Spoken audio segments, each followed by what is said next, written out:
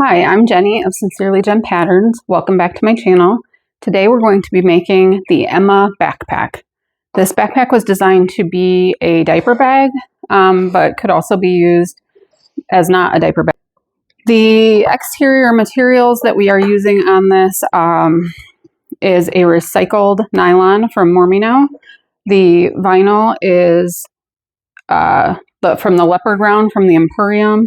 We have webbing from Mormino, ladder lock buckles from Mormino. All of the hardware and zippers are from Mormino. And then the inside is finished with binding. So the features of this bag, we have a front zipper pocket. We have a pop-out front zipper pocket. That one has two zippers on it. There is no binding inside of this pocket. We have a huge slip pocket here across the front, so lots of pockets.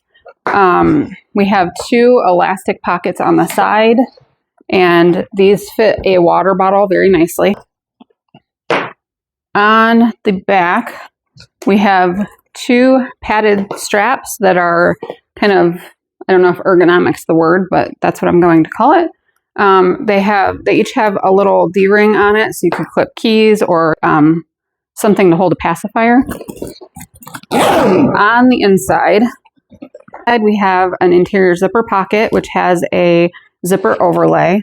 We have two elastic pockets, one on the front, one on the back. And then we have a large slip pocket in the back. Tons of room to put everything and stay organized. I want to see if my laptop will fit in this. All right, this is my 17-inch Samsung laptop. I can just squeeze it into that back pocket.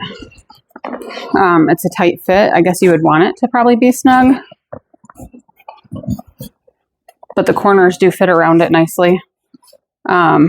So you could also just put it into the bag. All right, and here's how it looks on.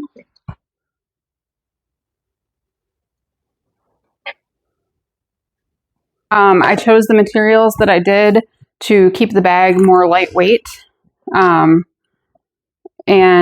to help make it domestic friendly. The recycled nylon and the Renew canvas lining are both waterproof, so that's nice for a diaper bag.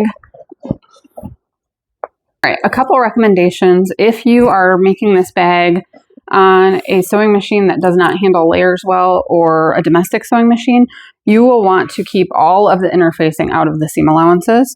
There is fleece sewn into the bag.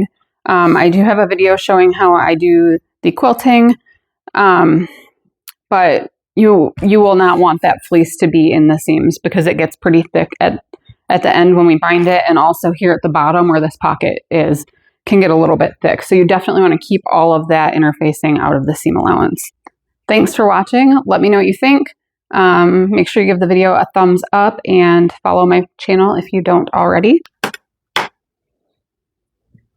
All right, step number one, we want the exterior front pocket main right side up and the exterior zipper overlay, which is the shorter of the two. We are going to use 1/8 inch double-sided tape along the outside edge of the overlay.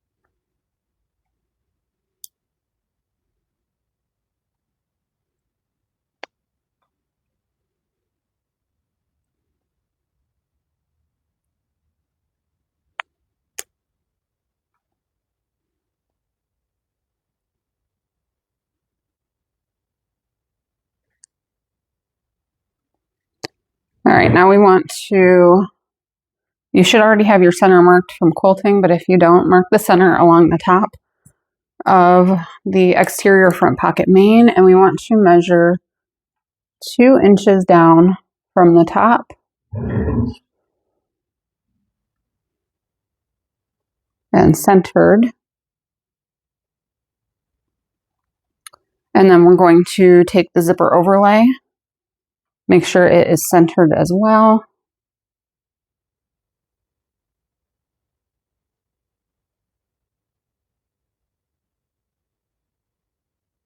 And stick that down in place. I will sometimes take my ruler, lay it directly on top. This will help me to verify that it's centered as well. It's not. You can see, here you can see that it's not centered. So I'm actually going to lift that back up. Might be a good idea to kind of find the center here without sticking the tape together. And I don't like to necessarily crease my overlays, but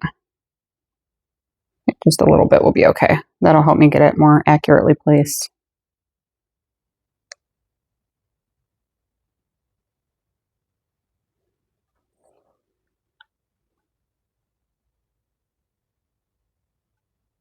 All right, that looks better. And then I'm going to, with my ruler, kind of like really push it down into place. Verify that it's 2 inches from the top. And now we're going to top stitch around the outer edge only. I leave my thread tails long, and we're going to tie it off in the back rather than back stitching. And I'm using a 1/8 inch seam allowance.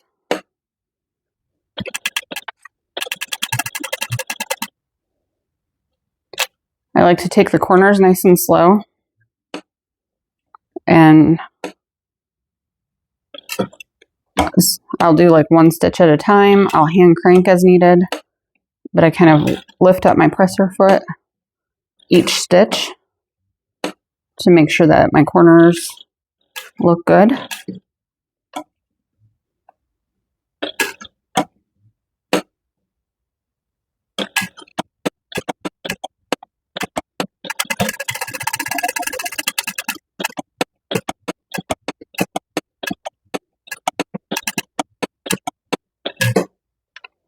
I'm going to, right now, pull the top thread to the back on that original stitch, so that way I'm ready when I get to the end of sewing to tie off.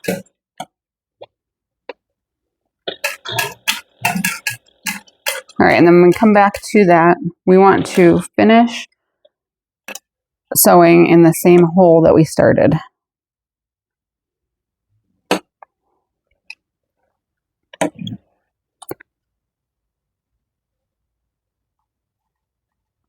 All right, and then I'll flip this over, and then from the wrong side, we're going to pull the other top thread toward the back. And then I usually just grab 2 threads in one hand, 2 threads in the other, and I'll tie a square knot.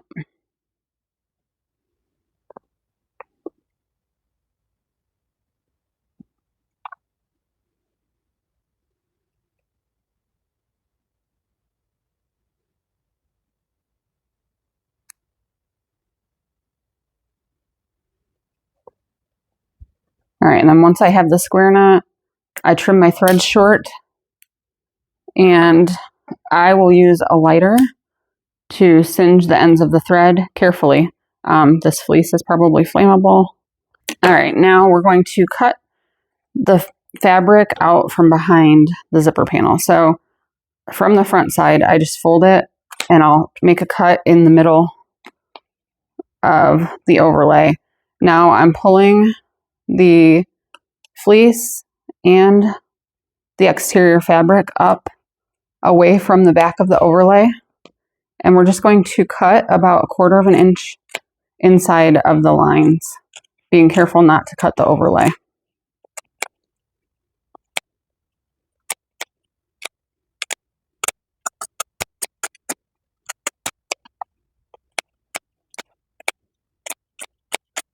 All right, so now we have this. We're going to set this aside for a minute. We will take the front zipper pocket lining, place one right side up, and I like to use 1/8 inch double-sided tape for this step. We're going to place a line of the tape right along the edge. You don't have to tape this, personal preference. You don't have to tape anything. It's all personal preference. You could use glue. You could use glue stick. Clips definitely for this. There are different options if you don't like double-sided tape or if your machine doesn't like it.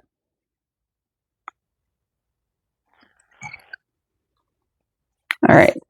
With that right side up, we're going to place the 9-inch zipper also right side up, matching the edge with the tape.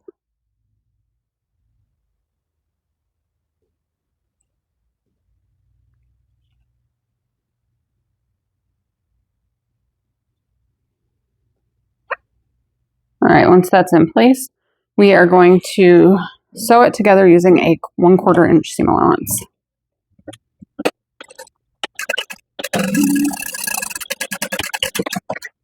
Once that is sewn in place, I'm going to flip it over.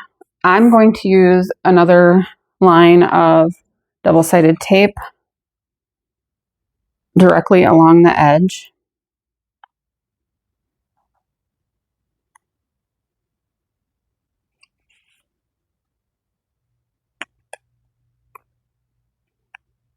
Also, this is preference. I feel like my zippers tend to get wavy if I don't use tape, but when I use the tape, it really helps them not to. Okay.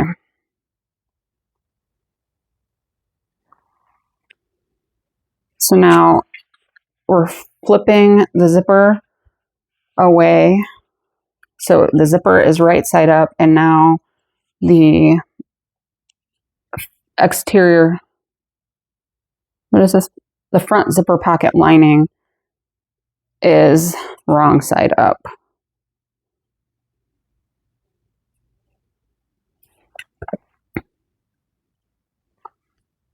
Okay, finger press that, and now I'm going to top stitch this in place using a 1/8 inch seam allowance.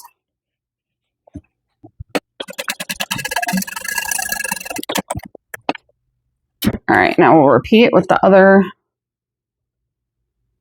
front zipper pocket lining panel.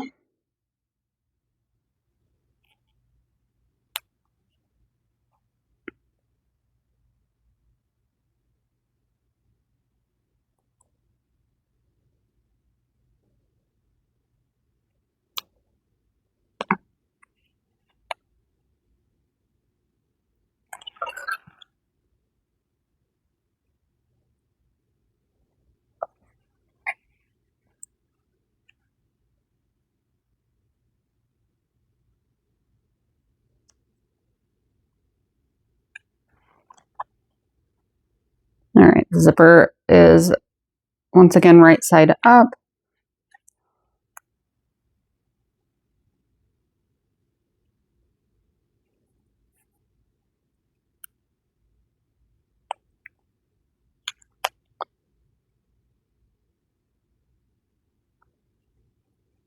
All right, we're going to sew that in place, also using a 1/4 inch seam allowance.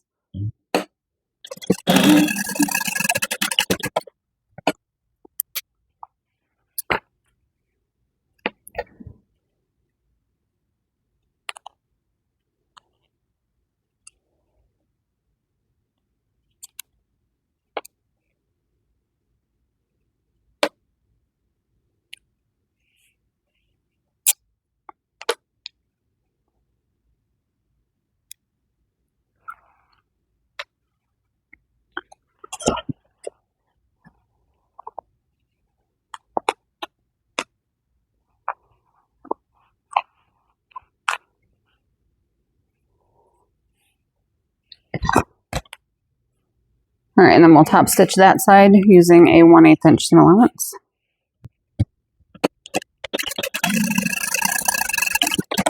do generally add the zipper pull to the zipper after sewing it to the zipper pocket linings when I'm doing an overlay, because it's easier to not have the zipper pull in the way as you sew. So I will just add my zipper pull now.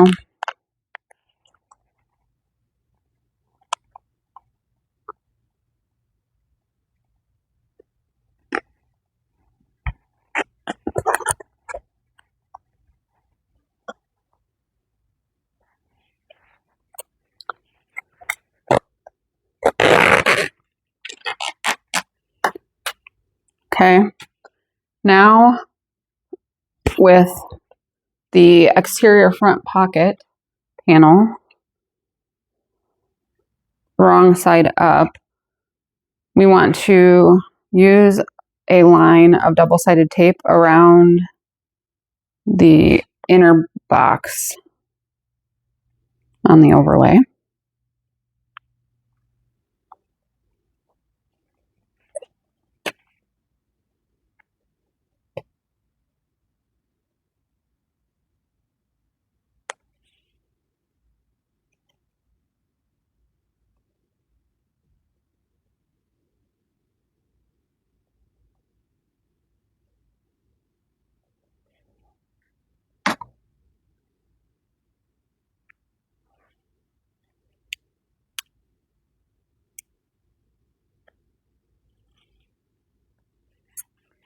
All right, and then you want to center this from left to right and also center the zipper inside of the opening from like top to bottom. So first I get the left to right centering where I'm happy with it. And then I make sure that the zipper is centered nicely from top to bottom.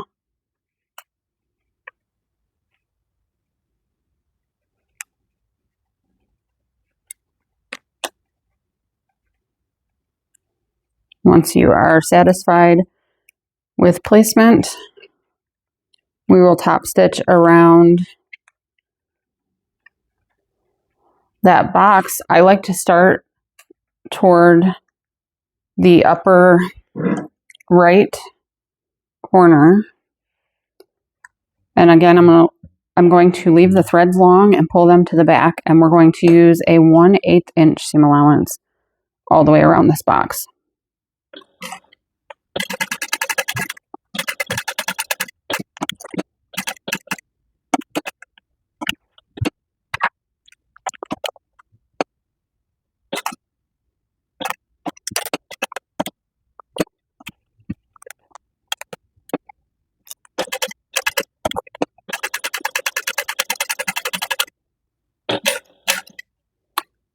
I'm going to stop and pull the top thread to the back from where I started sewing.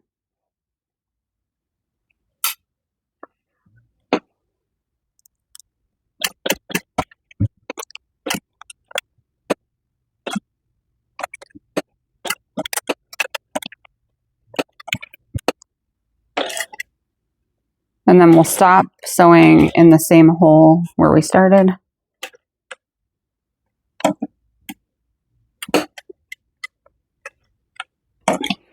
All right, so pull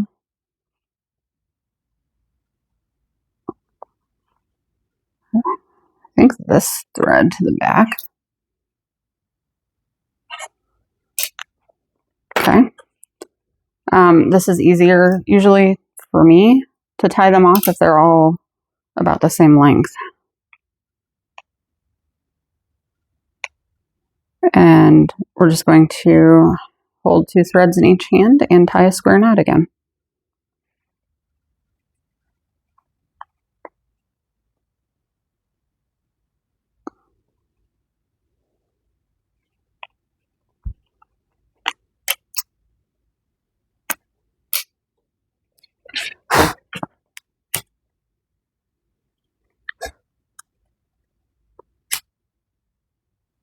Carefully melt the ends of the thread. All right, and now we're going to flip the top pocket down and clip together. We're going to trim the bottom of the longer panel off to match the bottom of the shorter panel.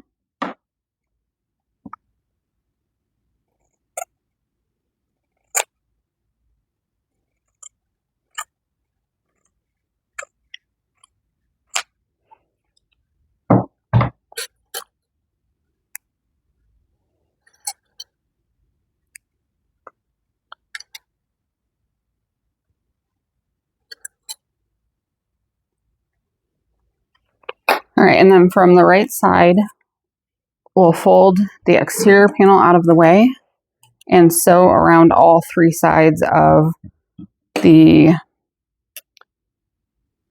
front zipper pocket lining using a 3/8 inch seam allowance.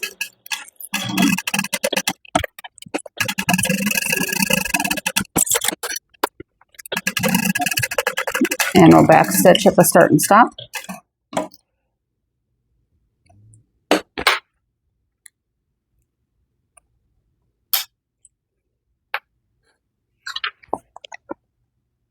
All right, now we want to assemble the exterior pocket gussets.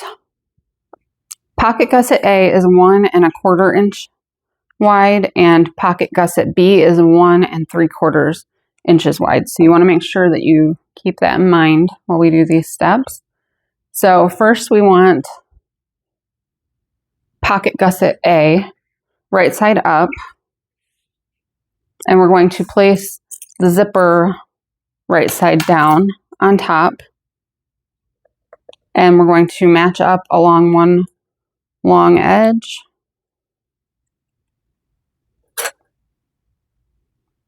And I'm going to clip it together.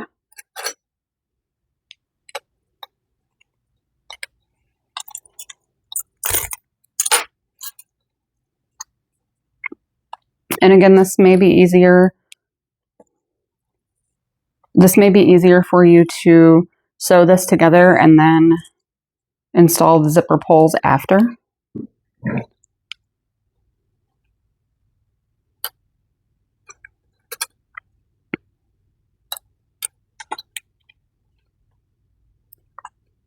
All right, we'll need to move the zipper pulls out of the way as we sew.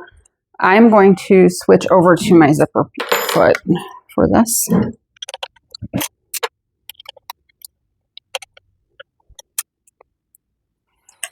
Okay, and we'll sew this together using a 1/4 inch seam allowance. This is more of a basting stitch.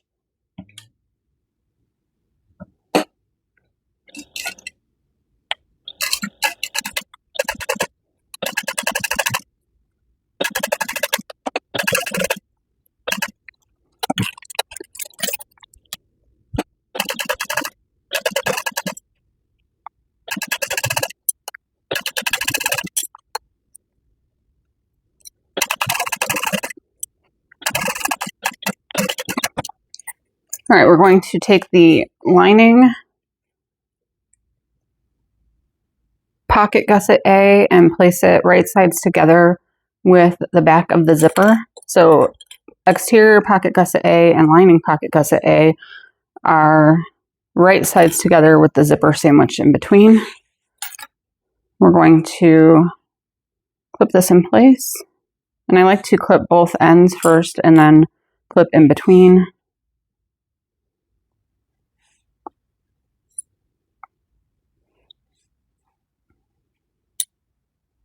And we don't add interfacing to pocket gusset A and B because they're so small. I find that it really is not necessary.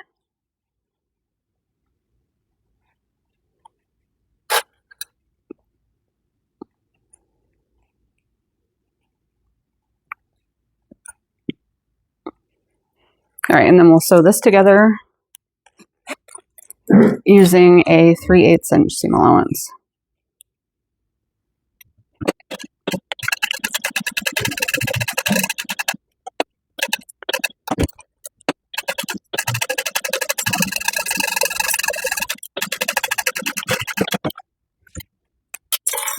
All right, now we're going to finger press, which doesn't really do anything. We're going to fold the exterior and lining pocket A away from the zipper and wrong sides together. And this is a little bit tricky because they are so short. I like to do both ends first.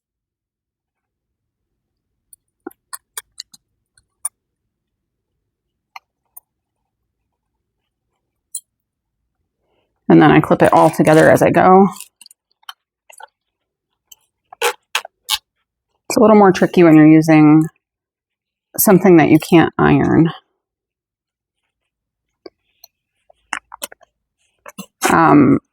The Renew canvas does crease a little bit, so that's a little bit easier. But just be patient.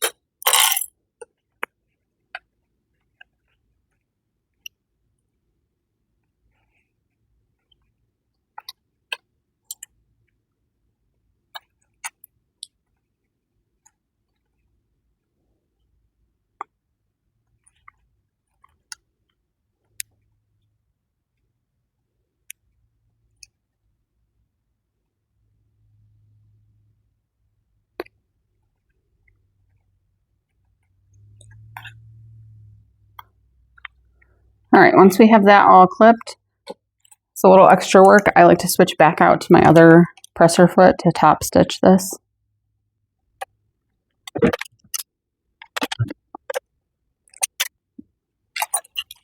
All right, so I'm just going to, we're going to baste the open edge open, or we're going to baste the open edge closed as well. So I like to start by basting the end, and then we're going to top stitch all the way along the zipper using a 1/8 inch seam allowance. And I will continuously pull the zipper and the pocket gusset A away from each other as I sew.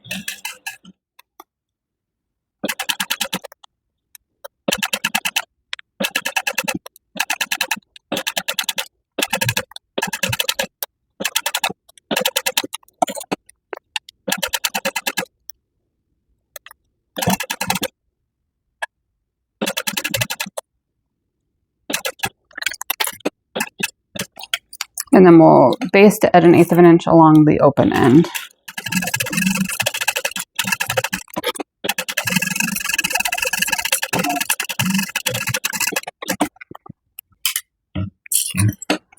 All right, we will repeat the same process to attach exterior and lining gusset B to the other side of the zipper.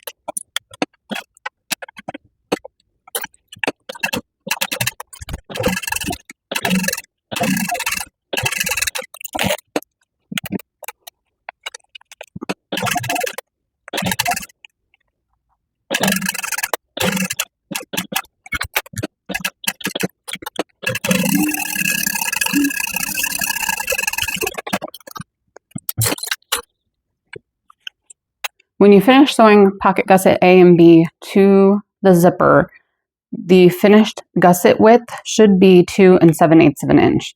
If your gusset is wider than that, go ahead and trim a little bit off of pocket gusset B to make it be 2 7/8 of an inch wide. The only reason that it would be wider is if you didn't use quite a 3/8 inch seam allowance along the zipper. We are going to take a lining pocket gusset side and a exterior pocket gusset side. Make sure that you have the same ends. So we should have two that when they're right side together, they match. And they should be opposite, like this. So we want to make sure we have the same ends on each side. And we're going to place the exterior right sides together with the exterior pocket gusset A and B panels, and then the lining will be right sides together with the lining side.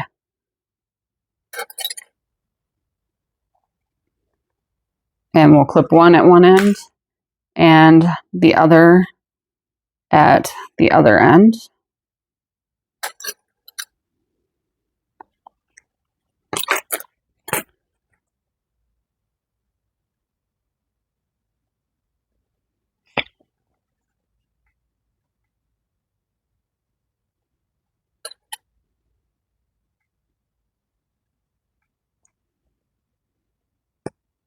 And we're going to sew that in place along the matched ends using a 3/8 inch seam allowance.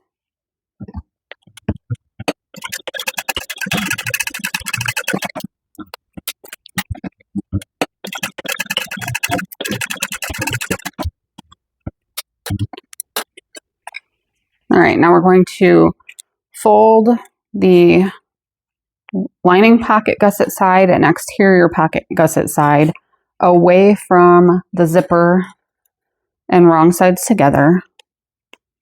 I'm going to clip together around the edges. We'll do that on both ends. All right, flip these wrong sides together also. All right, and then we're going to top stitch along the seam using a 1/8 inch seam allowance. Make sure you're pressing those or pulling them away from gusset A and B.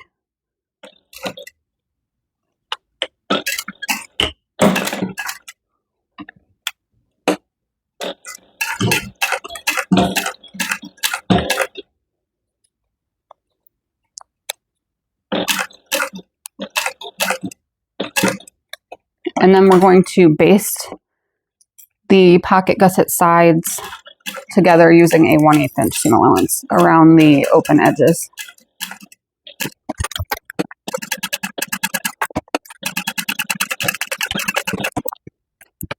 We'll repeat on the other end.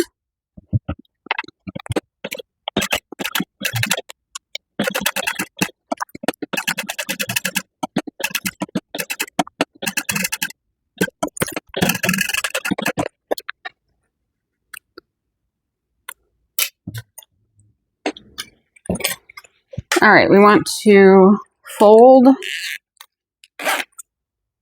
in half. I should have also pointed out that when you're attaching the pocket gusset sides, you want to make sure that the curved portion is on the same side as pocket gusset A. So the skinnier part is along the curved portion.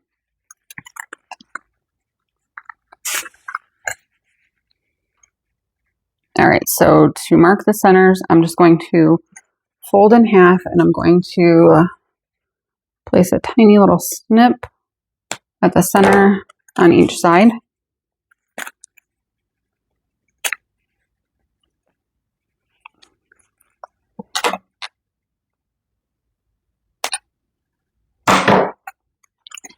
All right, now we want exterior front pocket main, which we already have the center marked. You want to match the center of exterior pocket gusset A, so the skinnier side, and the curved portion of the pocket gusset sides. So We are going to place a few clips here along the top.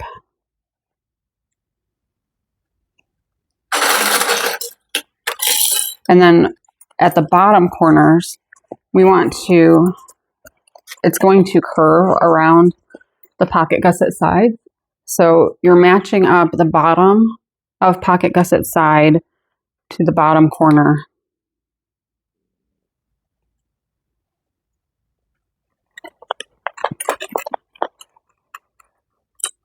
And then around that curve.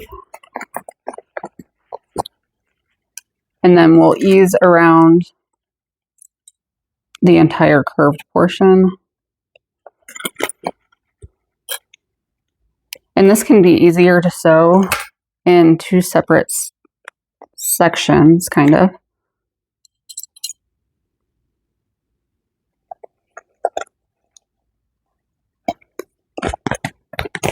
Honestly, it might be easy enough to sew lining side up. That's what we'll do. If you find that you need to clip into the edge of the gusset here, you can. To make the curve lay nicer, you would just take your scissors and right where it's going to be along the curve, just snip into the gusset, no more than like 1/4 of an inch though.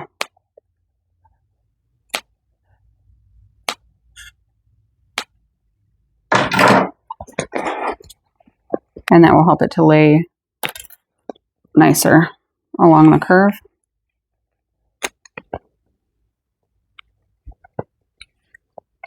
And you also want to make sure that, well, if you're not snipping in more than 1/4 of an inch, you won't snip into your zipper tape.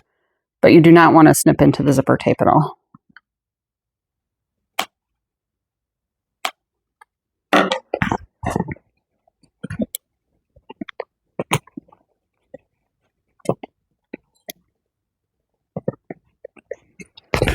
If you like to use staples when you're sewing, this is a place where staples could be helpful. I have used staples, but that's not my usual process.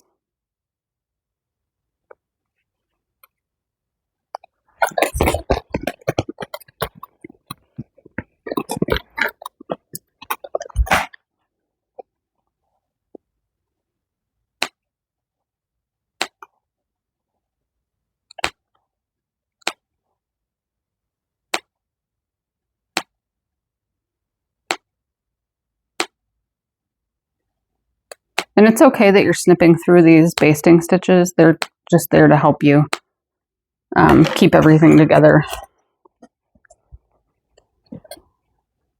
And they still kind of hold the exterior lining together in those spots, even though they're snipped. It doesn't need to hold long term.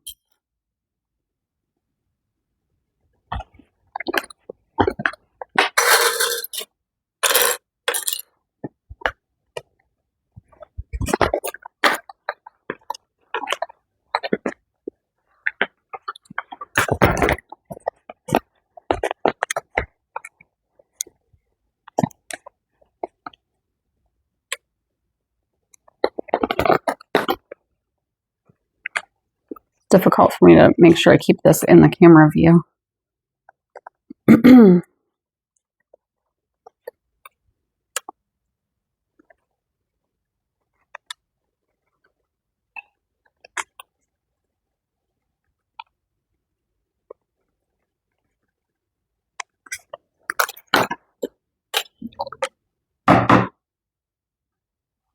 Okay, so now once we have that all clipped into place, this is what it looks like.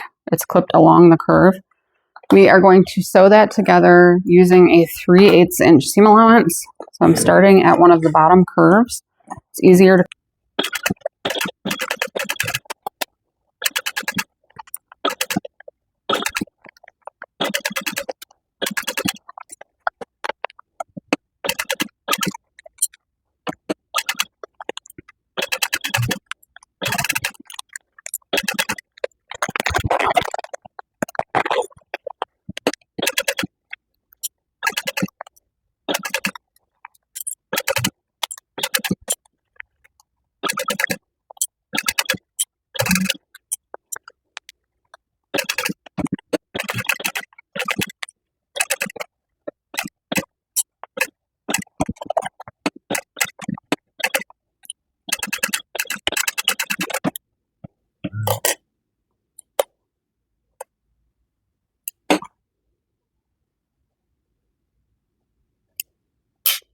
All right, before we proceed, make sure you didn't sew through your pocket and make sure that you don't have any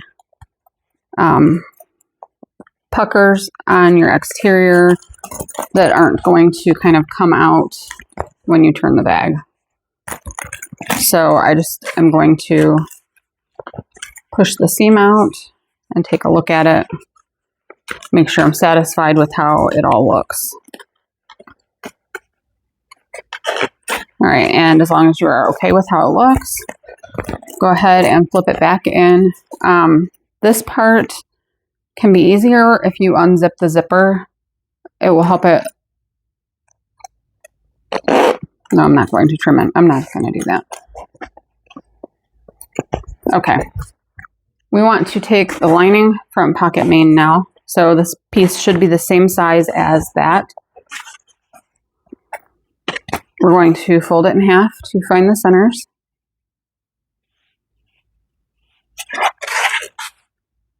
And snip to mark them.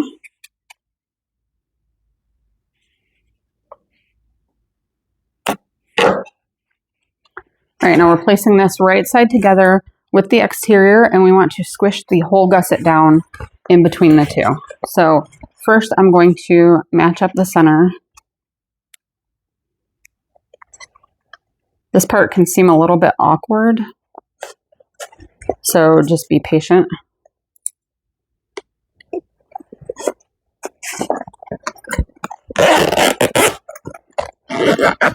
And it will be easier around the top corners if you unzip the zipper.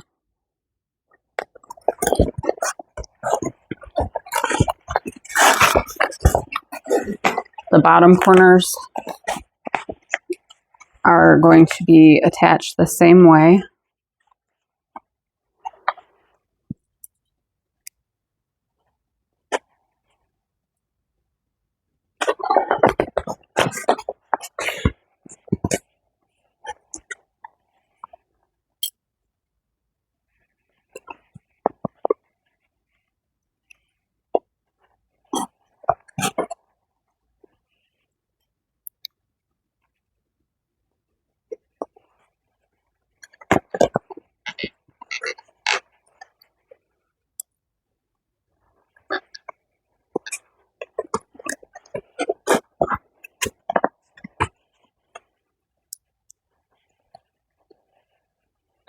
And as we sew this part, we're going to have the wrong side of the exterior front panel right side up so that we can stitch over the same seam allowance line. So if you like to orient your clips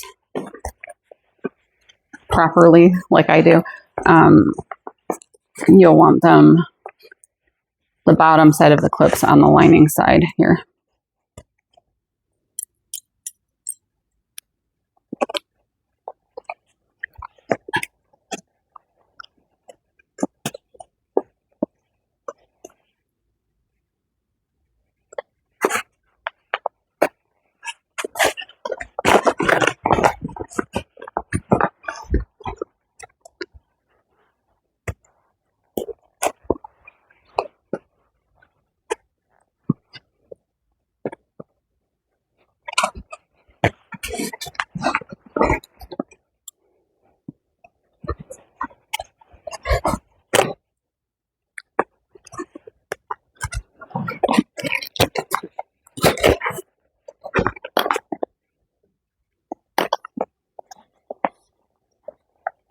And this does seem a little bit awkward, but just trust the process.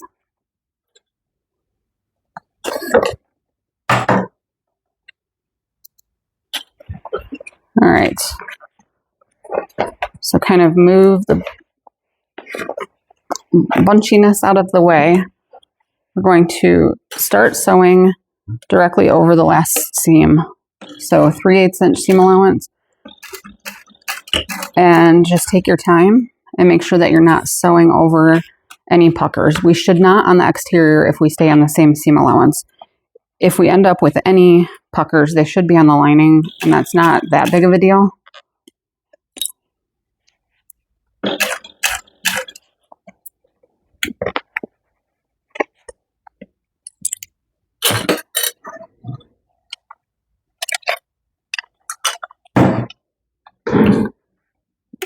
Sometimes I'll use tweezers to hold things.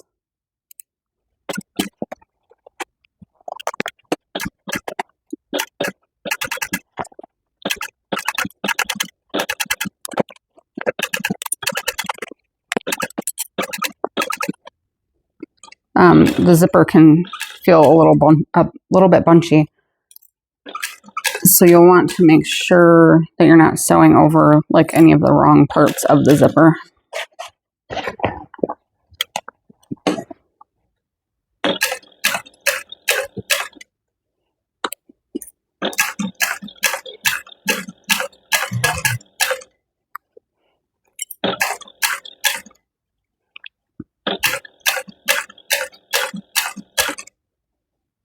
And that's especially important as you work around these corners at the top.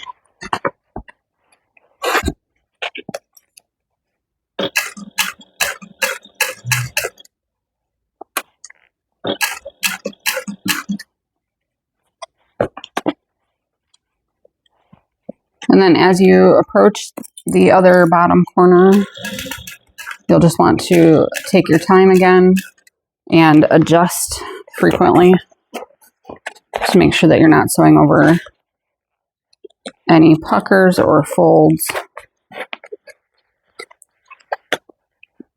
And you can stick your fingers inside to smooth everything out before you sew it.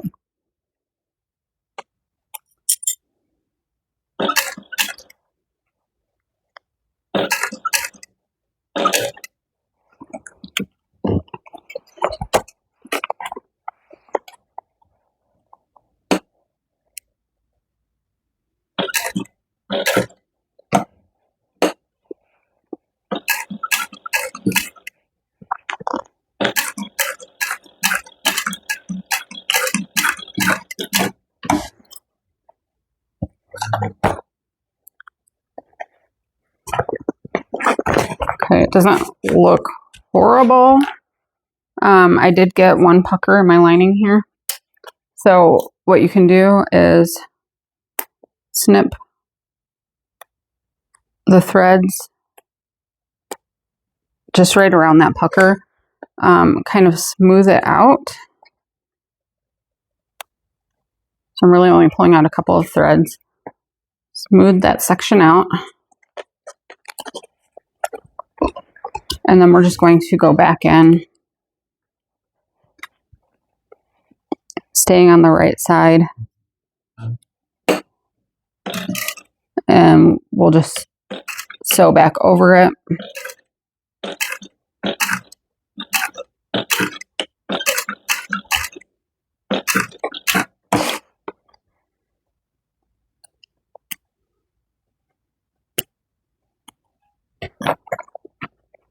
Okay, that looks much better.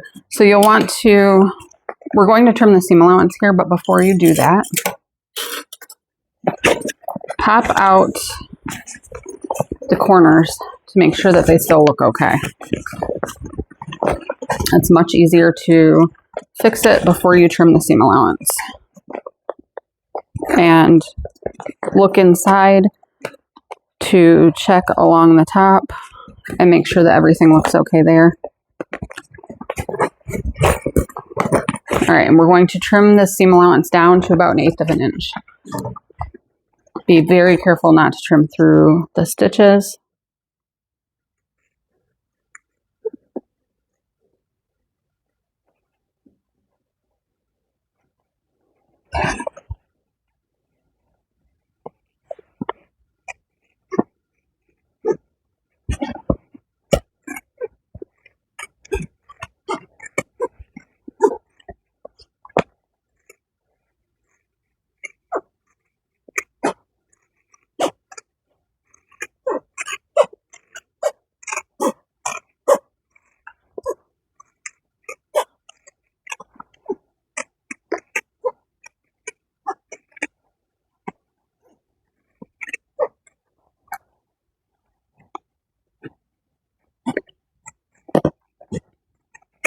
Be super careful.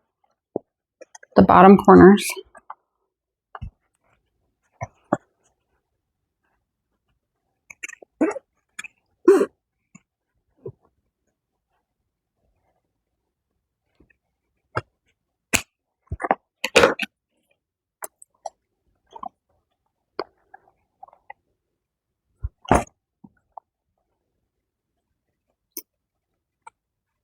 All right, now we're going to flip this whole thing right side out through the opening at the bottom.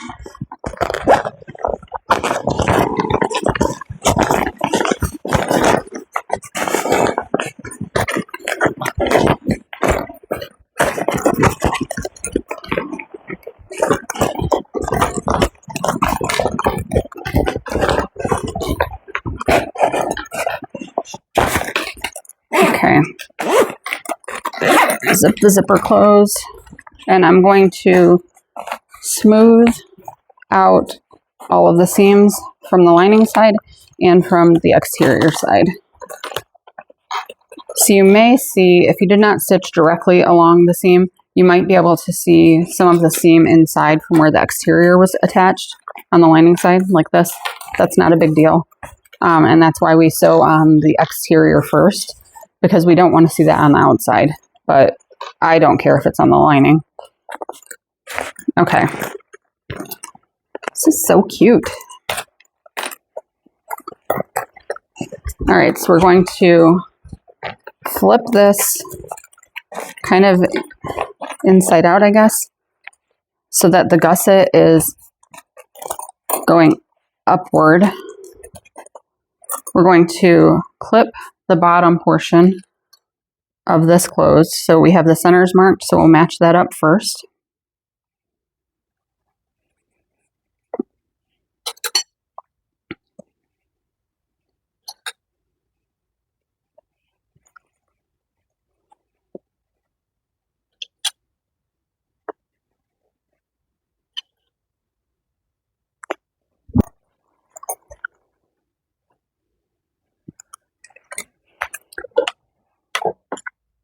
All right, now we're going to top stitch using a 1/8 inch seam allowance on the front pocket main all the way along the seam, and then we're going to baste the opening closed at the edge using a 1/8 inch seam allowance as well.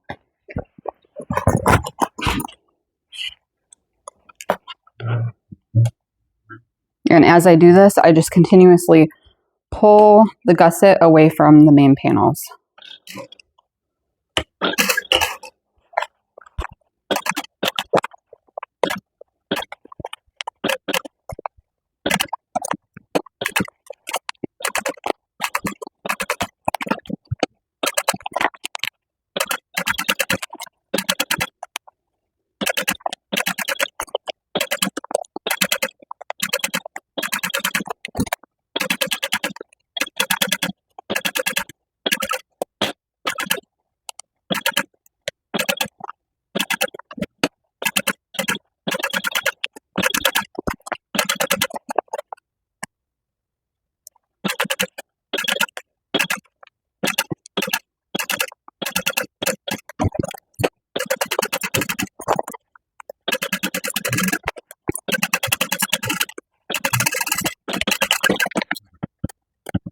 All right, now what we have should look like this. You see the stitching on the inside. We can now flip this the right way, lining side up. We want to take the front pocket lining, which is this piece. We're going to fold and mark the centers.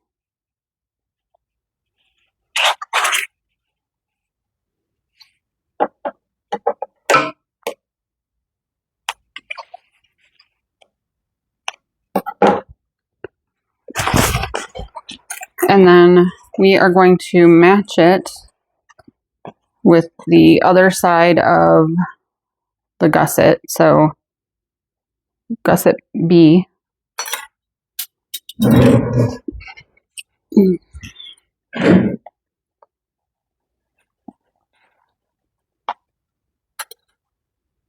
And I just matched the centers first at the top and bottom.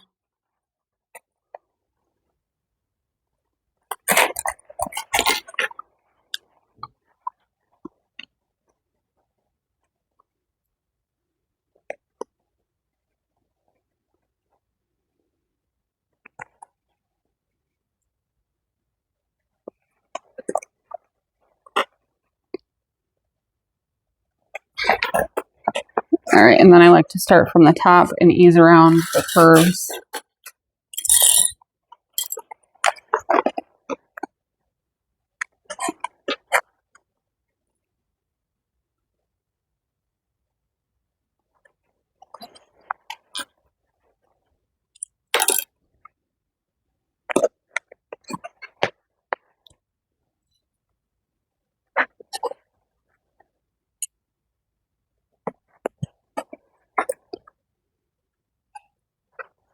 And the corner will kind of stick out. That's fine. I just like kind of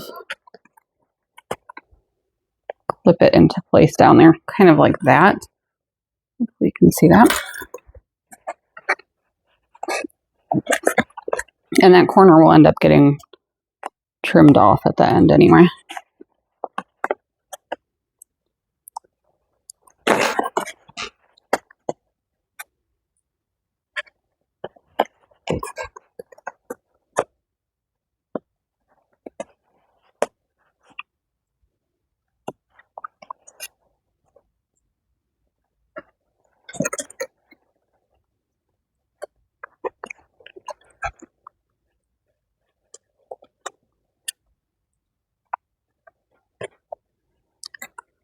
All right, now we're going to baste together all the way around this using a 1/4 inch seam allowance.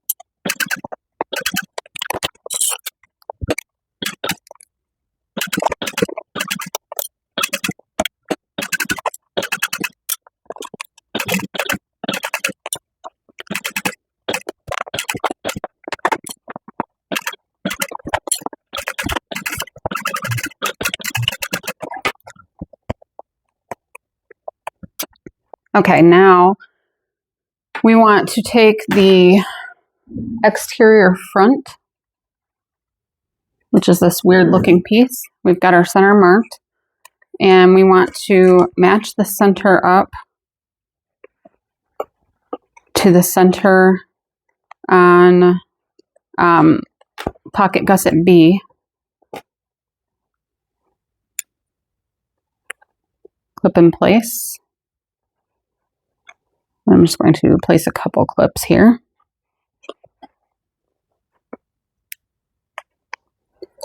All right, and then we want to match up the bottom corner with this. I'm going to match up the bottom corner with the bottom of that seam. And then we'll go ahead and match all the way around.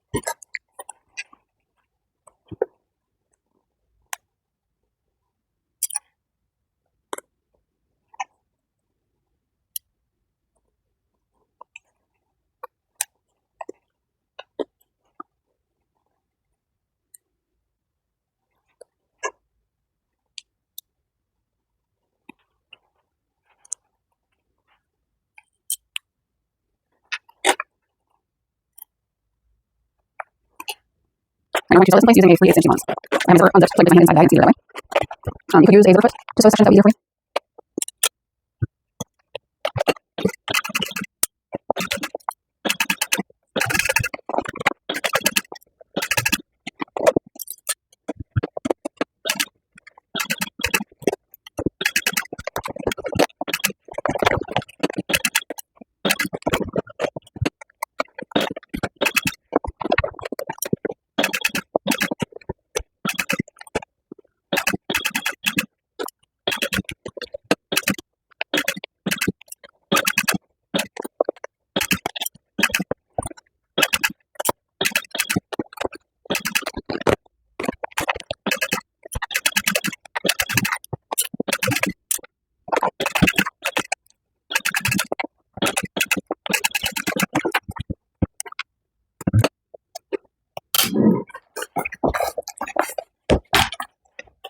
All right, now I believe we are not going to trim that seam allowance. Just leave it there, and it will lay nicely from the front.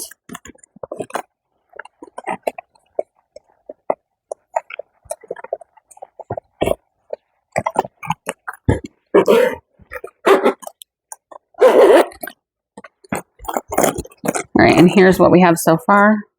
Oh, it's so good. If you want to add a nameplate or tag, this is a good location for that. Or you could have added it to the front pocket. I'm going to add mine here.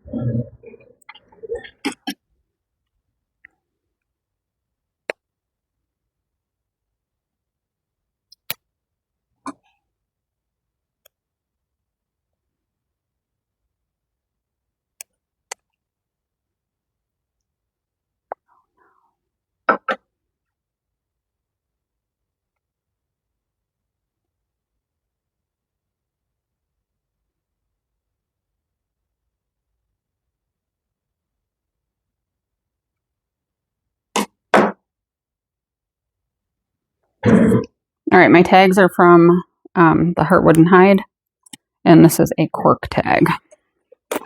So I just want to center it, and I'm going to use my quilting to indicate where the center is, and then I'll just make sure that it's straight.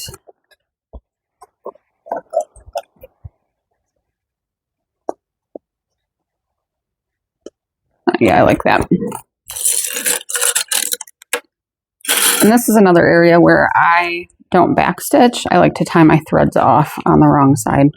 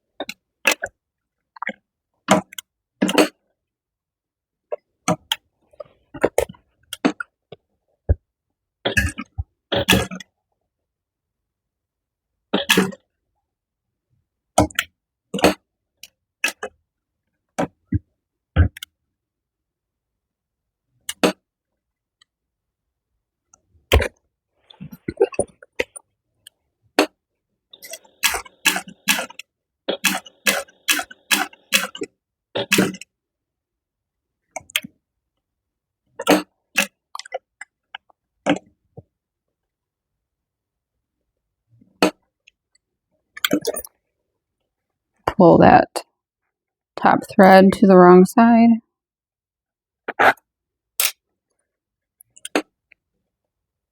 And then we'll finish stitching, finish sewing in the same hole where we started.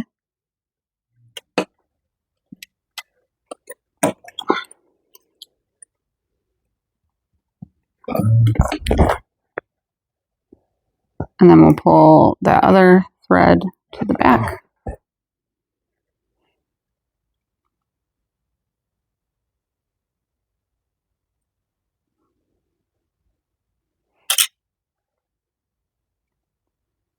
And then tie this off.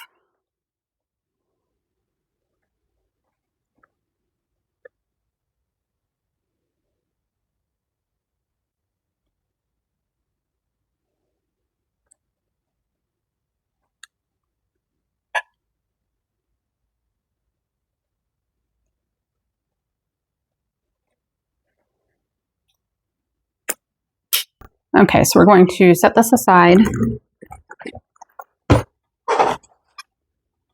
We have the 11-inch zipper. Yes. With a zipper pull attached. We want to place it right side up. We're going to place a lining zipper tab under each short end and an exterior zipper tab right side. Both zipper tabs are right sides facing the zipper.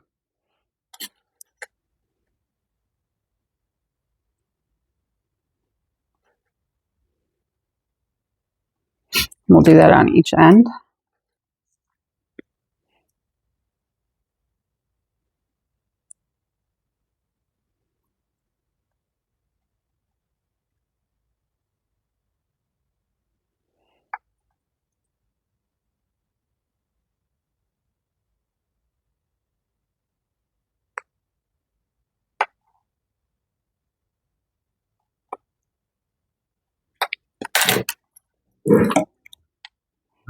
And we're going to sew those on using a 3/8 inch seam allowance.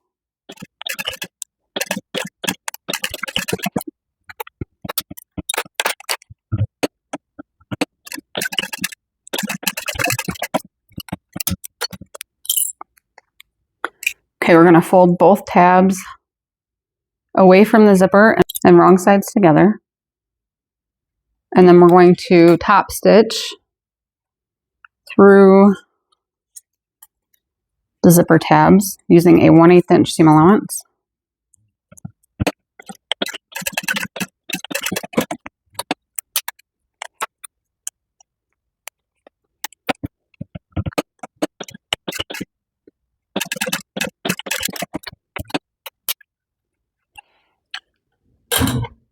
All right, we want to take this exterior panel. We're going to place the zipper right side down on top, centered from left to right. So the zipper tab, with the zipper tabs attached, it is a little bit longer. So, and you want your zipper to be closing to the left. Important to make sure your zipper is the same direction. So I'm going to find the center of my zipper, but I'm just going to kind of finger press it to make it crease because we don't want to snip into that zipper tape at all. Okay, I'm going to match the center.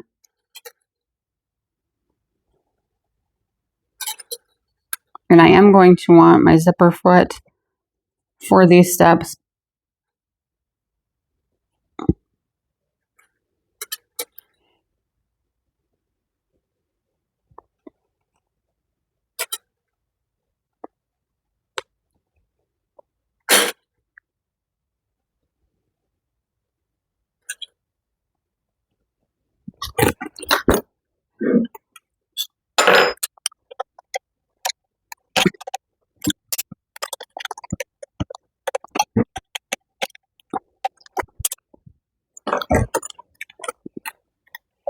We're going to baste this in place using a 1/4 inch seam allowance.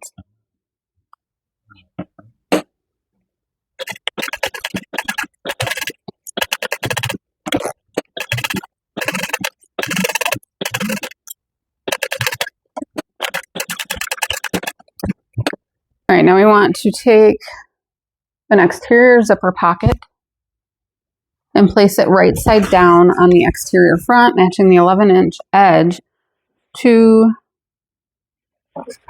the top raw edge. So we also want to make sure that this is centered. So fold to find the center.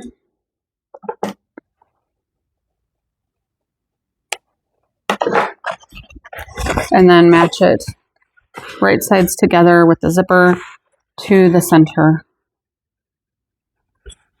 Clip in place, and then we're going to sew this together using a 3/8 inch seam allowance.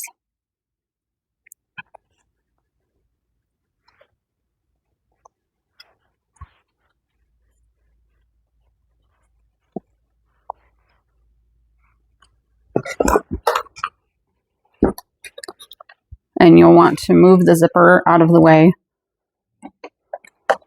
as you sew.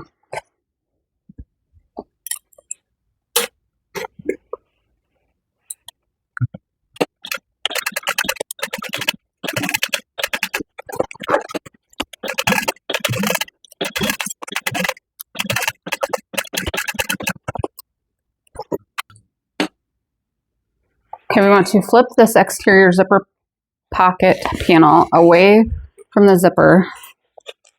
Going to kind of finger press it, and then we want to flip the zipper up.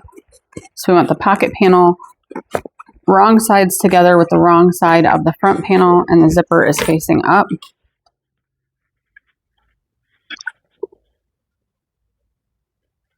We're going to top stitch beneath the zipper using a 1/8 inch seam allowance.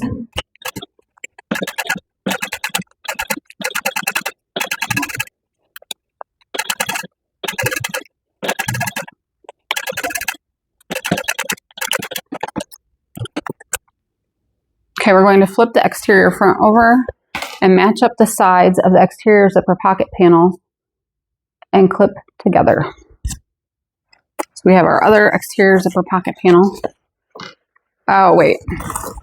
We're going to place the remaining exterior zipper pocket panel right side together with the one that's already attached, aligning one 11-inch edge to the top edge of the zipper.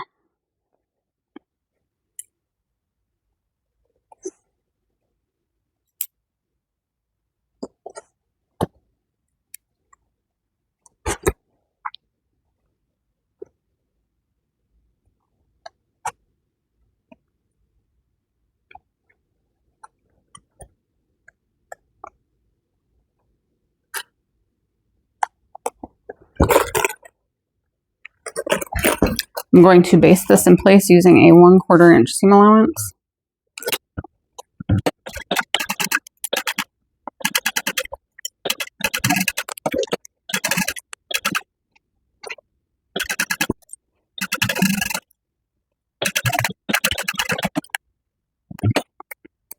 All right, now we'll flip this over. We're going to match up the sides of the pocket panels and clip together.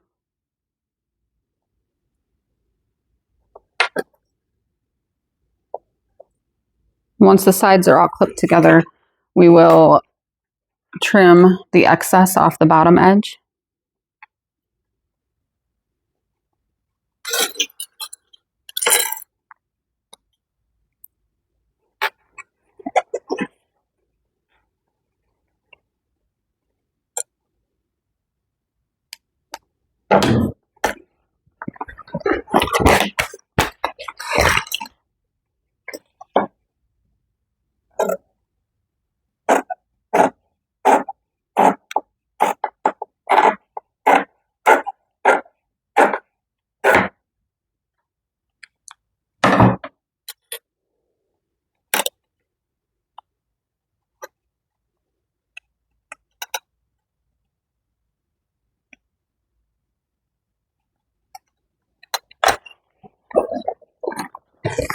All right, now we're going to sew as much as we can around this, folding the exterior out of the way. We won't be able to get up next to the zipper at the ends, but you can go all the way up to that seam right there. Just don't sew past it or those stitches will be visible on the exterior. And we're just using a 3/8 inch seam allowance here.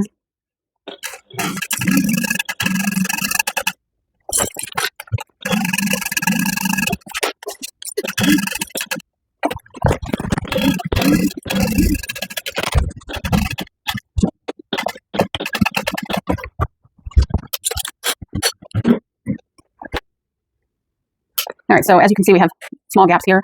So to take care of that, we will start sewing at the top of the tab directly over the previous top stitching. And then stop along the top stitching beneath the zipper and top stitch along the edge there.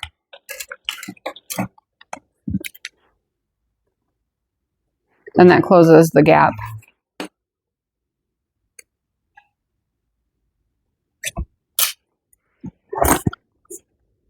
Repeat that on the other side.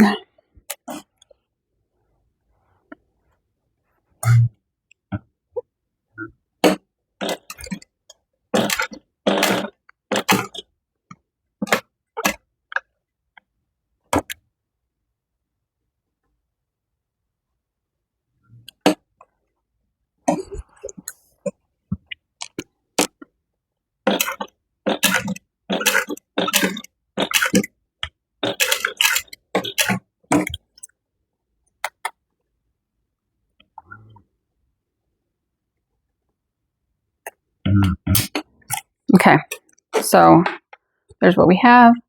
Now we want to take the exterior front right side up and place one of the exterior accents right side down. We want to use the long edge. So this has the top edge is a little bit skinnier. So make sure you're matching the long edge up with the top of the zipper.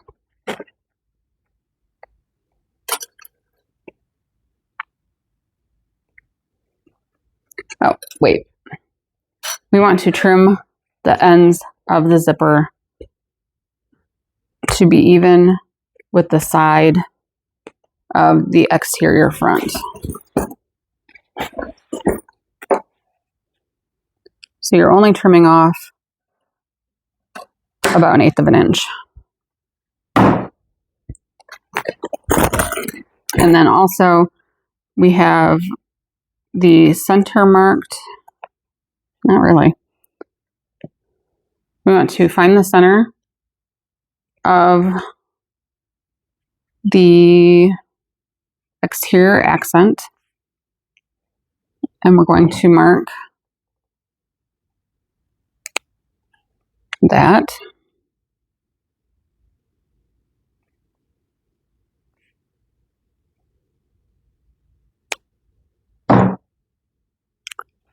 And then match the center of the exterior accent up to the center of the top of the zipper.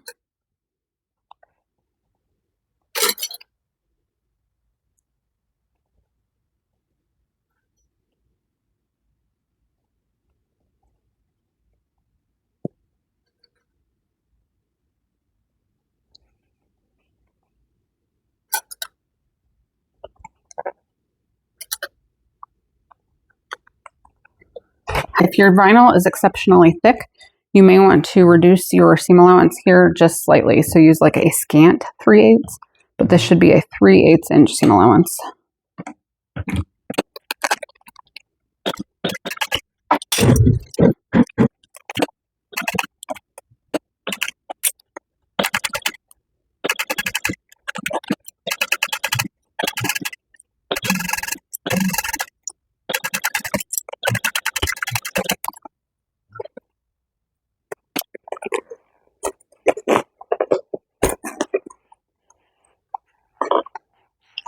All right, we're going to press this up, press the exterior accent panel up away from the zipper, and we're going to top stitch along the seam using a 1/8 inch seam allowance. The seam allowance in the back is up toward the back of the exterior accent.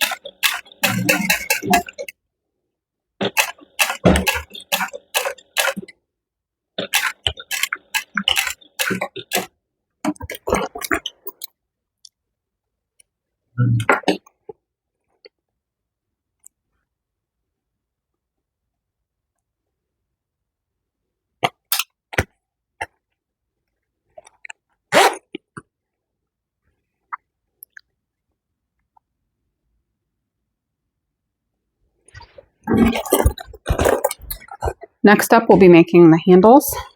With our handles wrong side up, we're going to mark a line down the center lengthwise, which should be at 1.5 inches.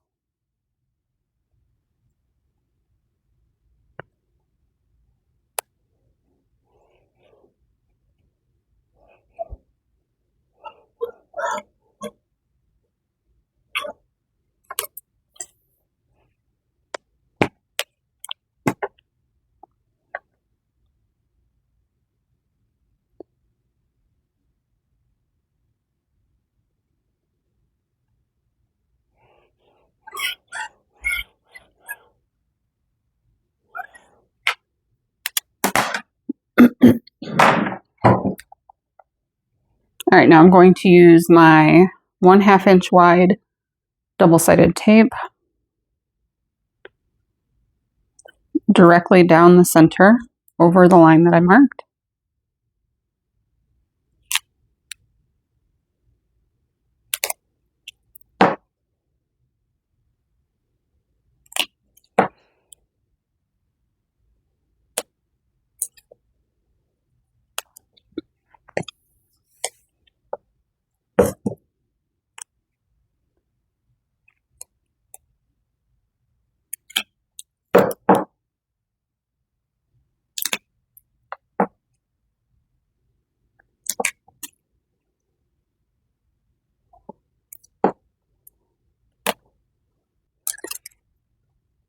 All right, now we're going to fold each long raw edge into the marked center line.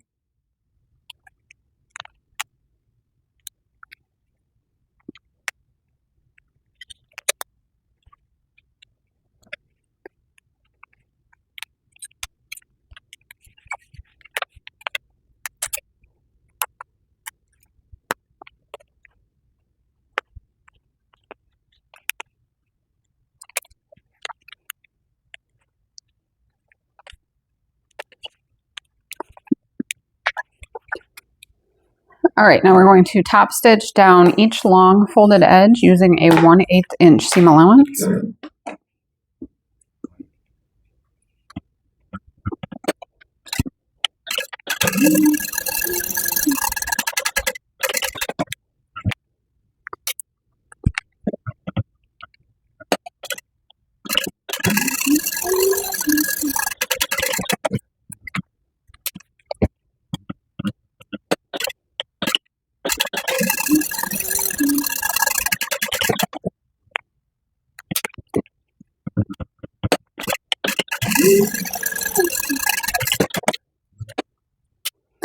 All right, now on the wrong side of each of the handles, we want to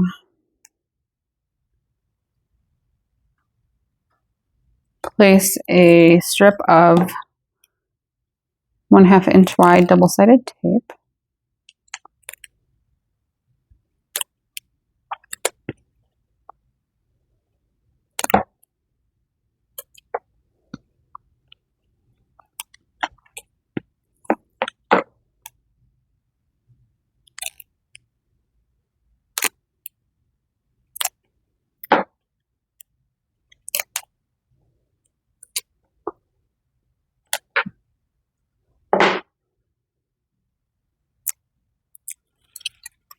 All right, and then along that strip, we will have our two 16-inch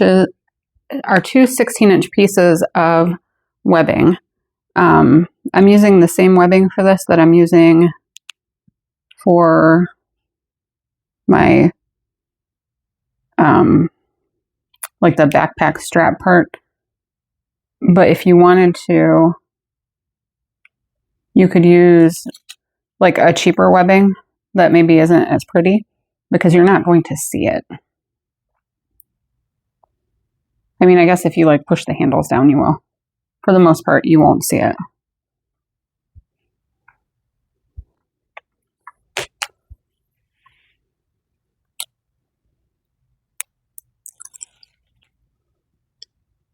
So the main purpose of this is just adding a little extra strength to the handles, because the bigger the bag, the more you're likely to carry in it.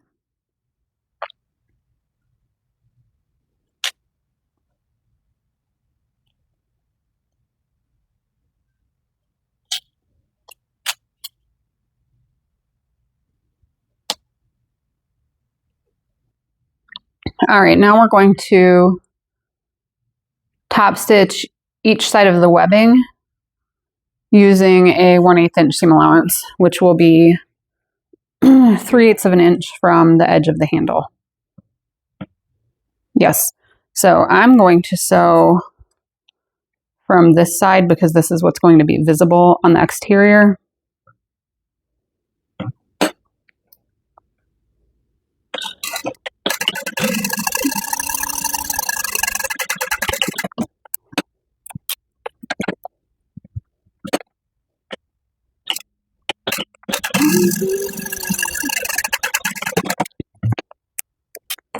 All right, so that should have caught your webbing in the stitching.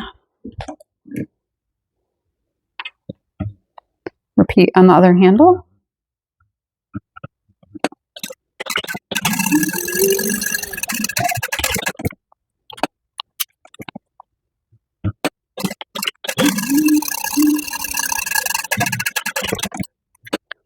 Okay, now on the right side of the handle, we are going to measure 3 inches from each end and make a mark. So we want this mark to be erasable.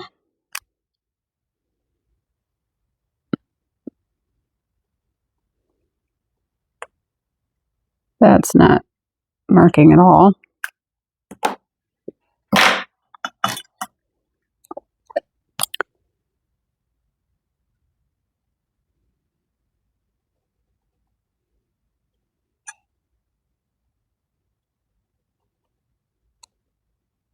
Well, hopefully I'll be able to see that.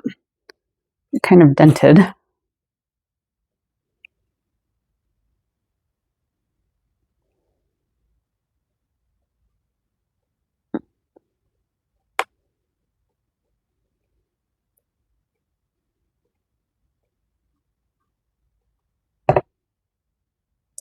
Okay.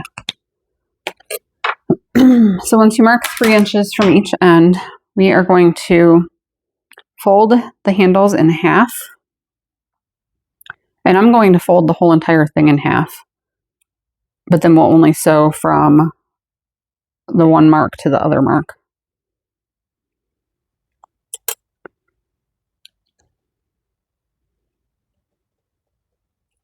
And this is where it can be a little bit easier if you used a thinner webbing.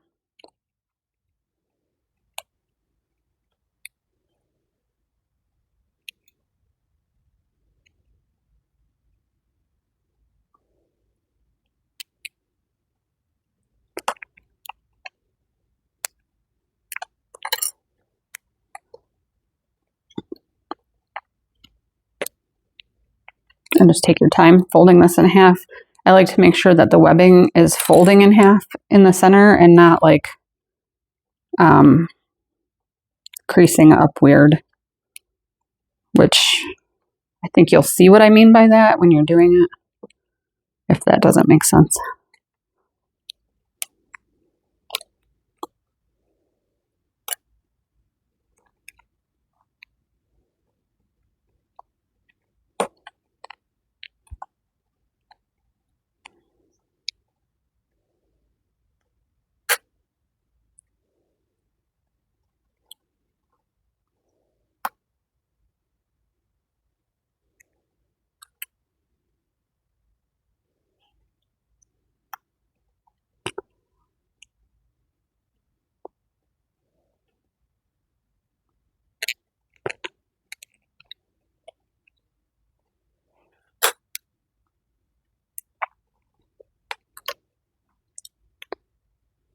Okay, we'll do the same thing with the other one.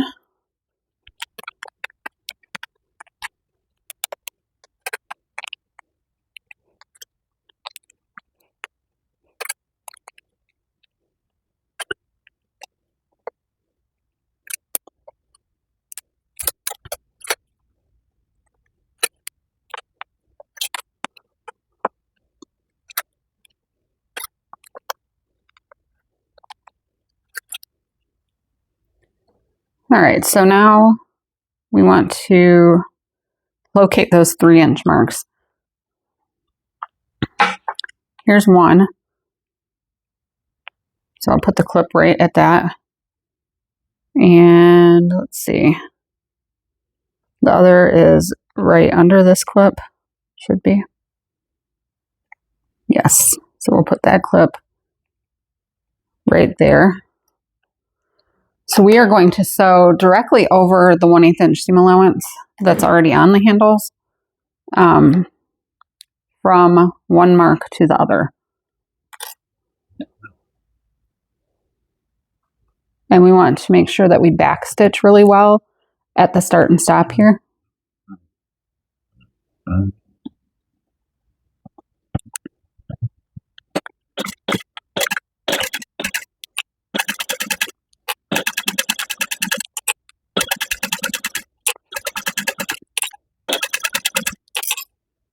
Okay, and here's my second mark.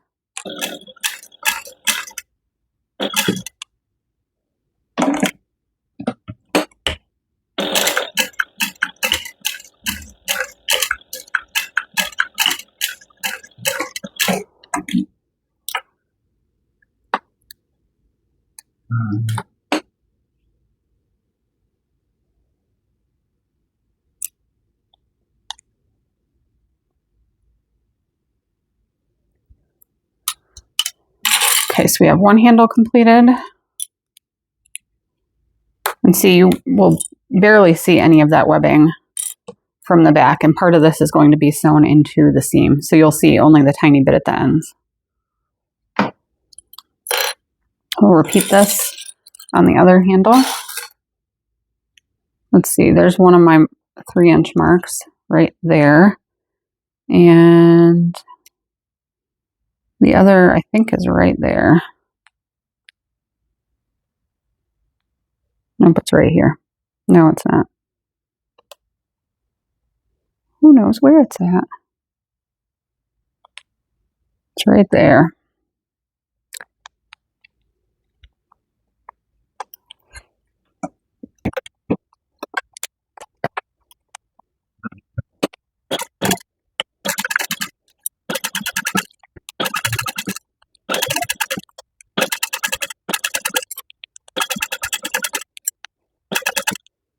All right, my second marked line is here.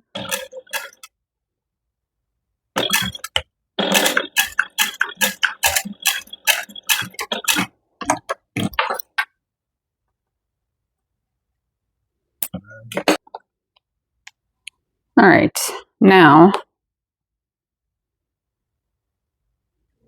with the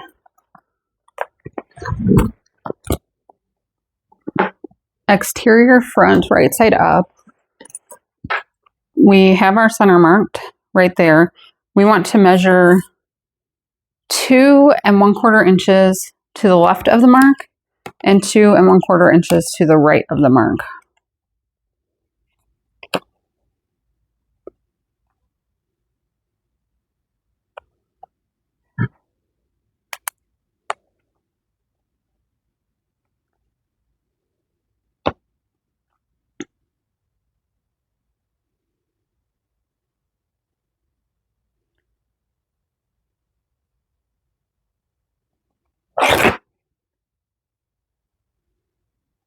Okay. Now we want to take our handle, which we want to finish like this. So we're going to place it this way. We want each end to extend past the edge by 1/2 of an inch, which I usually kind of, well, eyeball right now, and I'm going to like clip it in place. And then when I baste it, I'll use my seam allowance on the throat plate to get it correct. But you want 1/2 inch of that extending past the top. So it should be like this. And then we're going to baste that in place using a 1/4 inch seam allowance. So what I do is line up the edge with the 1/4 inch seam allowance, the edge of the accent panel. And then with my handle in place, I want the end of the handle to be at 3/4 of an inch seam allowance, and that is 1/2 inch past the edge. And then I will just baste that on.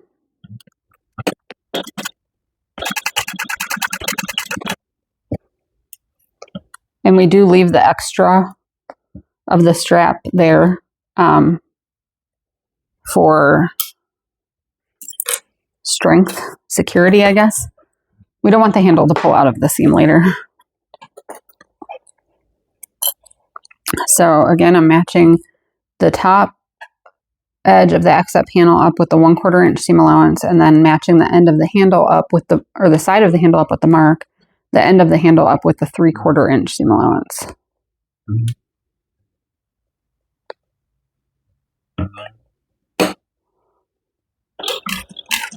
And then baste that in place using a 1/4 inch seam allowance.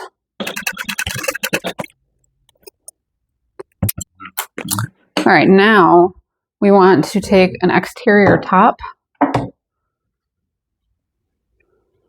and we should have the center marked from our quilting. We're going to match the centers up first, placing it right sides together with the accent panel. Match the centers and then the rest of the way.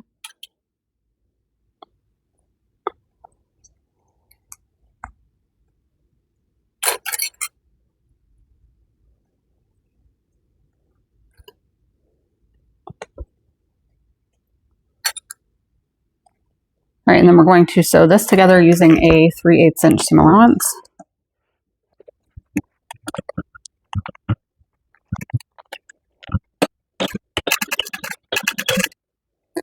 When you sew across the ends of the handles, you can sew all the way across, back stitch, trying to stay in the same holes, and then sew across again.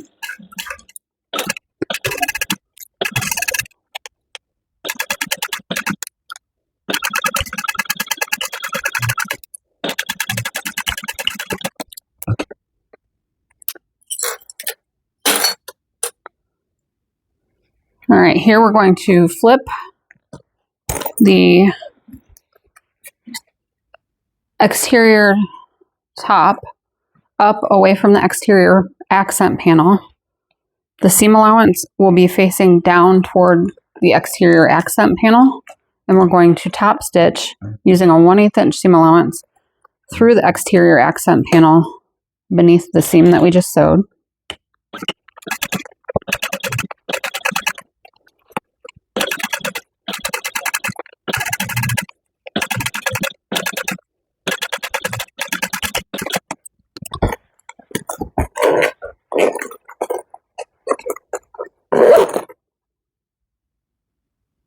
All right, this is the assembled exterior front, and we will set that aside for now. We're now going to make the straps. So for each of the D-ring connectors,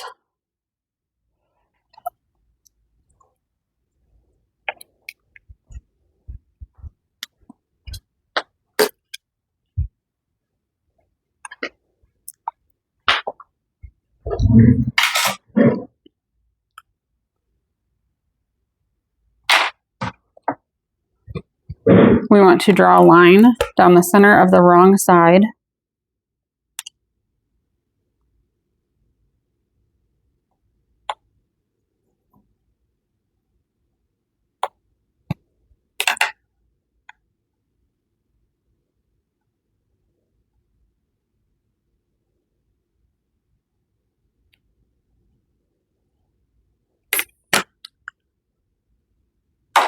All right, and then we'll place,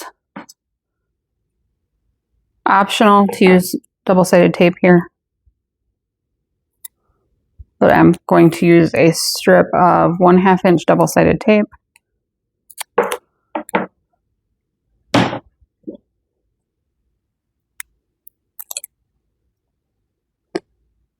Fold the long raw edges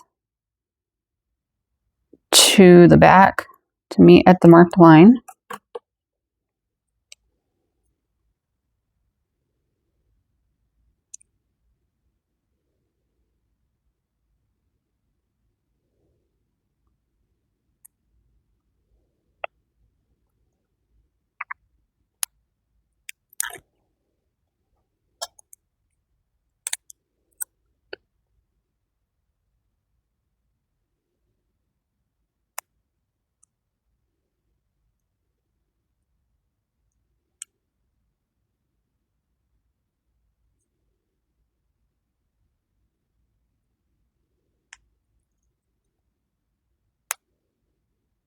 Okay, now we're going to top stitch down each of the folded edges using a 1/8 inch seam allowance.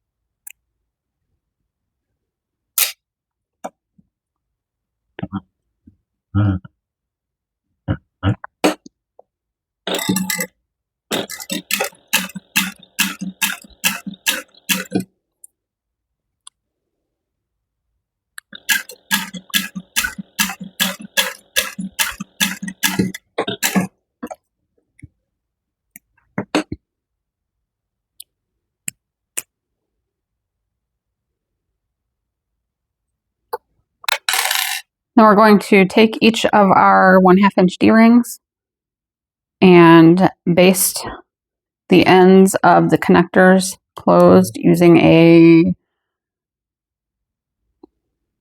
1/8 inch seam allowance.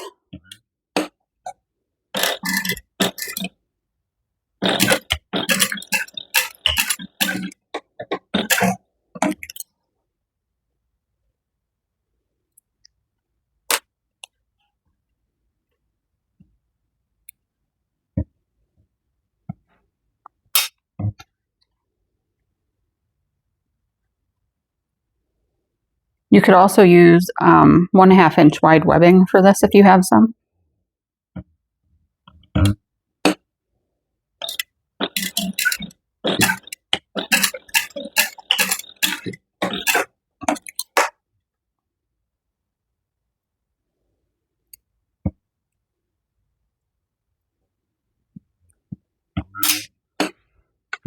All right, now we want to take the strap accents and do the same thing.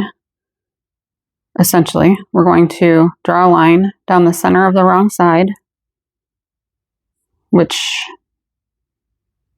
is 3/4 of an inch from the edge.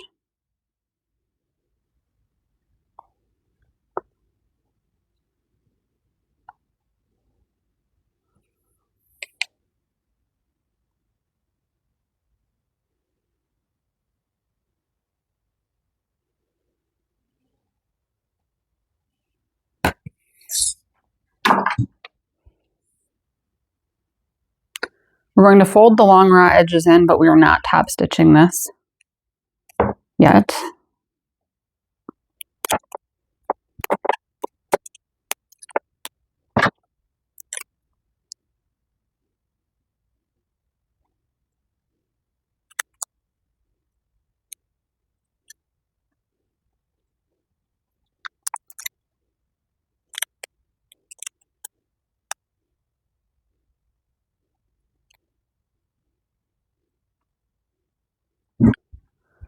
We want to use the shoulder strap pattern piece to mark the placement on 2 shoulder straps.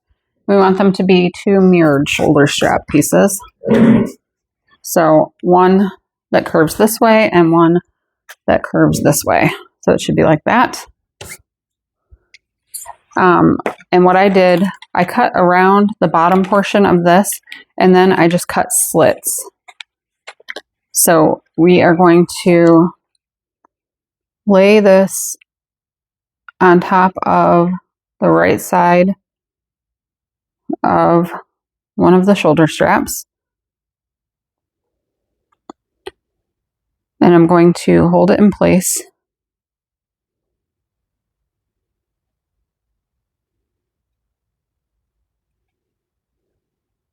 And I'm using a white chalk pencil this time. Hopefully it shows up and works better. And you can also, it might be helpful to clip this in place.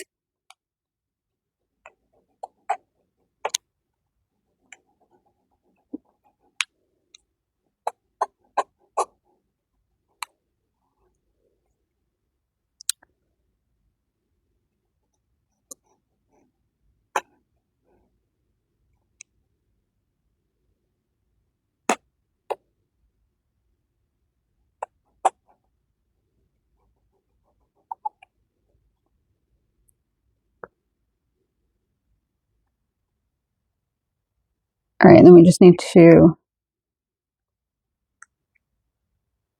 kind of roughly mark. You don't have to like exact, but in enough spots that we can get these even, so that both of the straps match.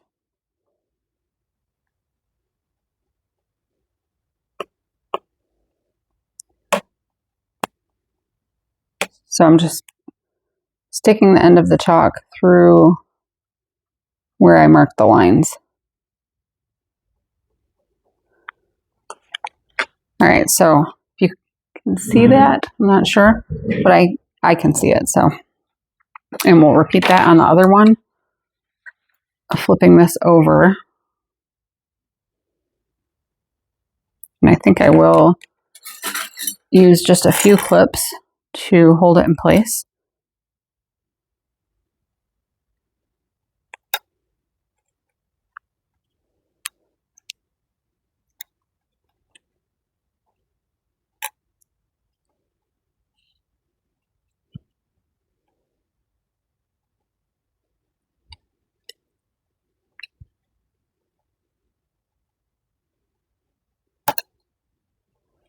Okay, so we'll lift this up.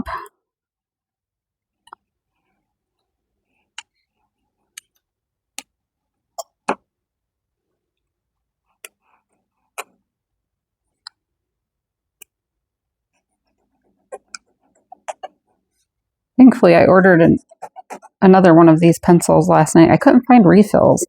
I could only find a new pencil with refills.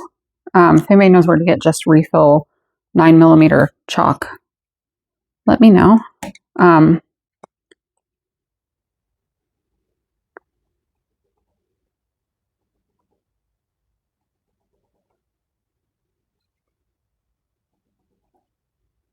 And I bought one of the Choco Clover brand marking tools, so we'll see if I like that.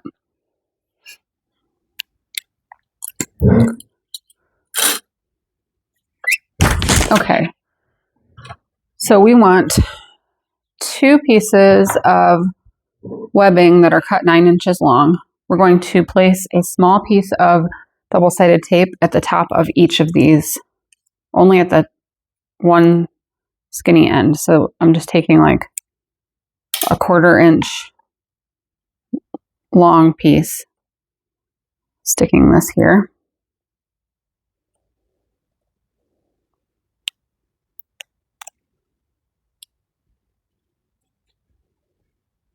And we want to place it at the top of the marked edge here, which is 1/4 inch below the top of the accent stripe. And we're only sticking down the top of it. The rest of this will be sewn on later.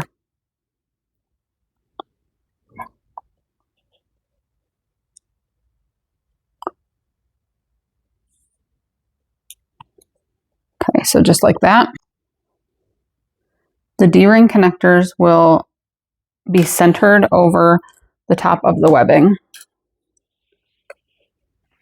And then we're going to baste all of this in place. So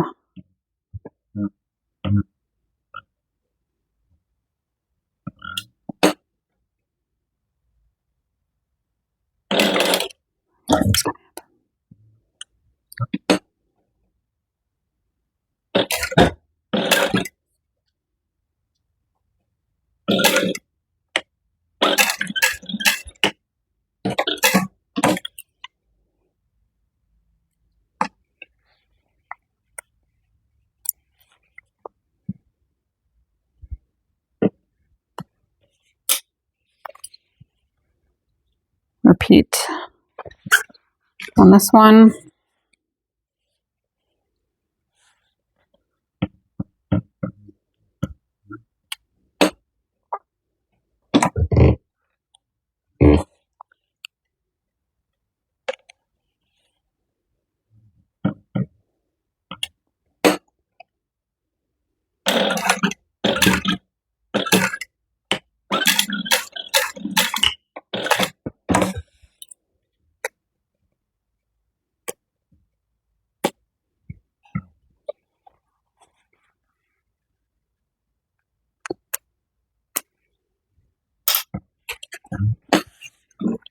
Okay, now we will take one of, or well, both of these strap accents. I'm going to place some tape down the back.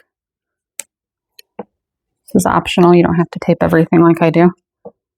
But if you are familiar with my videos, you know that I tape everything. I think double-sided tape is like the best thing to ever happen to sewing. Okay, we're going to place the tape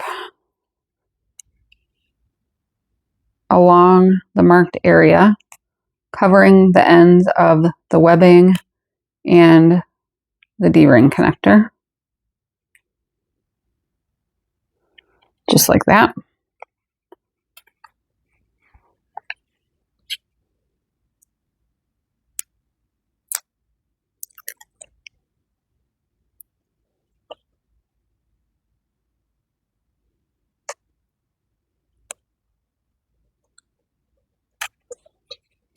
All right, and then we're going to sew around the strap accent using a 1/8 inch seam allowance.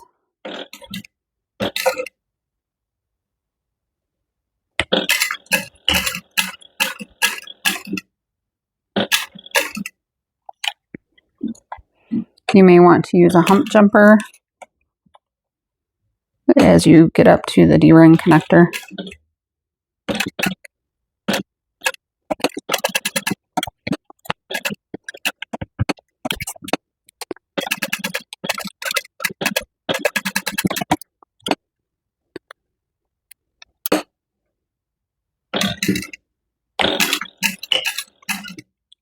Repeat with this strap accent.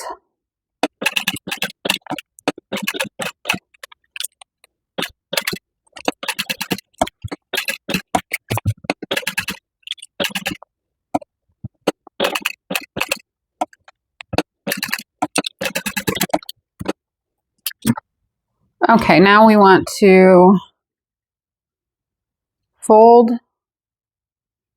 the end of the webbing up so that it does not get in the seam. However that needs to be, just make sure it stays out of the seam. We're going to take a mirrored strap panel and place it right sides together with each of these.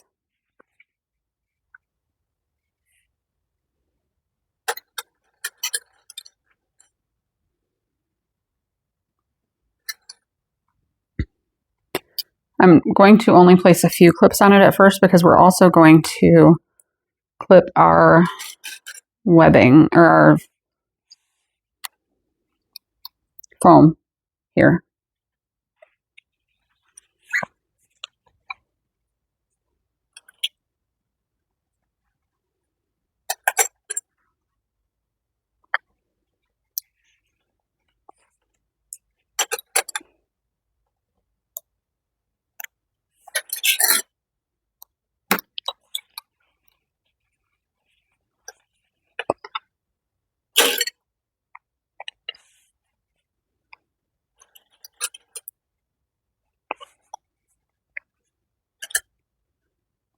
And if you want to, you can baste this together using a 1/4 inch seam allowance and then sew the foam in using a 3/8 inch seam allowance.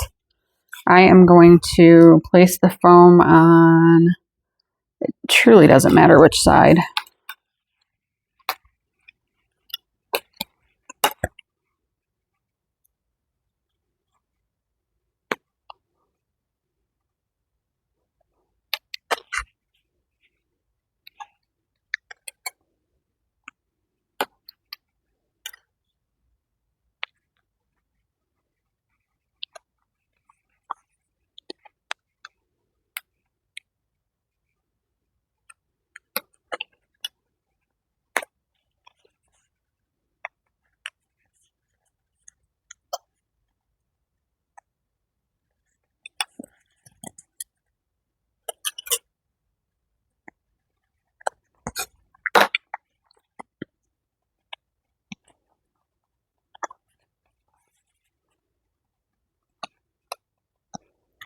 Okay, once the foam is pinned in place, clipped in place,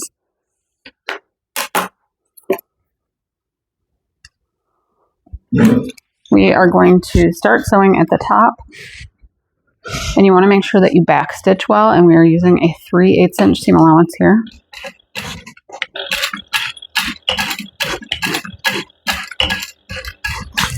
And we're going to sew all the way around.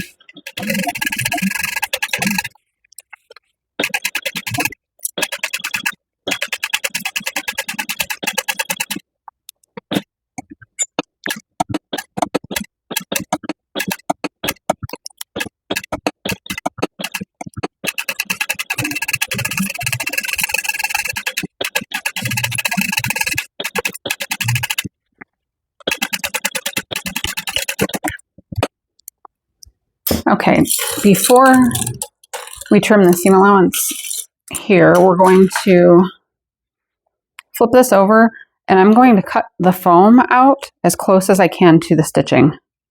Do not cut the stitching and do not cut the seam allowance, only cut the foam.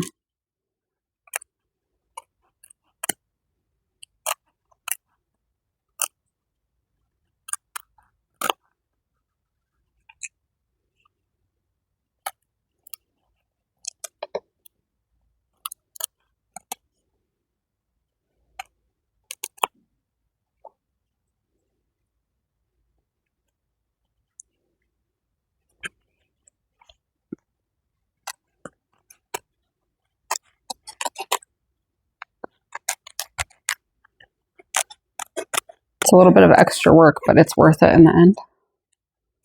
It will make it easier to turn the finished strap right side out.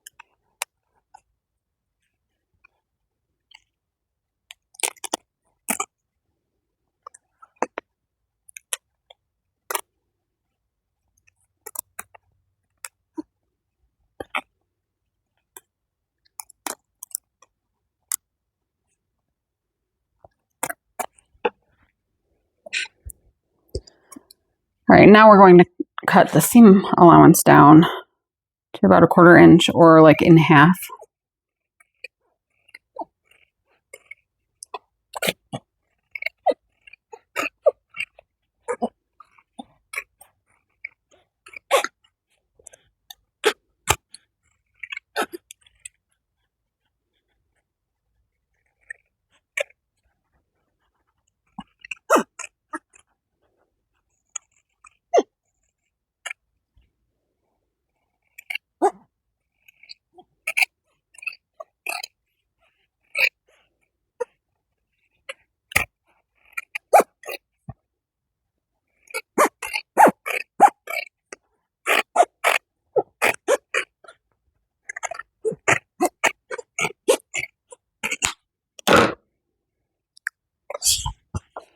All right, now this part can be a little bit tedious and take a little while, but we're going to turn the whole strap right side out. So just be patient and take your time. It's much easier to do this like in your lap, not far away from your body, but I don't want to not have it be on the video. So I'll try my best to keep it all in frame.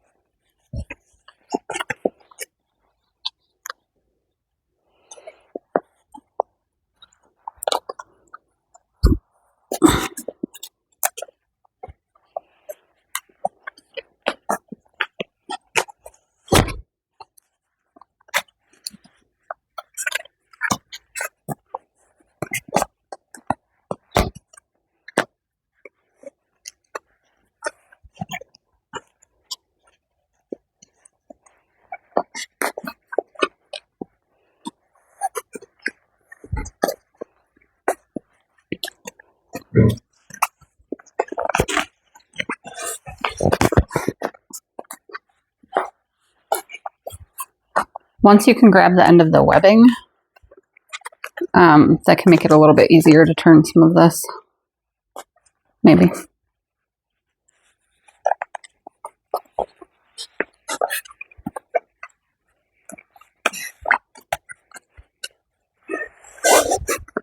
There we go.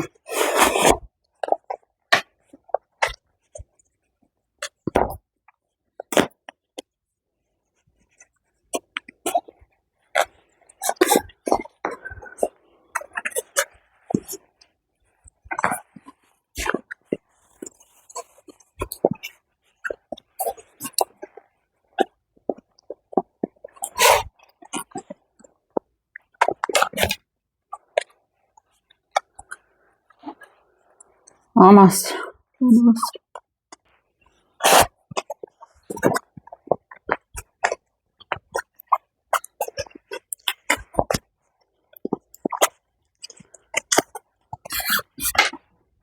If you have a long stick like this, or a turning tool, chopstick, you can use that to push the seams out, especially along the bottom.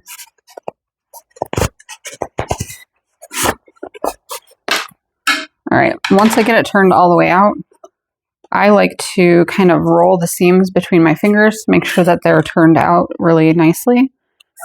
And then I'm going to clip it to hold everything in place.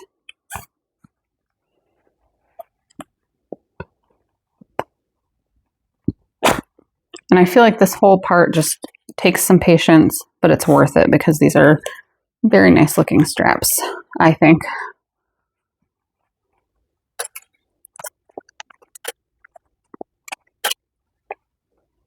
We still want to keep the webbing out of the way when we top stitch this.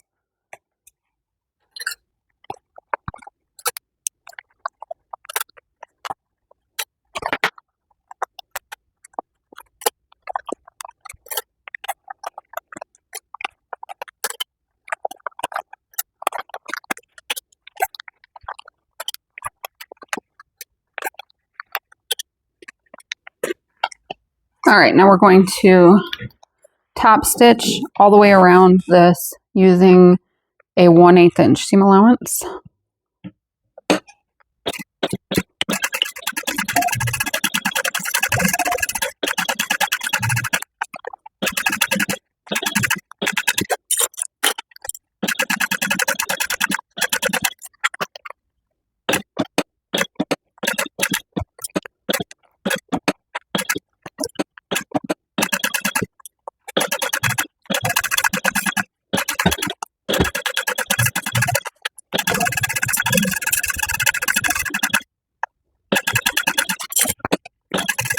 All right, now we're going to top stitch around a second time using a 1/4 inch seam allowance.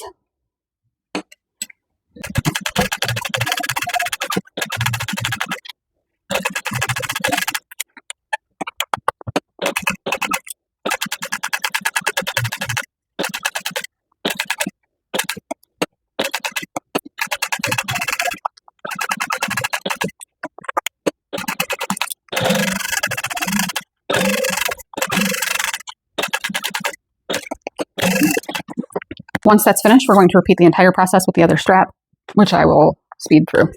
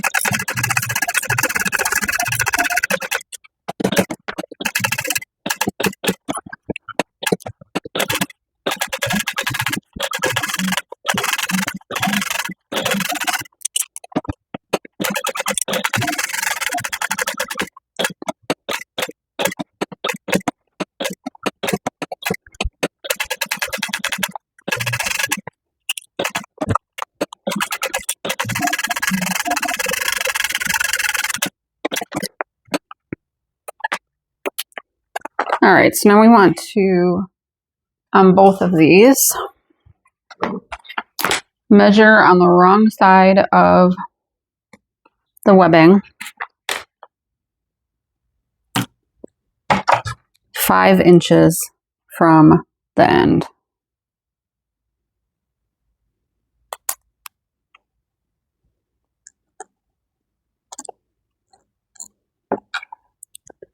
And make a mark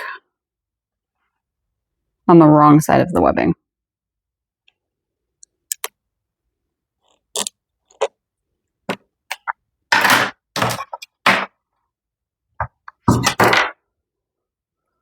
We will take a piece of tape and place it beneath that mark. And then we want to take the ladder lock buckles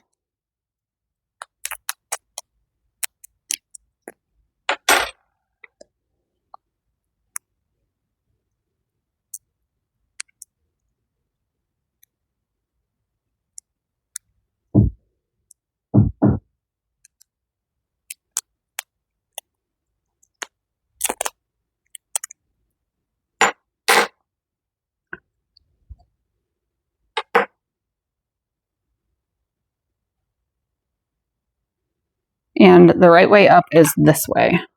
So you'll see the ridgy teeth on this part are at the top. This part is smooth. The back has the ridgy teeth at the bottom. So from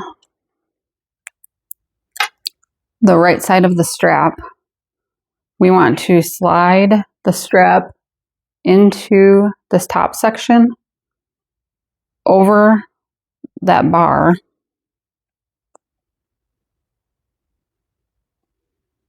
and then up to the marked line.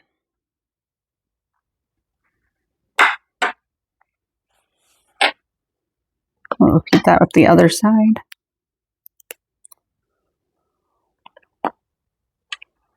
Over the bar.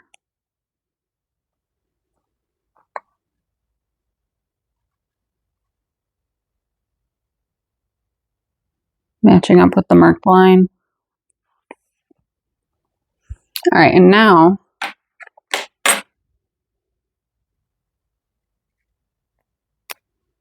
we will use a piece of double-sided tape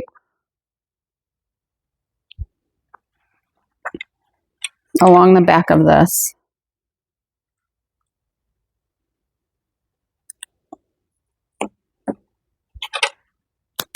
And I don't put it the entire length because we don't sew the whole thing. down.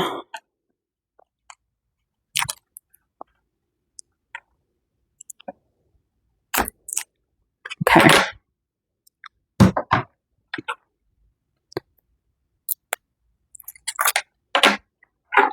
All right, so we've got the marked lines, and we will stick that in place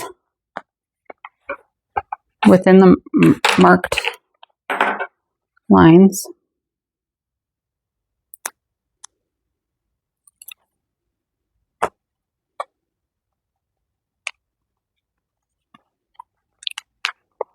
All right, and now we are going to sew a box that goes beneath this D-ring down as close as you can above the ladder lock buckle, back up beneath the D-ring. So you can mark beneath the D-ring where you want to sew.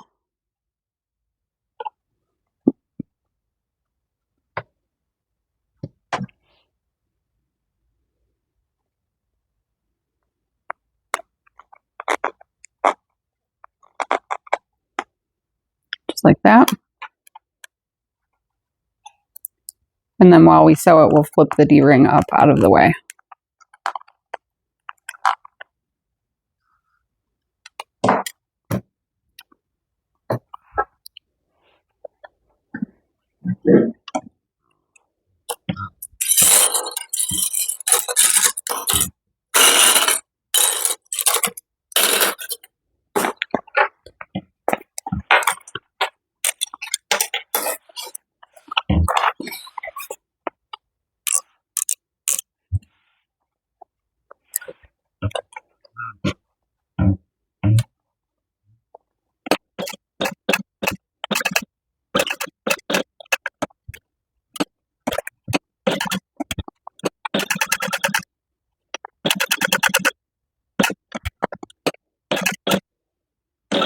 I'm going to backstitch here as well.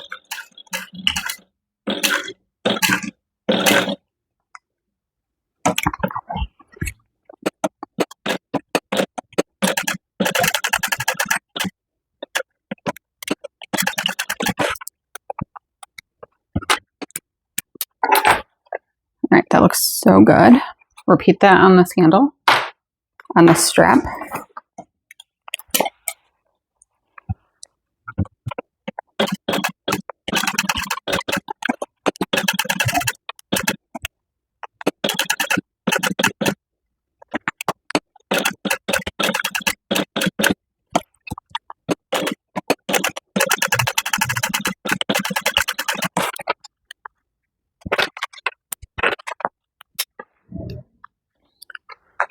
All right, we're going to set these aside for a moment.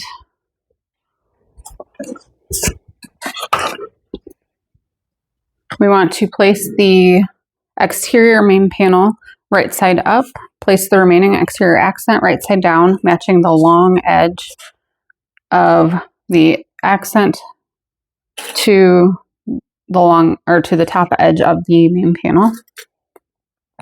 We're going to clip together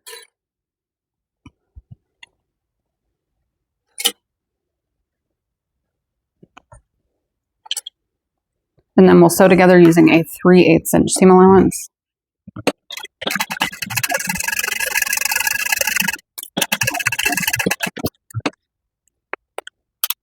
Press the exterior accent up away from the exterior main panel and top stitch with the seam allowance pressed up toward the accent panel.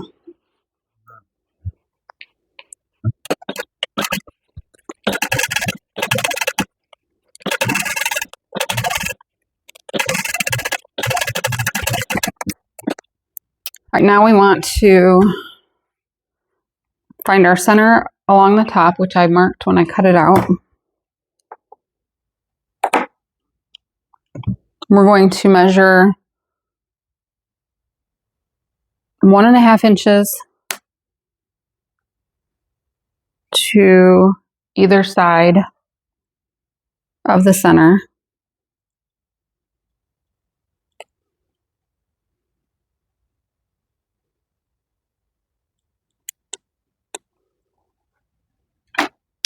And that will be the measurement for the straps.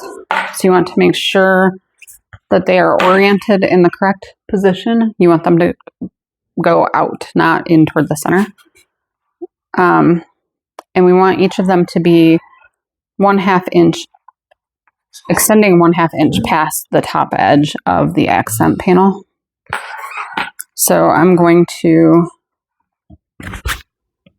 base them on one at a time using a 1/4 inch seam allowance, and we use the same method that we did for the handles. So I have the top of my accent panel lined up with the 1/4 inch mark, and then I'll line up the top of my strap with the 3/4 inch mark and match up to the 1.5 inch mark that I drew.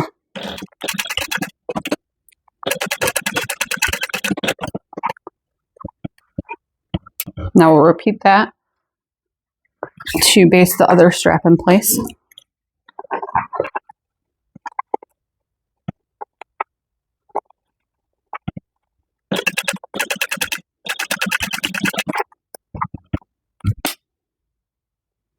All right, now we want to take our other handle. We're going to measure here 2 1/4 inches to the left and right of center and make a mark. So there's our center mark. Let me put it this way so I can see. And these will be on top of the straps.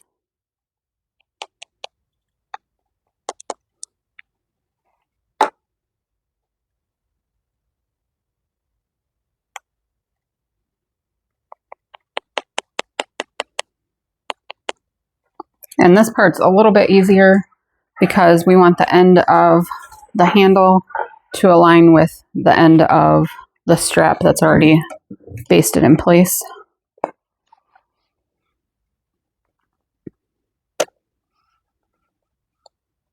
And we're going to use that same 1/4 inch seam allowance. So you're just sewing over the same stitching that you used to base the strap in place,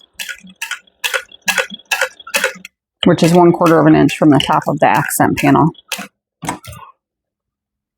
And your strap should be wrong side up for this. The handle should be wrong side up. The straps were right side up.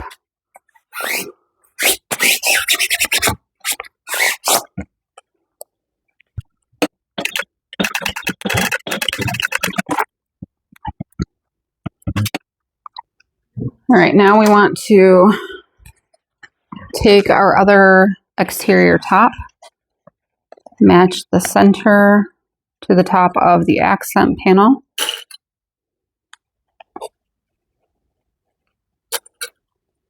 Cross the ends of the handles and straps, the handle and straps.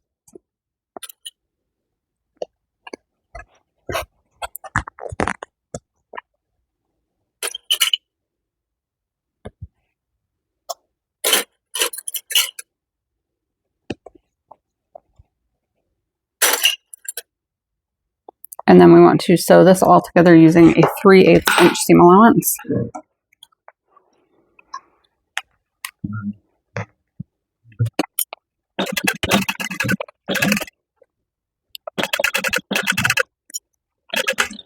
And backstitch across the ends of the handle and straps as you sew across them.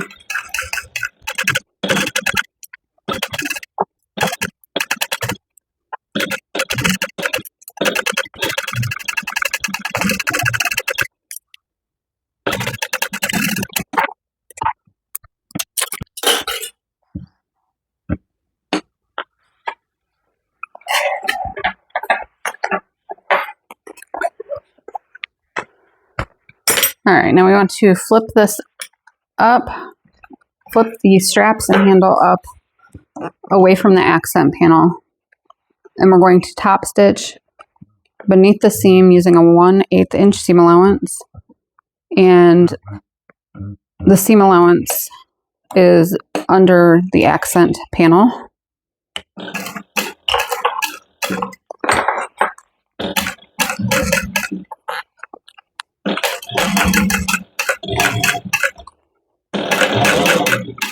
If you're sewing on a domestic machine, I recommend keeping the foam out of the top of the handles to minimize some of the thickness of this part.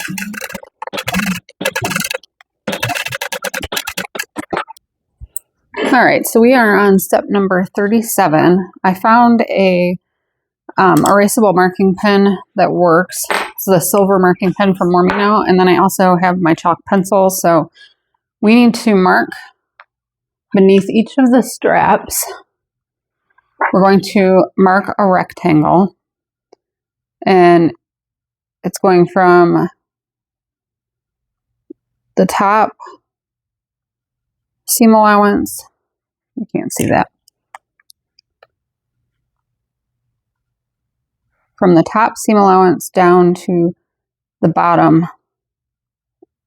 Well, it's really the top stitching. Right at the edge of the handle, or the edge of the strap.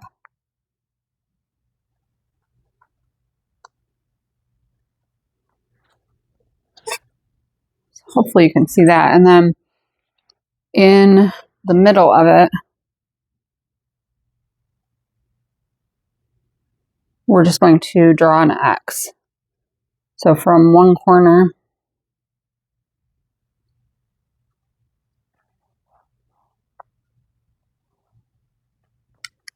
to the other.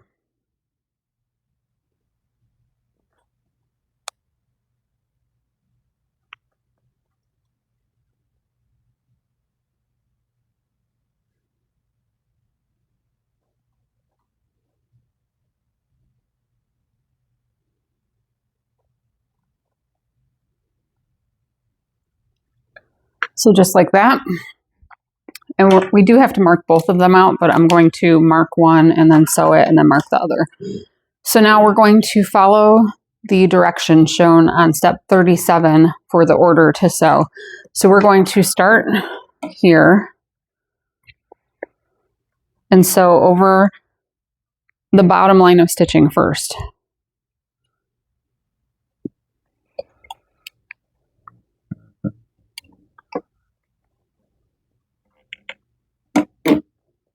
And I'm going to kind of start sewing in the same hole that I sewed in already so that I'm not perforating the vinyl.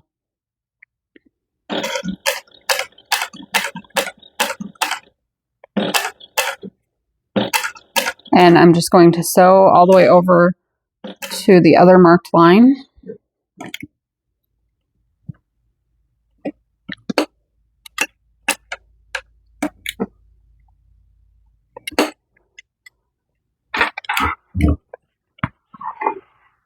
Rotate.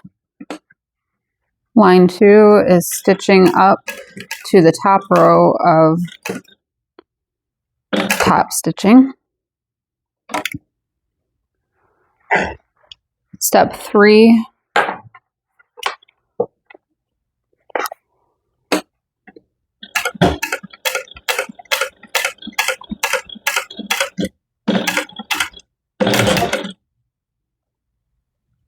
And this was a little bit thicker because you are stitching through the layers of the strap and handle.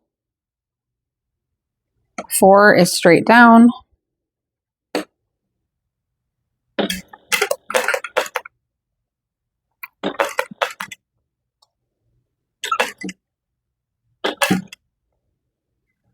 To the bottom line of top stitching. 5 is the first line across the X.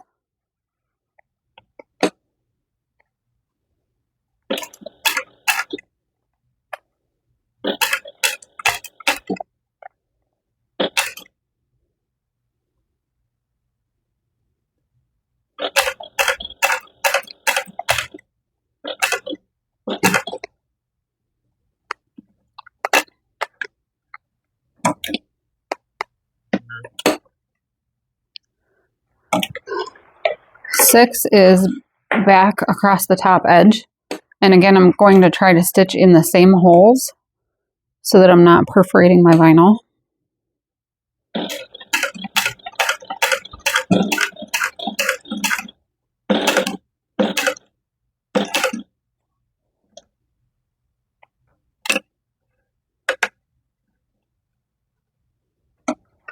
And then the other diagonal.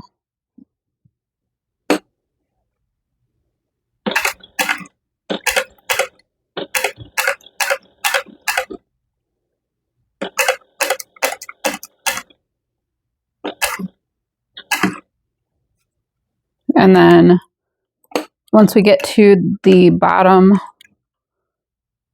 row of top stitching, I'm going to drop the needle down into one of the original holes, and I'm just going to stitch it back across this one more time and stop where I started.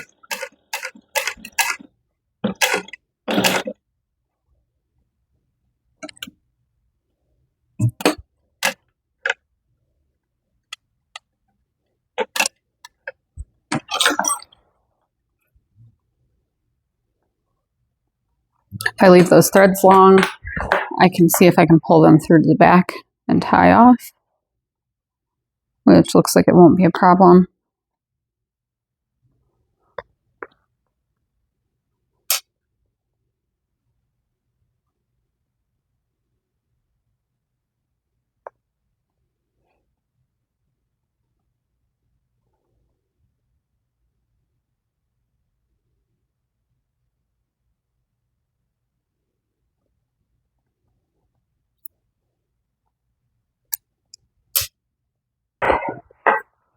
All right, and then see all of that, the X and the additional stitching at the top really helps to hold those straps and handles in place. And you can feel the difference in how sturdy this is compared to this side. So now we're just going to repeat that over here.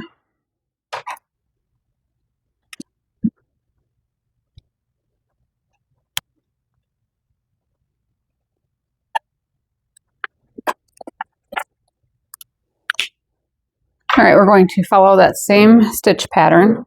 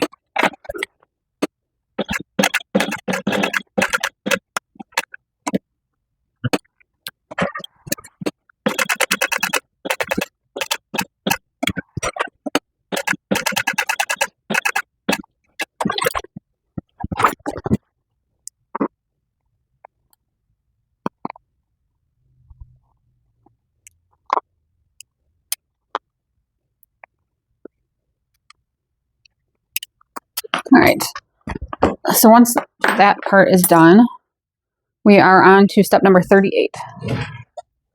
We have 4 of these strap connector pieces. We want to place them right sides together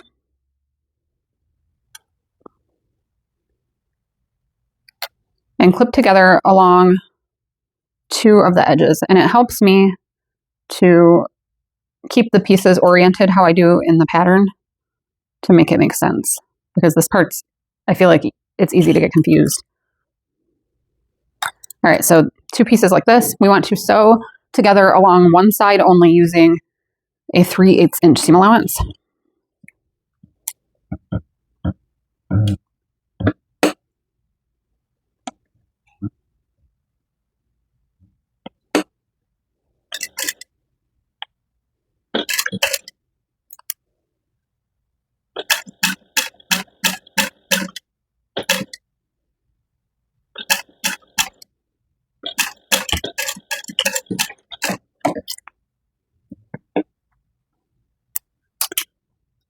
All right, so that's that one.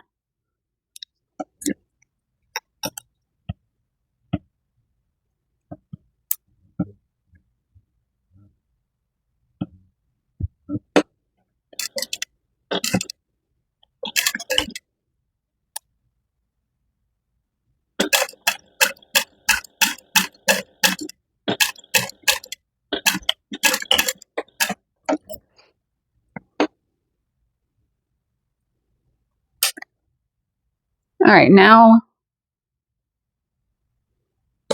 let's place them back the right way. Okay, like this.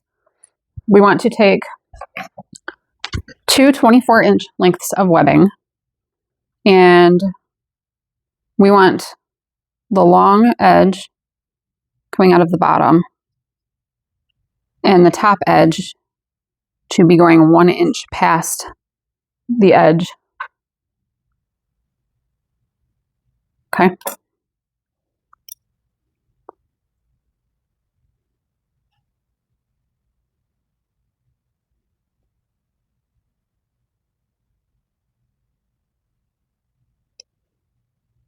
Okay, so we have one piece like this. The end of the webbing is extending past the edge. I need to just lay them out and have them both at the same stage, or I will get confused.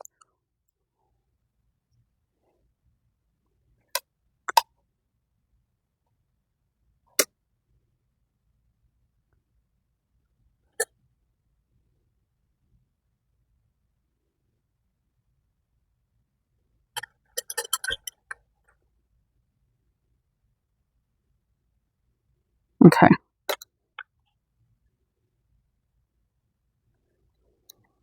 Now we want to sew from the line where we started, from that stitching line, not past it. I'm going to sew all the way across the webbing. I'm using a 3/8 inch seam allowance. And then I'll back stitch all the way across. And sew to the end.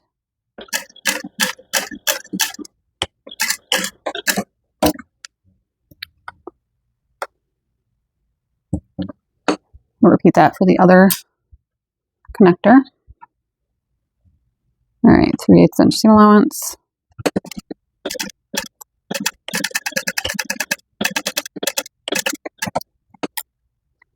Okay. So now, don't trim off the end of the webbing. We want to leave that extra bit on there. We're going to trim this side though. And I trim it down to about 1/8 of an inch.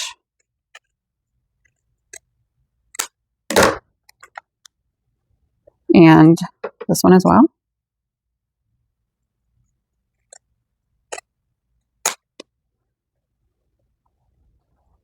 All right, and then we want to turn the strap connector right side out.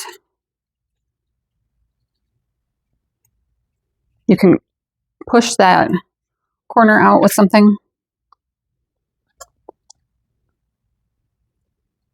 And we will trim this end off, but don't trim the end of the webbing. So right now I'm just going to place some clips. Just like that. And we'll do that with the other connector as well.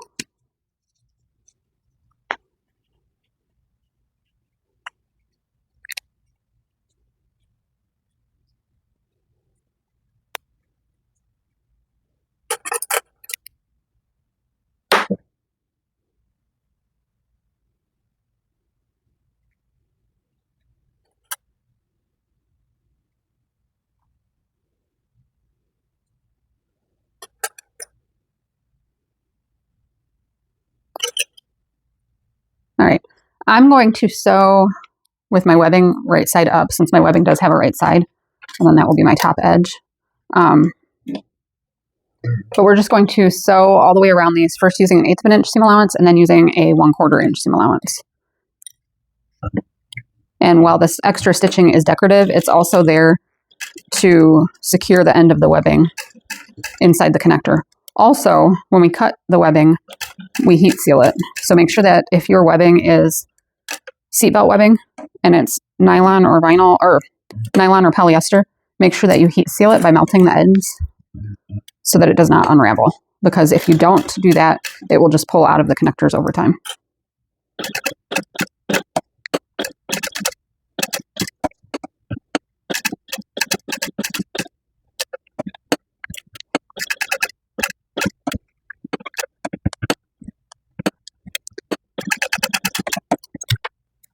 right, so we have this, and we can trim off the extra connector here and the extra connector piece here, but we're going to leave that little extra piece of webbing in there.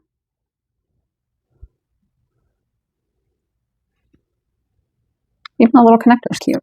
Okay, so we're going to sew this one also.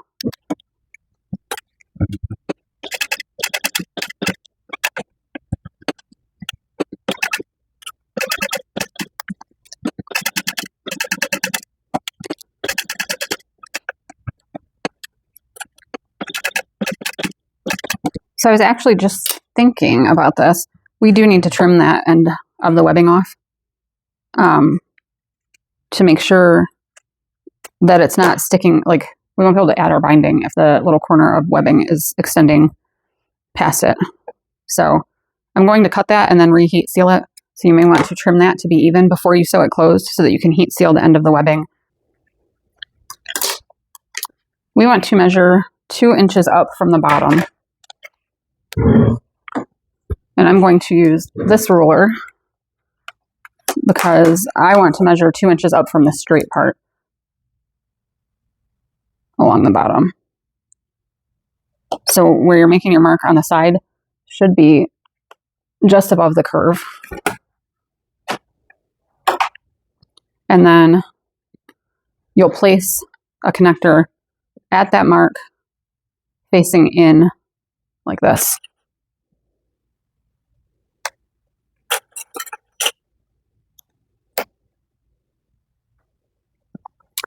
And we'll place the other connector the opposite way.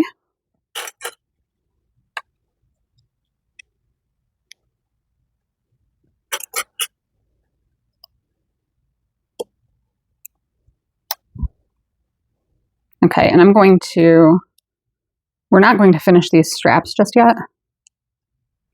So I'm just going to kind of wind up the end of my webbing so it's not getting in the way. And put a clip on it. Good.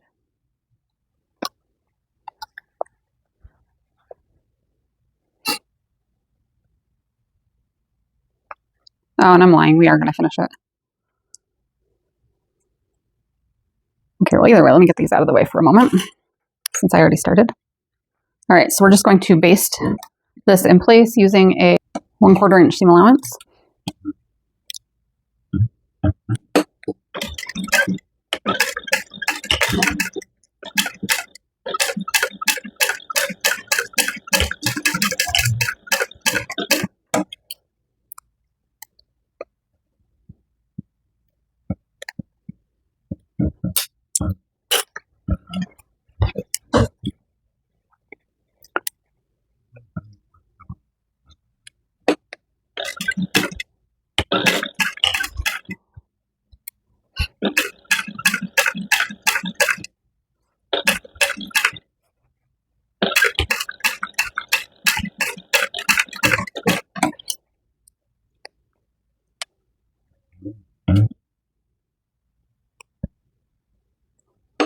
Okay, now we're going to take the webbing, feed it. I think it goes up through here and then down through the front. I think it's just that simple. Yeah, that feels right. And it won't slide. Okay, that's correct. And then for the ends, we're going to fold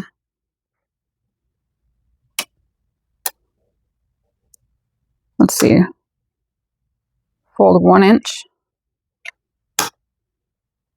and then a second time. And actually I want to fold that to the other side.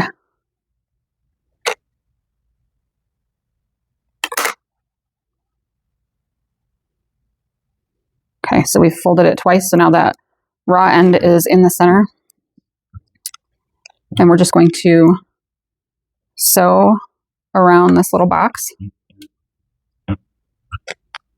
I'm actually just going to sew at the top.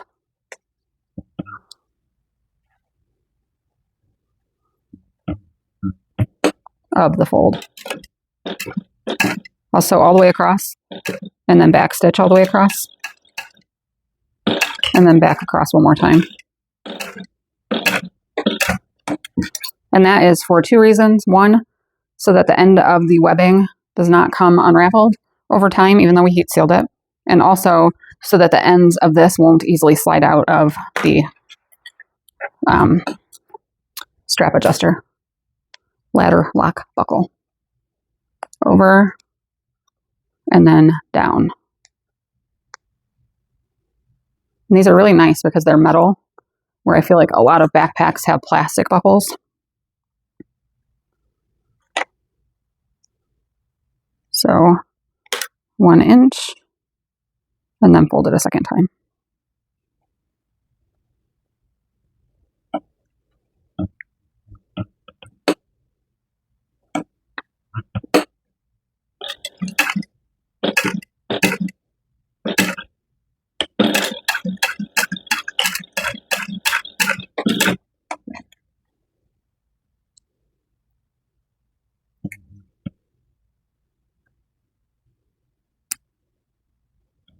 All right, so this is so perfect. These are easy to adjust, but not so easy that you have to worry about them slipping. Like they're in there securely, even though this is like a thin backpack or seatbelt webbing. All right, so let's move this aside and we're going to start on the lining. Okay, similar to other parts of this, I'm going to go ahead and mark the center along the top and bottom now, because that's going to make life easier for me going forward.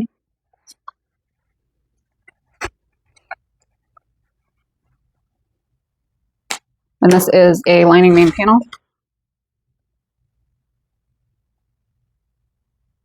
With this right side up, we're going to place an overlay 2.5 inches down from the top and centered. Not an overlay. It's not just any old overlay. It is the interior zipper overlay, which is the longer of the two. So, keeping true to myself, I'm going to use 1/8 inch double-sided tape around the outside edges of the overlay. That's really peeling up.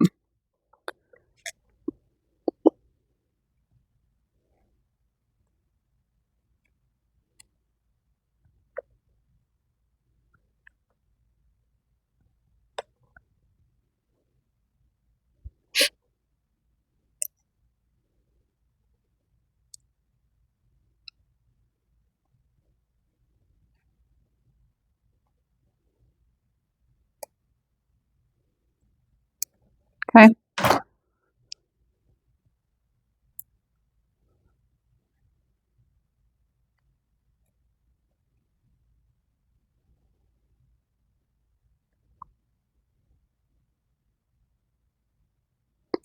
This is a perfect place to add a woven tag if you have any.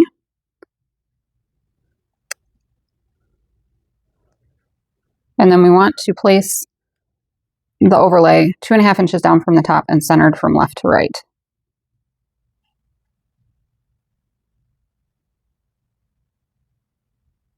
So I think that looks centered. I'm going to take my ruler and place it over the top of it. It's off a little bit.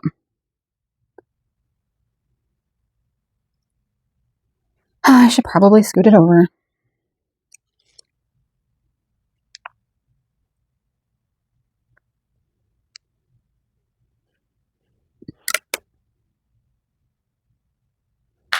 All right. I like to press it down really well with the ruler. I'm going to get a tag to slide under here. All right, I'm going to go with this one. Colors fit. It says, I freaking made this. And just slide it right under the edge.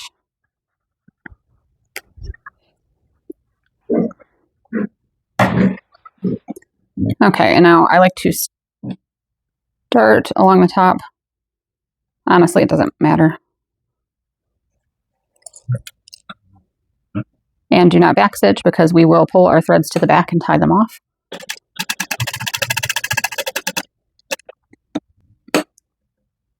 And that woven tag is from this Sewing Blurbs subscription. I think it might be from the Sewing Blurbs Uncensored, I think it is.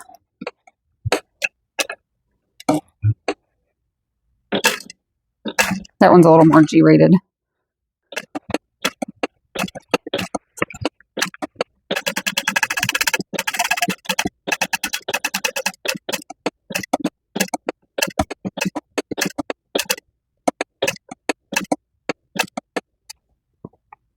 I'm going to pull that top thread to the back.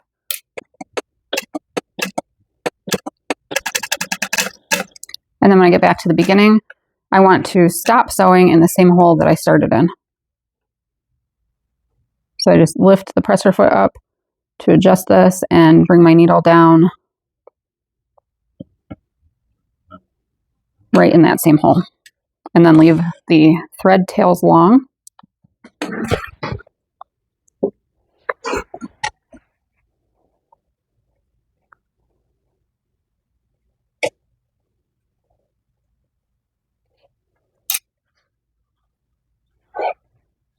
All right, and then tie it in a square knot.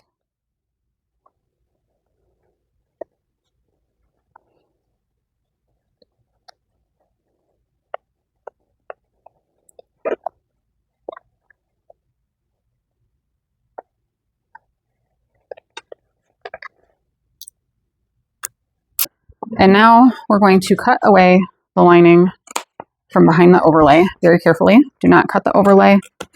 And I like to cut about 1/4 of an inch away from the edge of my stitching. And since I have that woven tag slid under there, when I get to that part, I want to make sure that I don't trim off the ends of the woven tag because I don't know if it will come unraveled if I do that. I would imagine that it would. It is down here, so I'll just be careful when I get there to make sure that I don't cut the tag at all.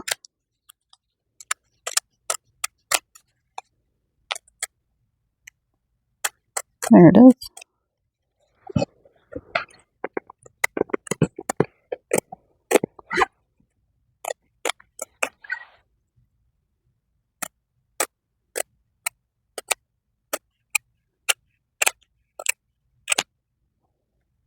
Okay, we're going to set this aside for a minute while we prepare the interior zipper pocket panels. So the same as we did previously, we are going to place with the interior zipper pocket panel right side up, I'm going to place a line of 1/8 inch double-sided tape along the edge.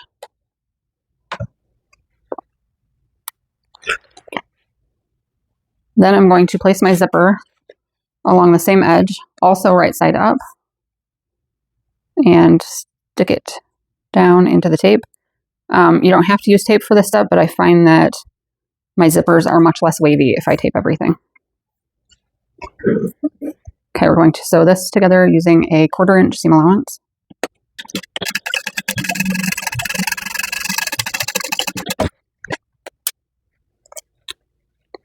All right, now on the wrong side,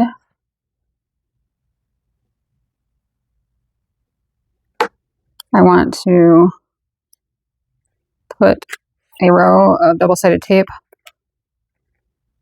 just right here in that seam allowance.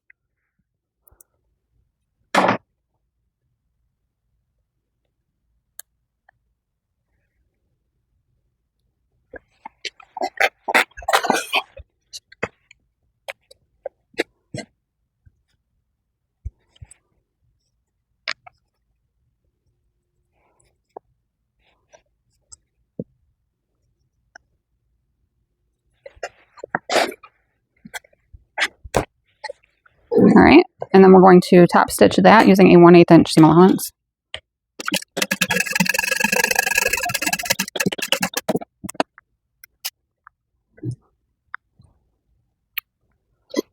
All right, we're going to repeat this entire process.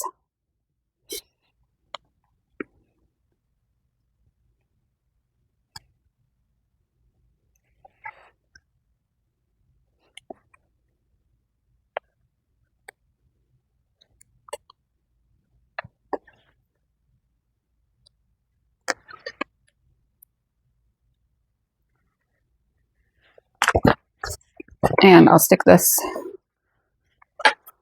The zipper is right side up on the right side of the pocket panel.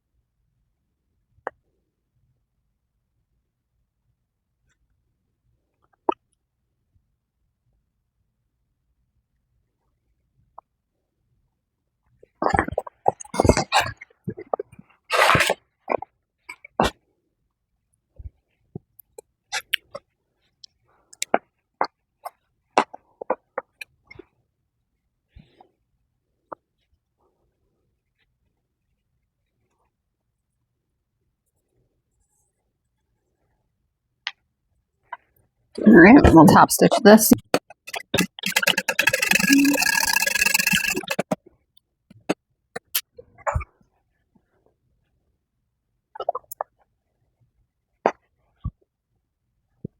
All right, now we want to slide the zipper pull on.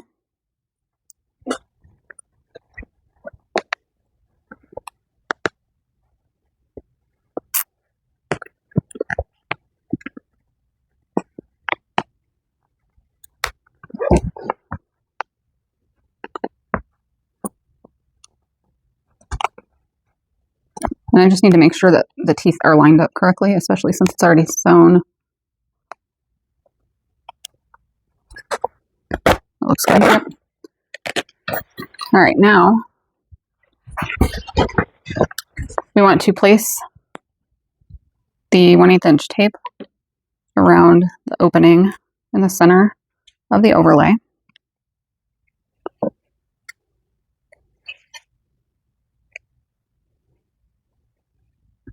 And if your sewing machine does not like to sew through tape, you can just place it out of the seam allowance. You don't have to place it right along where you're sewing. I have no problems with it, so I put it where I'll be sewing and it's fine. But you could put it up higher than that so that you're not sewing directly over it.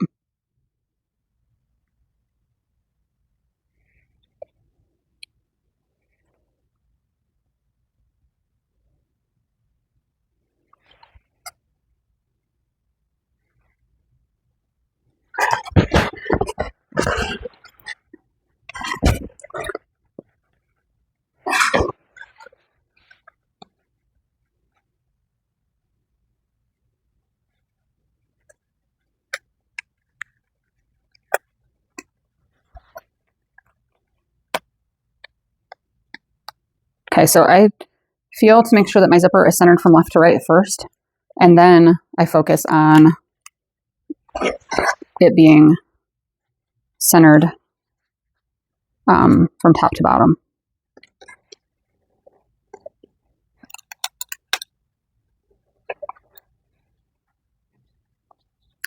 Okay, now I like to start top stitching at the upper left, no, the upper right, and I'll use a 1/8 inch seam allowance to top stitch all the way around the inner box of the overlay.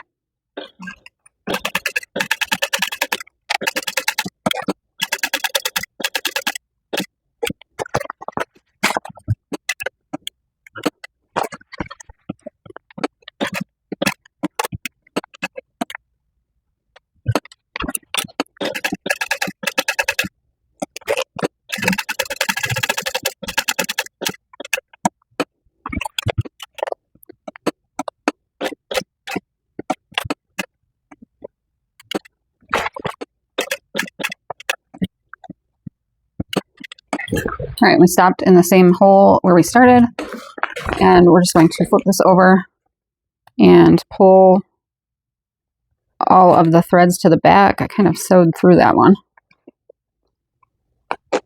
Whoopsie.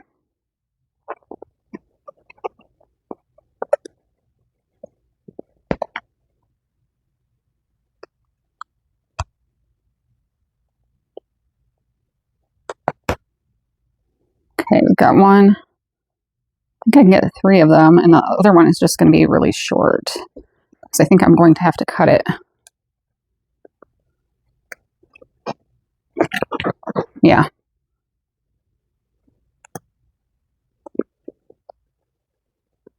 Now I saw some video about when you have one thread that's really short, how to tie it. And I was like, oh, that's a really helpful tip. I don't remember it though. So we're just going to do our best.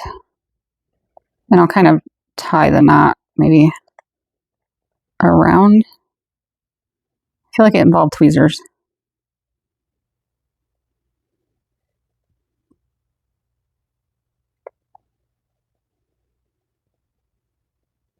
All right, so far so good. It's in the first part of the knot.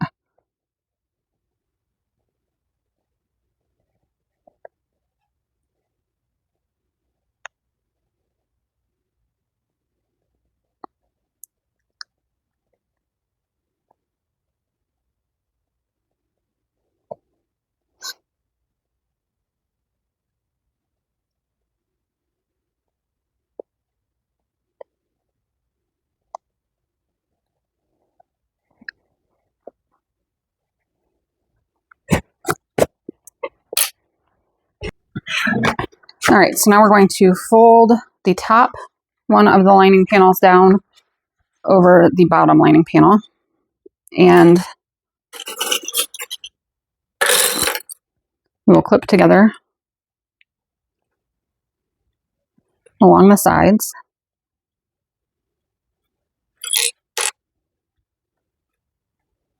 And then we're going to trim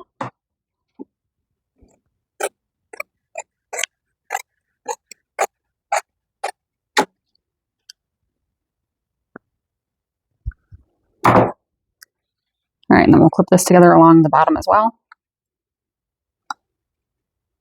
And now we'll sew all the way around using a 3/8 inch seam allowance.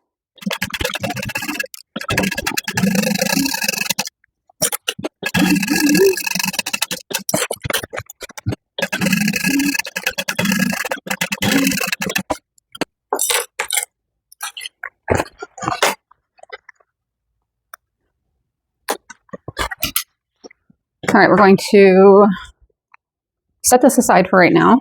Hey, so it's Jenny from the future here. Once I finished sewing the whole entire bag, I decided that I wanted to make some changes with the interior elastic pocket and interior slip pocket. And I figured I should film that. So I'm going to film the changed parts using this green Renew canvas. What you will see me sew together for the rest of the bag will be the plum color that I used for the rest of the lining, and it may look a little bit different. There was some extra bulk in the seam allowance at the end of the bag that I thought we could easily avoid by me making a few changes here. So we're going to go through and make the interior elastic pocket, interior slip pocket, and lining main. So we have the interior elastic pocket casing. So I'm just marking 1/2 inch from each short end.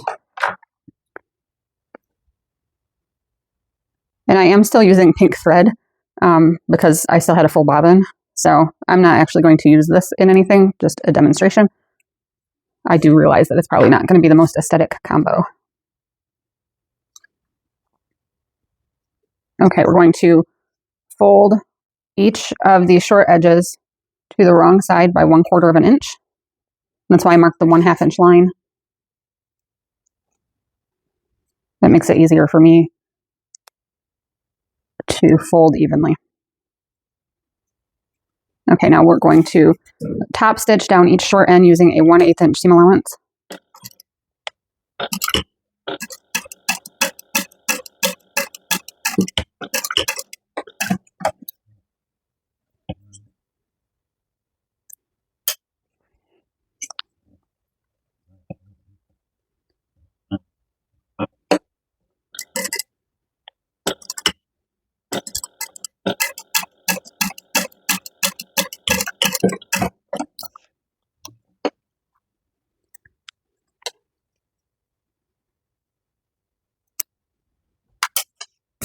All right, now we're going to take the interior elastic pocket. We'll measure 1/2 inch from each of the long edges on this and mark. Oh, I did get the Clover Choco pencil. I ordered one and it came earlier this week. I did also order a new Dritz chalk pencil as well, which I found out was easier to find and cheaper actually than buying replacement leads, was just to buy a whole new pencil. That doesn't make any sense, but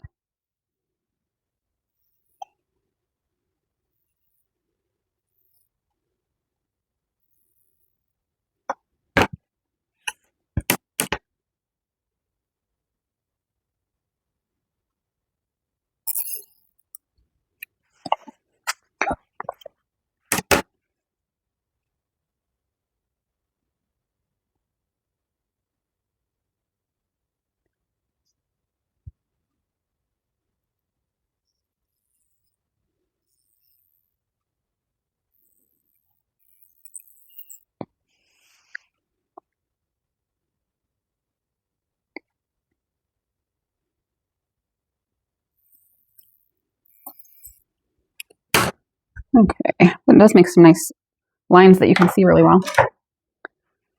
All right, now we'll place a line of double-sided tape along each of these lines within that 1/2 inch mark.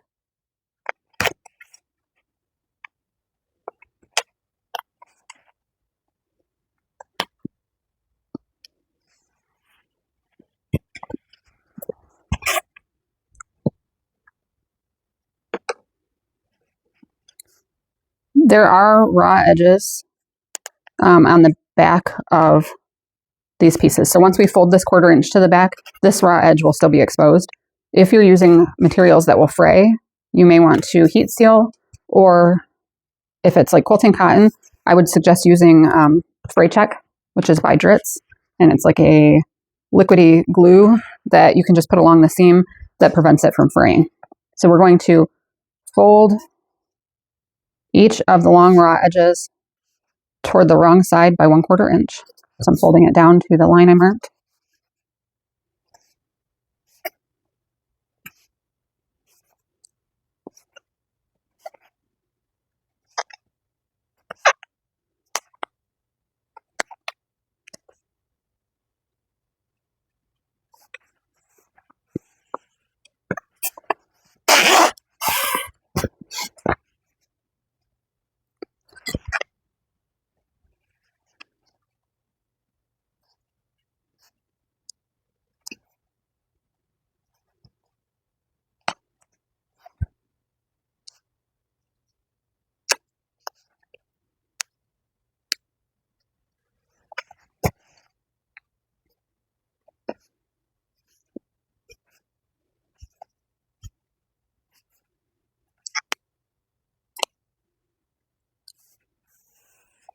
All right, now we want to find the center. All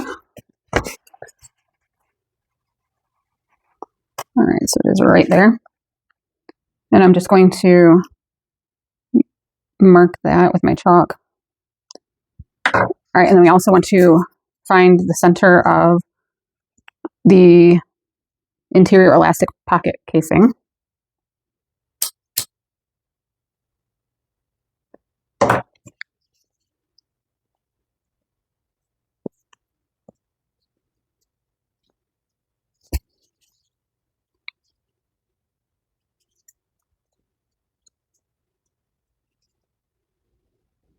Okay, I'm going to place tape along the wrong side of one of the long edges on the casing.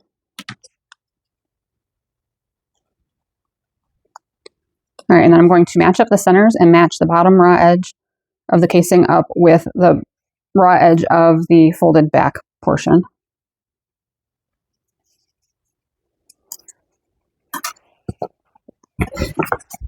All right, and then we're just going to top stitch along the top edge only of this pocket using a 1/8 inch seam allowance.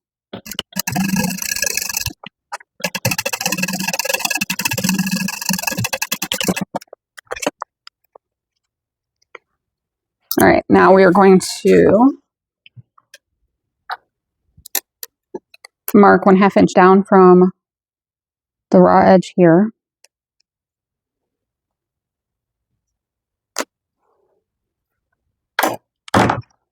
More tape. You don't have to use tape for everything like I do, but it does make life much easier, I find.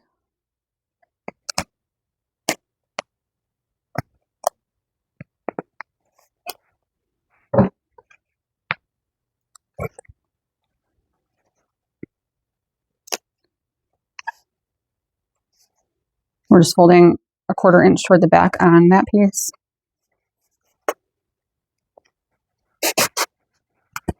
All right, and then we're going to measure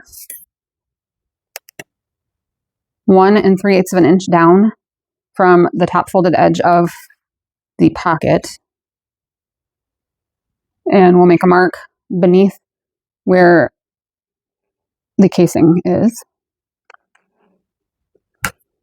It's barely visible. Trying to keep this in frame, but also have space to do the work. It's difficult.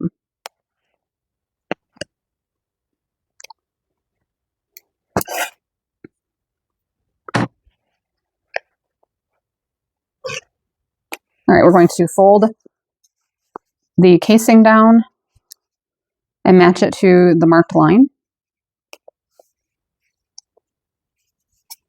Like that, and now we're going to top stitch through the edge of the casing using a 1/8 inch seam allowance, and make sure that you back stitch here.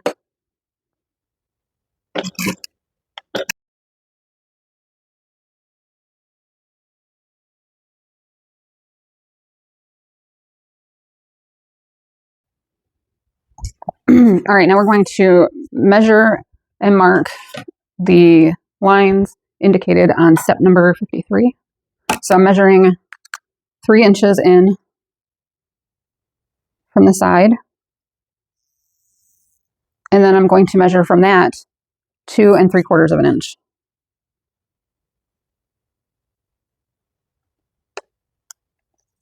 Ooh.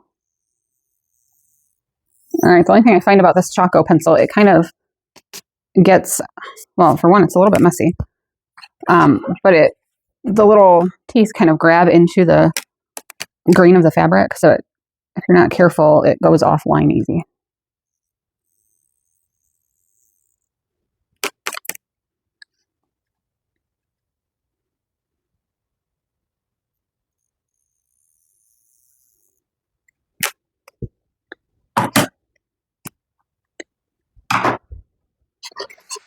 Okay, so now we're going to fold the pocket wrong sides together along the lines that are closest to the center.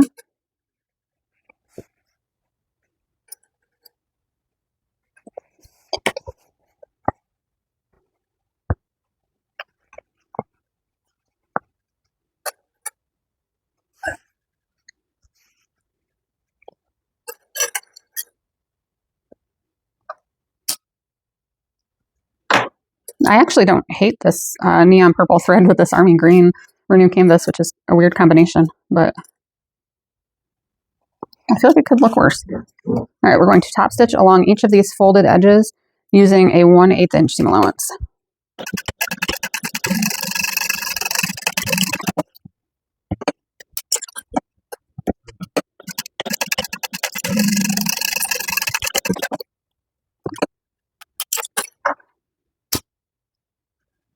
All right, now unfold this and fold each of those folds over to meet the other lines. And I'm just going to clip it together at the top and bottom to hold that in place. But it is the fold at the back that we're going to be sewing.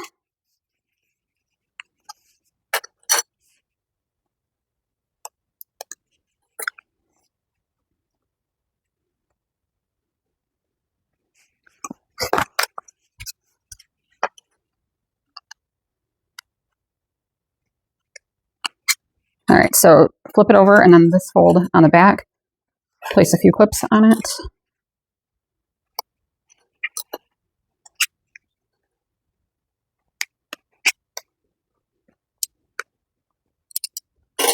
right, and then we're going to sew those also using a 1/8 inch seam allowance.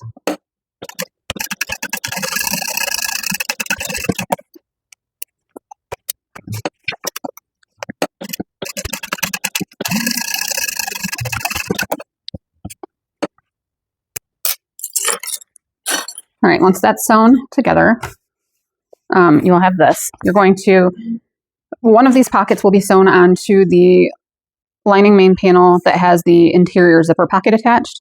So go ahead and do that now.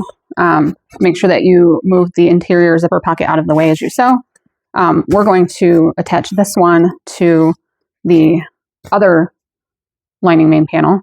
So I am currently going to take the lining slip pocket with it wrong side up. I'm going to measure and mark 1/2 inch from the top raw edge.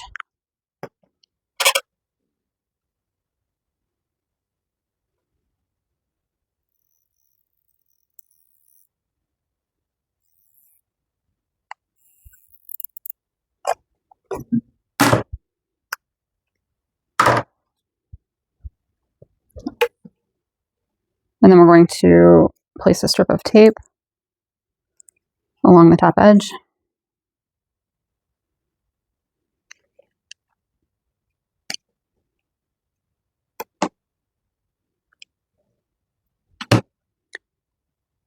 And then we'll fold the top edge down to that marked line.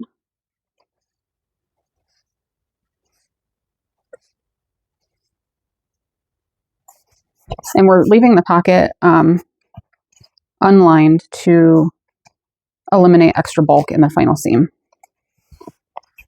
All right, go ahead and top stitch with a 1/8 inch seam allowance.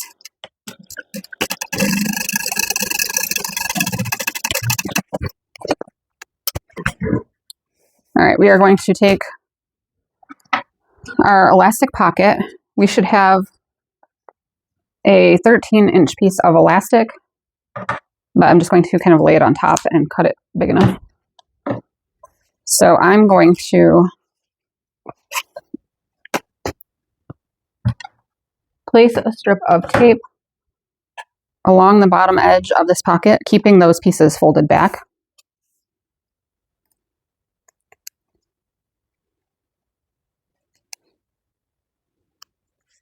And again, you do not have to use as much tape as I do. It's totally personal preference, and I love using tape.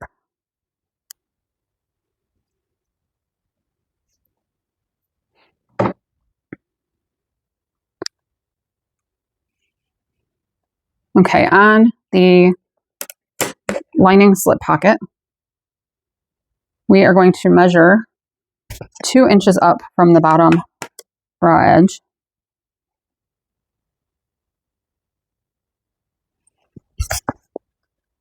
Center the pocket from left to right.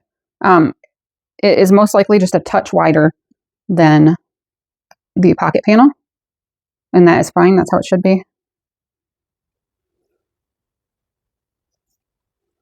Okay. So I've got that pressed down into place. I'm going to throw some clips along the side, and then I'll feed my elastic in.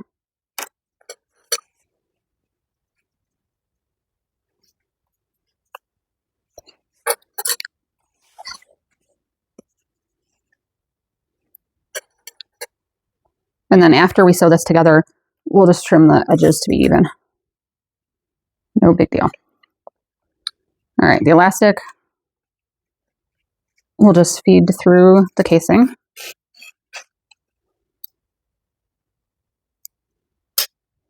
If you have a hard time getting the other end back out, you can use tweezers to grab it. And the elastic should not be stretched at all. It should just be laying flat. All right, and then we're going to baste all the way around using a 1/8 inch seam allowance. You can sew over the ends of the elastic and then backstitch. You can use a 1/8 to 1/4 inch seam allowance. Just don't go any bigger than that since we sew it together using a 3/8 inch seam allowance. and you don't want your basting stitches to be visible. We will sew the bottom portion using a 1/8 inch seam allowance.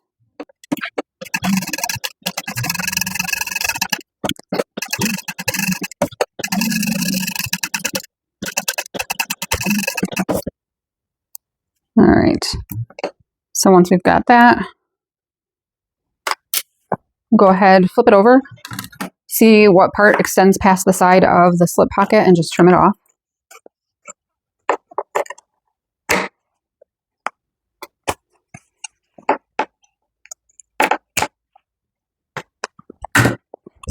All right, and then we'll take the lining main panel, make sure it's oriented in the correct direction. The top curves are different than the bottom curves, and you'll line up along the bottom raw edge and up the sides, and then we'll just baste this in place.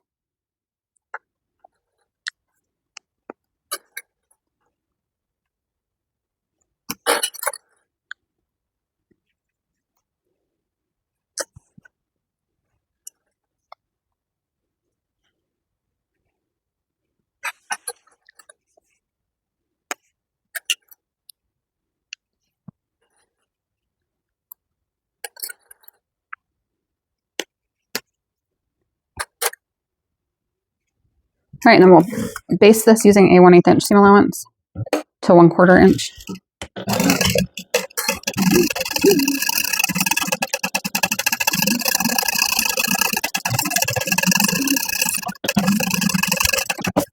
All right, now, the rest of the video, you will see the pockets as they previously were designed. They go all the way to the bottom. It adds a lot of extra bulk. The elastic was butting up against the elastic on the exterior from those pockets. This should eliminate all of that. Now we'll return to your regularly scheduled programming. So we are going to place the assembled lining main panel wrong sides together with the exterior front.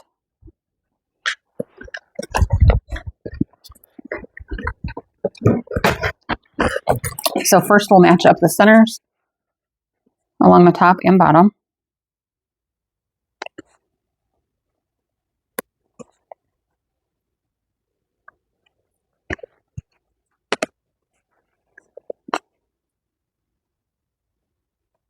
And I am going to sew this exterior side up, baste it.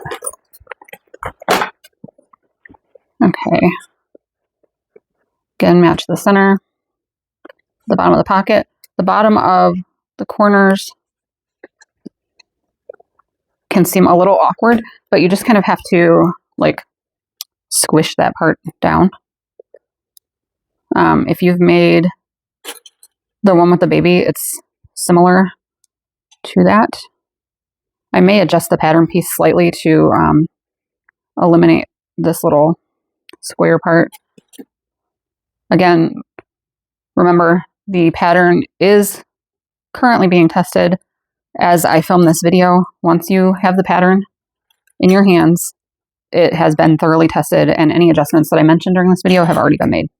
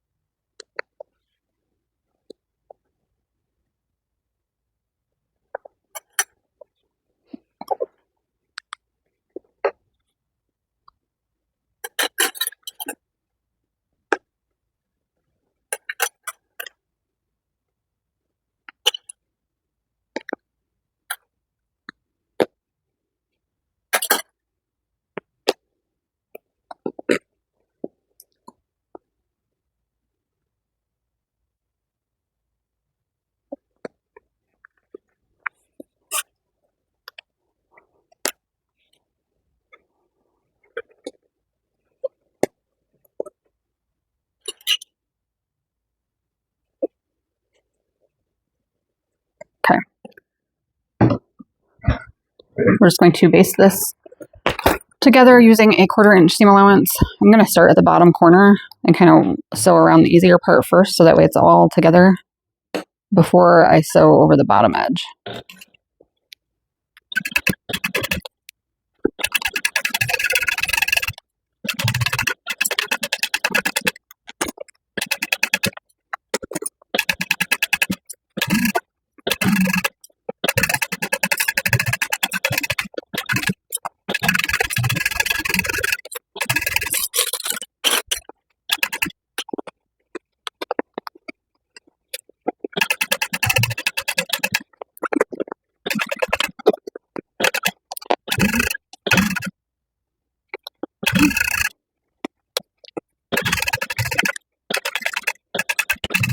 We are going to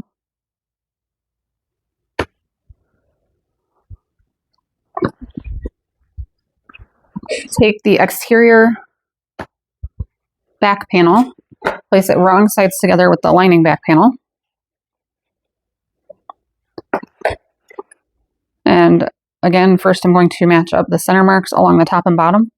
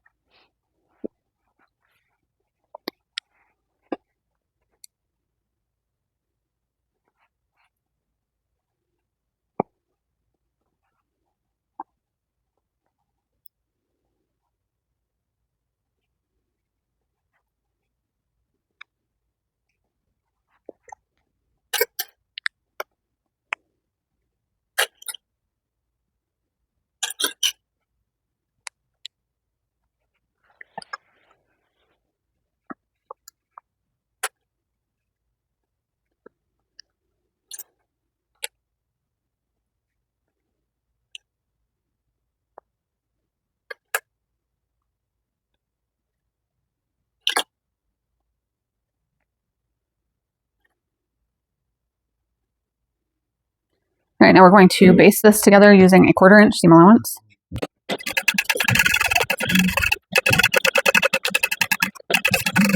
And make sure you keep your straps all moved out of the way.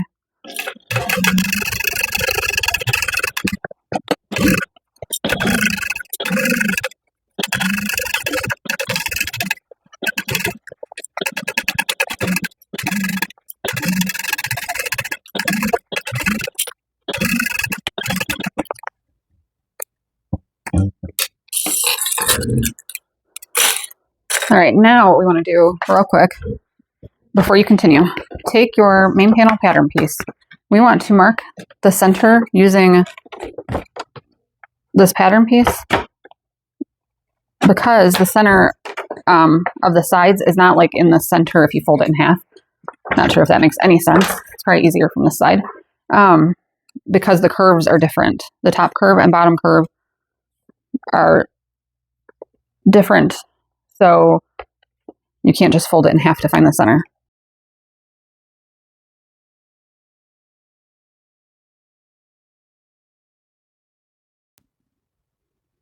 Okay, for my main zipper gusset panels, first I'm going to mark the centers on each of the exterior panels.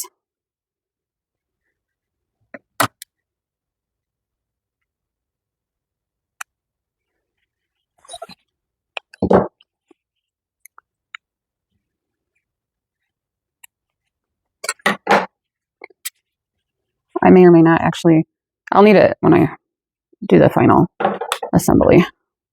And it's probably easier to mark it right now.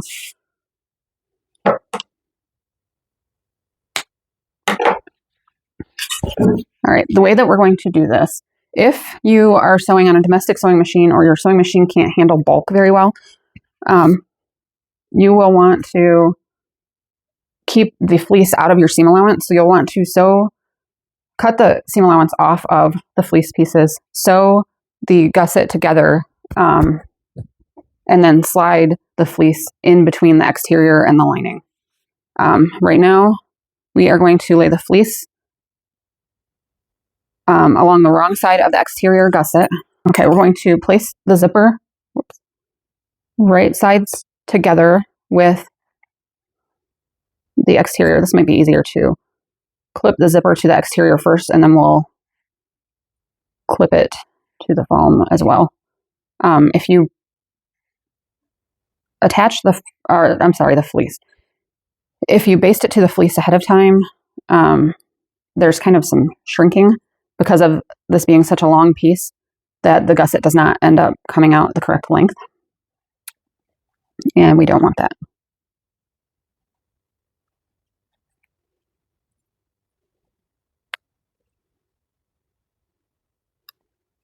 So I'm just using additional clips between the ones that are already there to clip the fleece in place along the wrong side of the exterior.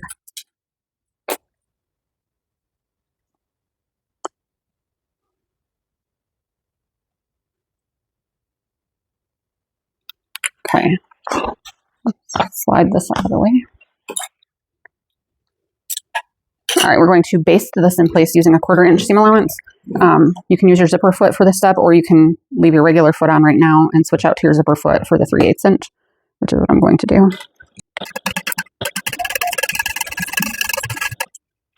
Always use it down with your presser foot. Always use it down with your presser foot.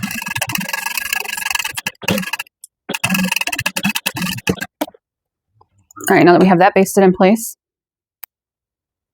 we're going to take one of the lining main zipper gussets and place it right sides together with the exterior main zipper gusset, and the zipper is sandwiched in between the two.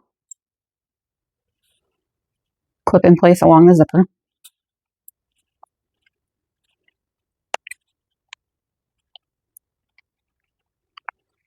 Okay, I'm going to switch out to my zipper foot.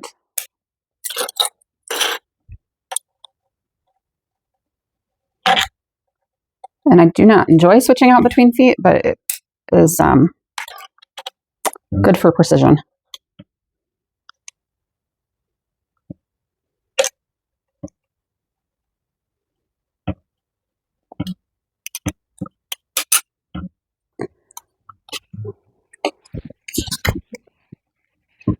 All right, so now I'm going to sew this in place using a 3/8 inch seam allowance.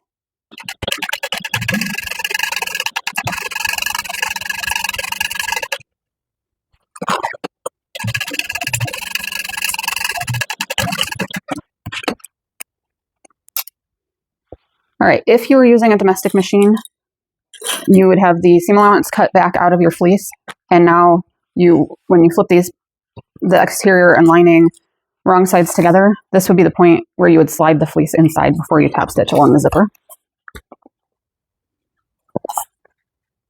If you don't have a zipper foot, or you wish not to switch out to it and you use a slightly larger, if your seam allowance is slightly less than 3/8 of an inch, then you will just want to trim your panels up when you're finished completing them to make sure that they are 6 3/4 of an inch wide.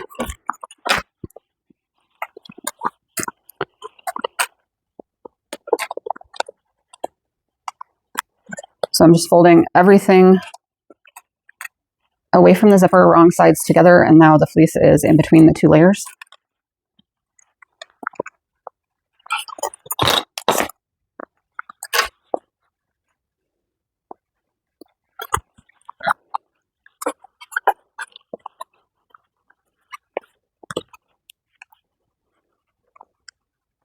This is a little bit tricky with the multiple layers, so be patient.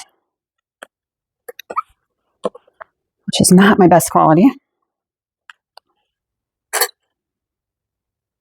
And we'll probably trim this up a little bit at the end anyway, if your fleece is sticking out at all. That's not a big deal. We can trim it off before we assemble everything.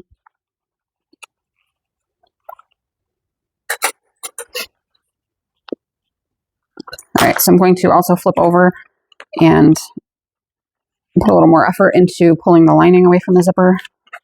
And then as we sew this, we're going to continuously pull everything away from the zipper. This is obviously easier if you're using materials that can be ironed.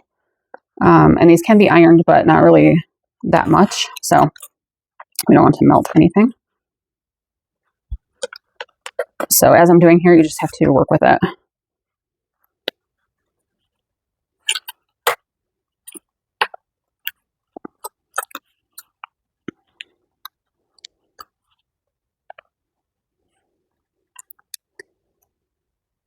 All right, so first we're going to top stitch along the zipper using a 1/8 inch seam allowance. And as I said, you will continuously pull everything away from the zipper as you sew.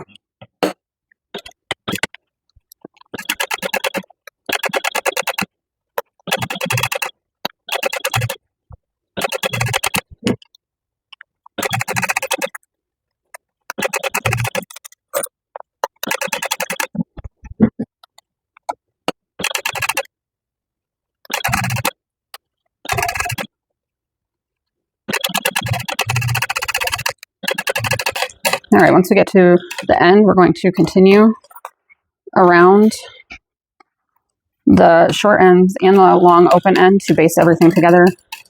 And I'm just using a 1/4 inch seam allowance.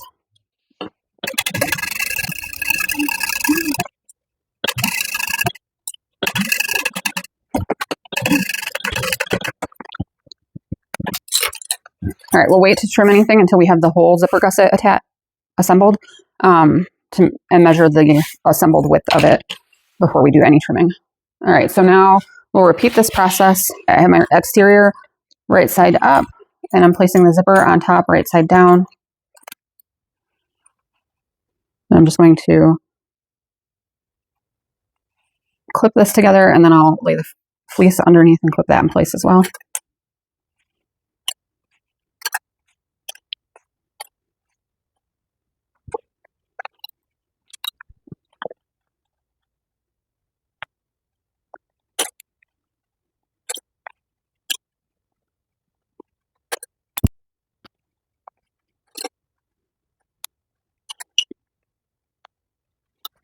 All right, I'll sew this together using a 1/4 inch seam allowance.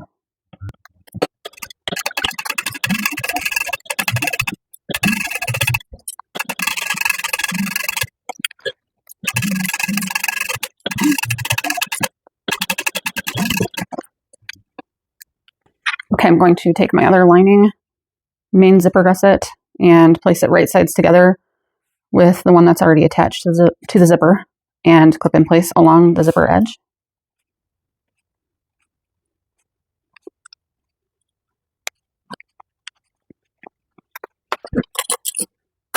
All right, and then we're going to sew that together using a 3/8 inch seam allowance.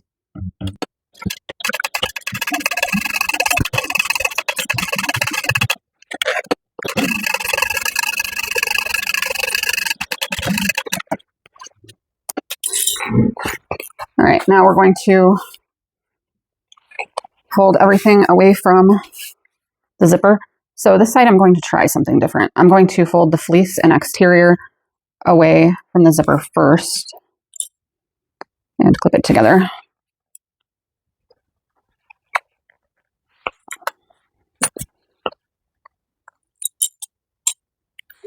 And then we'll flip it over. And with the lining side up, we will fold the lining into this as well.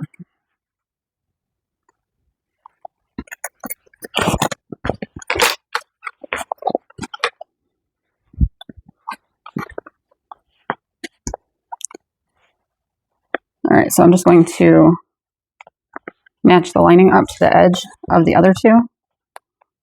This is much easier than the first time. Okay, so clip the fleece and exterior together first, and then clip the lining together with it.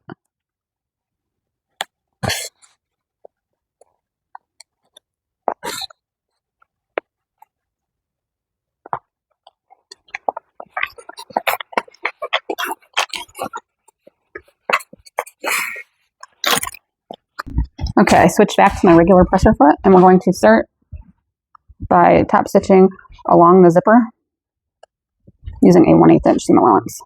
And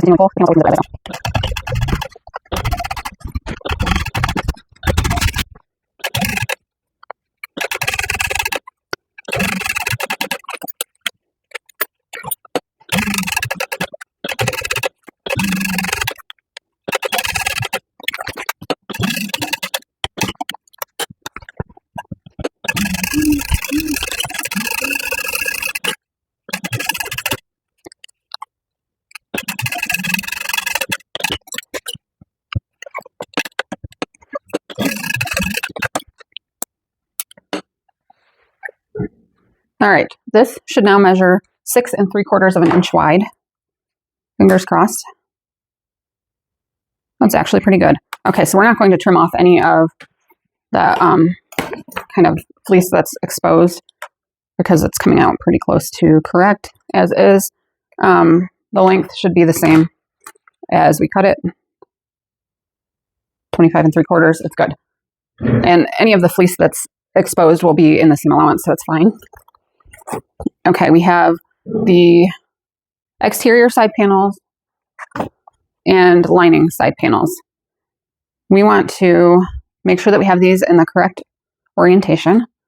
So 6 3/4 is the width. We're going to place a lining right sides together with each end of the main zipper panels. And I'm just going to put a couple clips on here to hold that together. And I'm going to put the other one at the other end. And I did mark the tops when I cut these out. If you did not mark the top, which is the edge that gets attached to the zipper, you will want to measure and make sure you have the correct 6 3/4 inch wide piece. All right, and then the same thing here. If it seems too wide, you probably have it turned the wrong way. So we're placing the exterior side panel right sides together with the exterior zipper panels.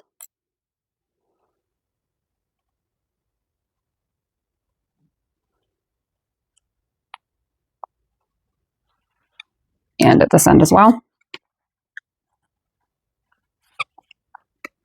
You can double check each way. If it's too wide, then you've got it turned the wrong way.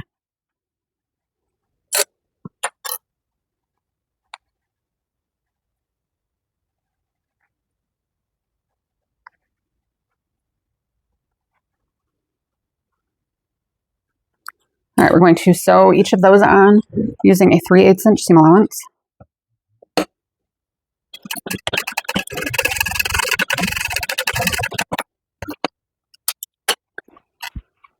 Fold both wrong sides together and away from the main zipper gusset. And then we'll top stitch using a 1/8 inch seam allowance. And then baste together all the way around the edges.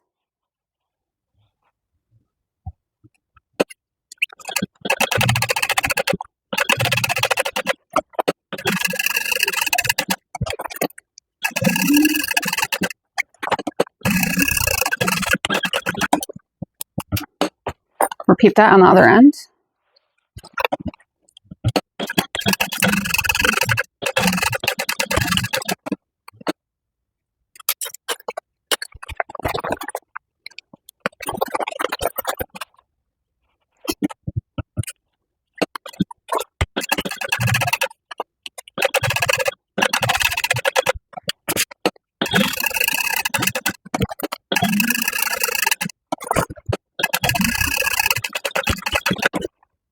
All right, I'm not doing this again. Mark a line 1/2 inch from each short edge on each end of the elastic pocket casing.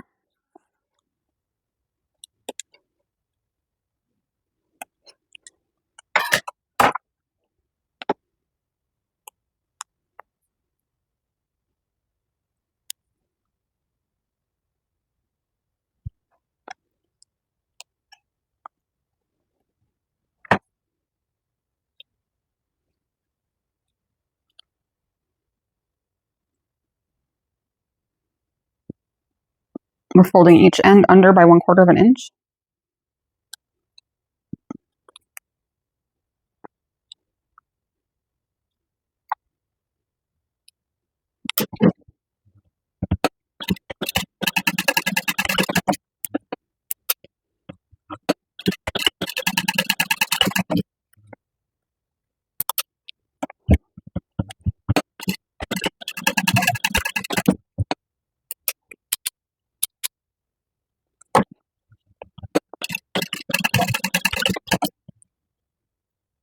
All right, now we're going to measure 1/2 inch from each long edge on the side elastic pockets.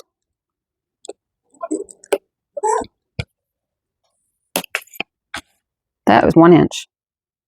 1/2 inch. Don't do what I'm doing, do what I'm saying. Good thing this is going to be on the back. You know, we're going to flip that. It'll be at the bottom of the pocket and nobody will be able to see it once it's sewn together.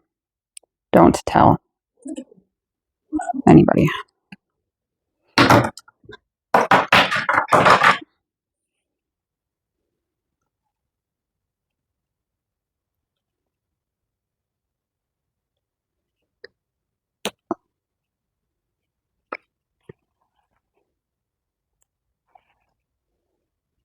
All right, we're going to fold this over to the marked line.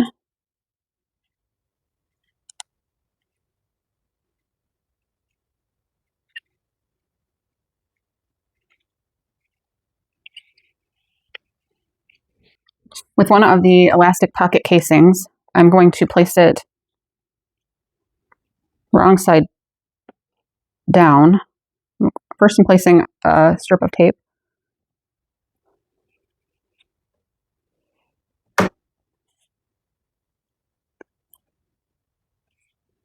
All right, now we want this to be centered. So I am going to place it on top of my ruler.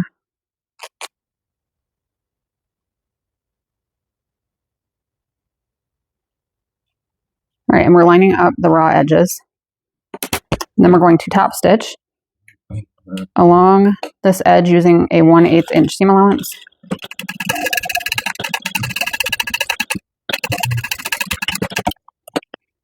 All right, and then we're going to measure 1/2 inch down from this top raw edge.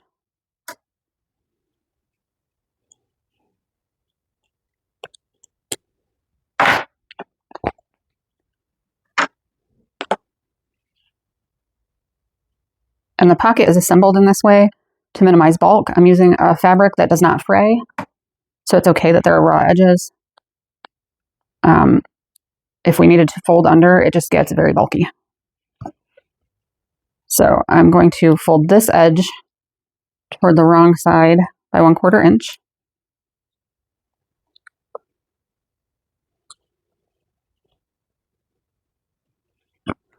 And then I'm going to place a strip of tape along that folded edge.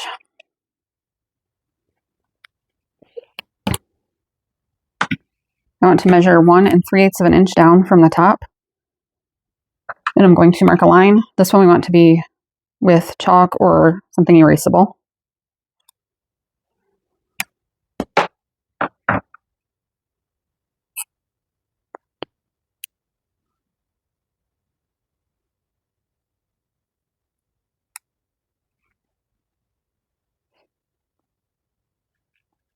And then just fold down to the marked line and make sure that it's even. Kind of press everything into place, and then we're going to top stitch along the bottom edge using a 1/8 inch seam allowance.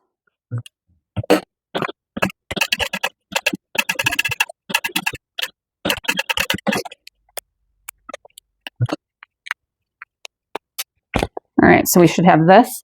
Double check right now to make sure that the elastic is going to fit in. And it should if you follow the directions properly. It does. All right, so next we want to also use a chalk pencil for this. We're going to try this Clover Choco pencil that I got. Choco liner, it's called. So here we're going to measure 1.5 inches from the edge.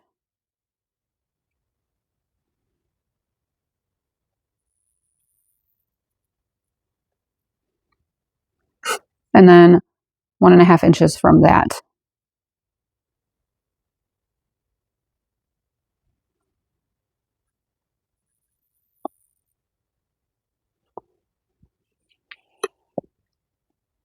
Cool, cool. That's not very centered, is it?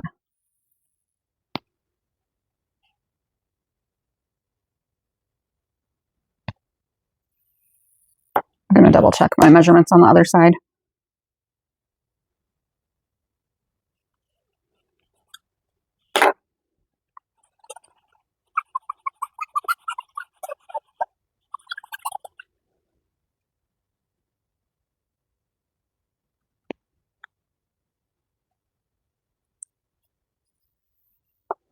Okay. So like we did with the interior pocket, we want to fold wrong sides together along the mark closest to the elastic casing.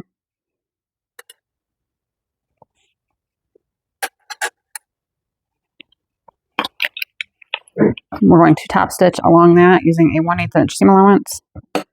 You may want to use your zipper foot to make it easier to sew next to the elastic casing.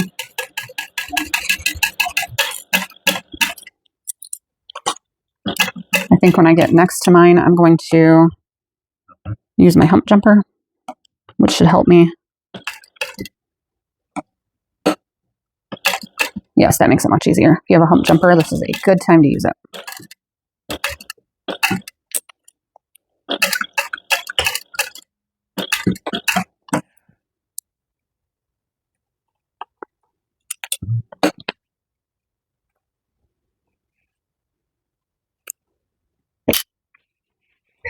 All right, we'll fold that folded edge down to the other marked line.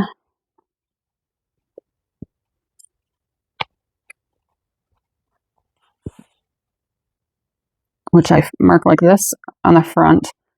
Flip it over, crease that fold that it created on the back. And then I'm going to place clips along that because that is the next thing that we're going to sew.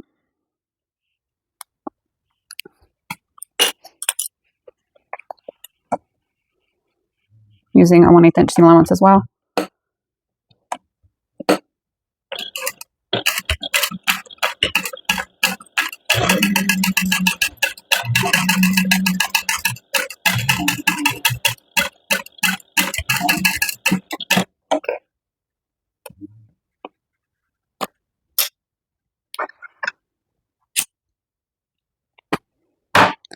Now we'll repeat that with the other side.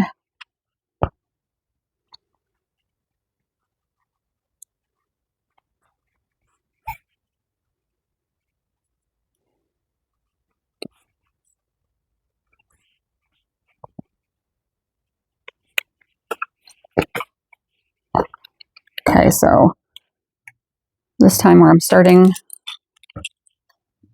at the edge, I'm going to use my hump jumper at the beginning.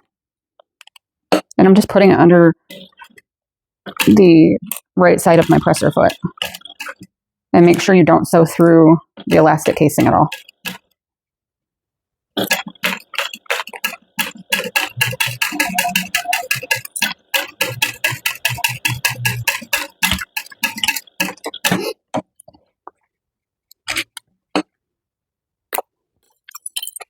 All right, and then we're going to fold this back to that first line again.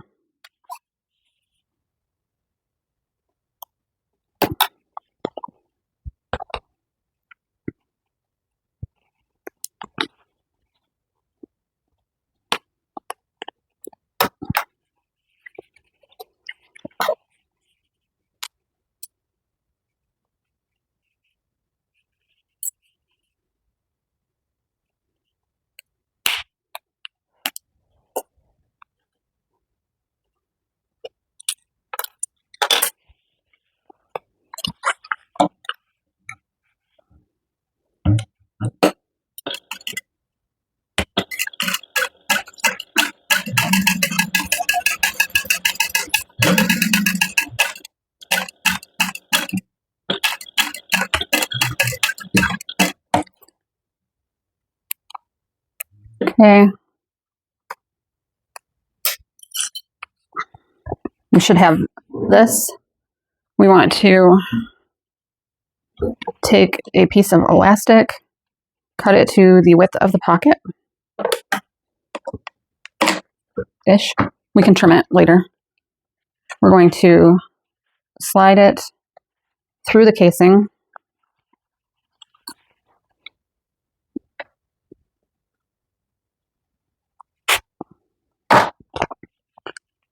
and then baste it to the sides of the pocket.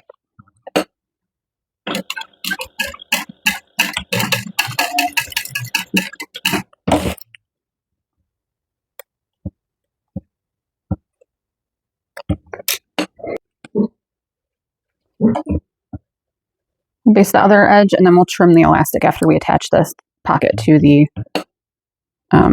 gusset. The elastic should not be stretched at all at this point.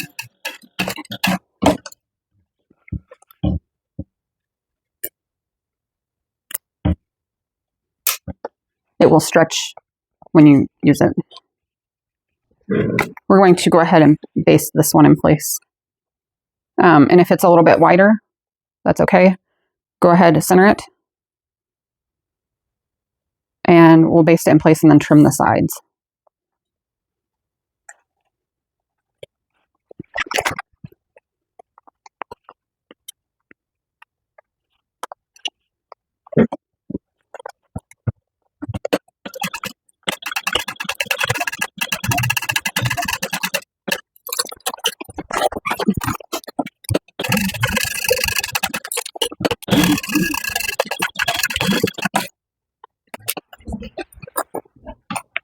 All right, once that's basted into place, I'm going to trim the additional pocket from the width.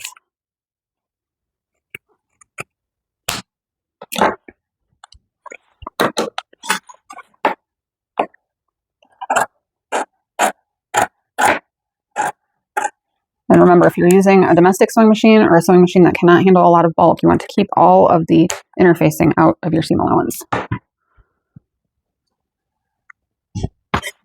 All right, so we have one pocket finished.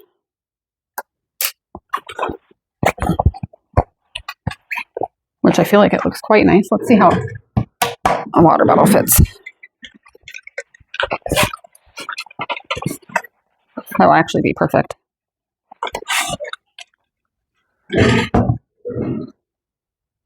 All right, let's make the other pocket. All right, we're going to place a row of tape along this line. We're doing the same thing as we did to assemble the other pocket. However, I did just decide to change the width of the elastic pocket casing to bring it further away from that seam. Your pattern has the correct measurements.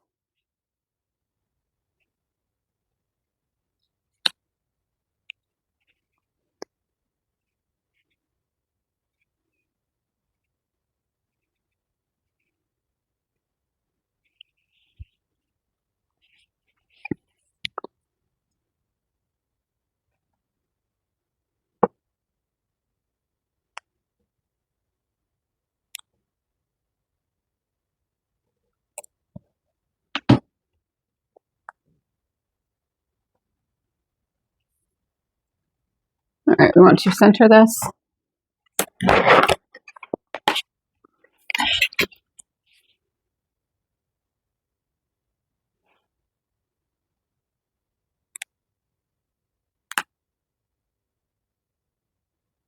Okay, 3 3/8 inch in from each side is centered.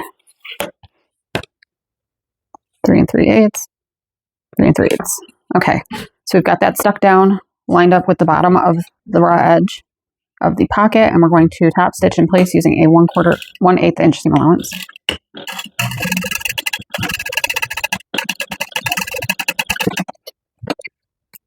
All right, now I'm going to measure 1/2 inch from the raw edge on the casing piece.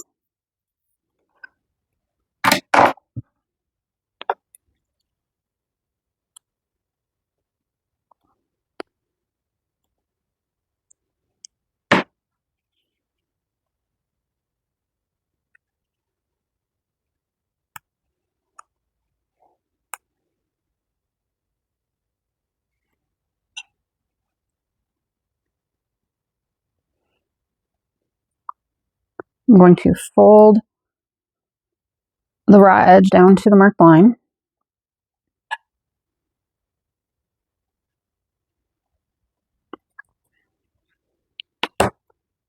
And then I'll place a row of tape along that folded edge. You do not have to tape all of this if you don't want to. Some people don't like tape. I love it. All right, we're going to measure 1 3/8 of an inch down from the top folded edge of the pocket. And beneath where the casing is, we will mark a line.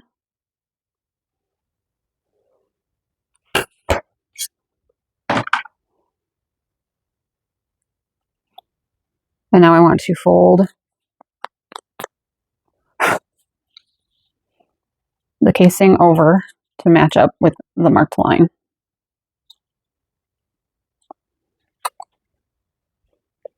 Okay, and then we're going to top stitch along that bottom folded edge using a 1/8 inch seam allowance.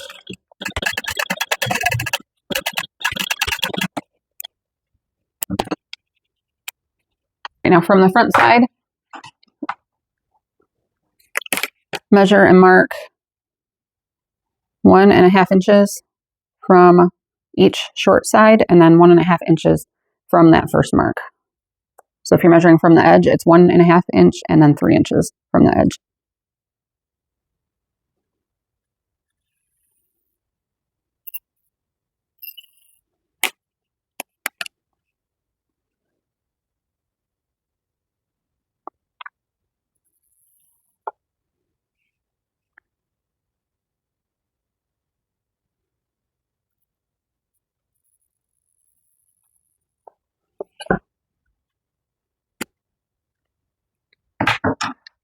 Okay, we're going to fold right sides together.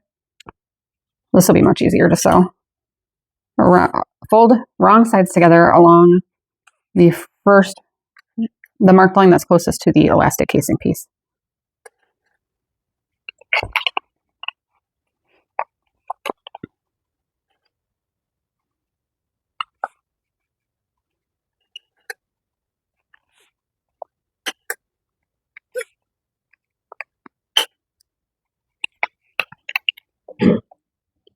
Top stitch each of these folds using a 1/8 inch seam allowance.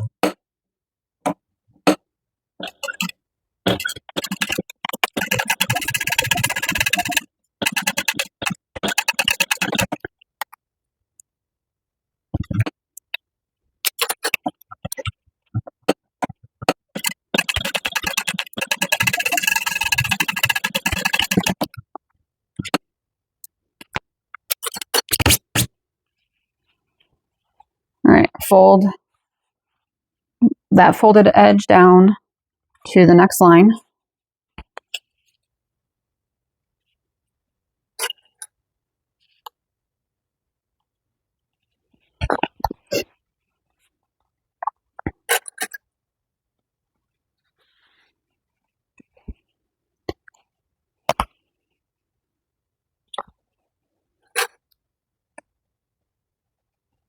Okay, and then from the back side, we're going to kind of press that fold down and place some clips on it.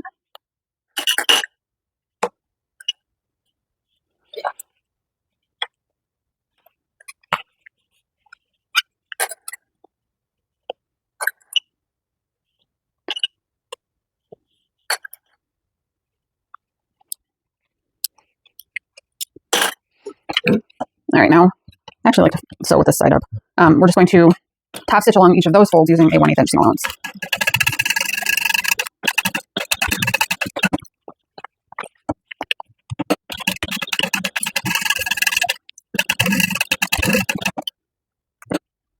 Same process. Let's cut a piece of elastic that is at least as wide as the pocket.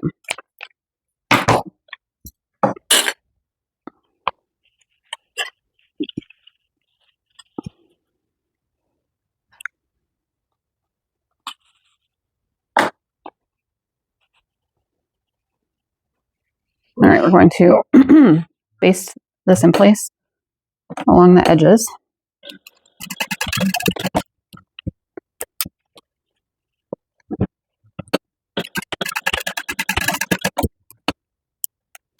All right, now for the other side of the gusset.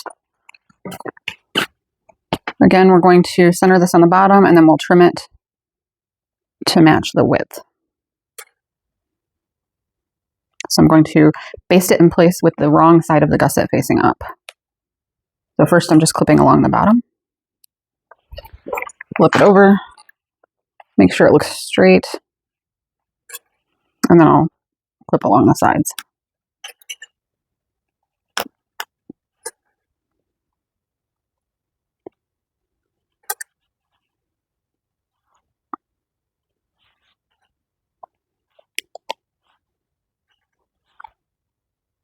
All right, now we'll baste this in place using no more than a 1/4 inch seam allowance. You can kind of sew along the basting stitches that are on the gusset and side panel already.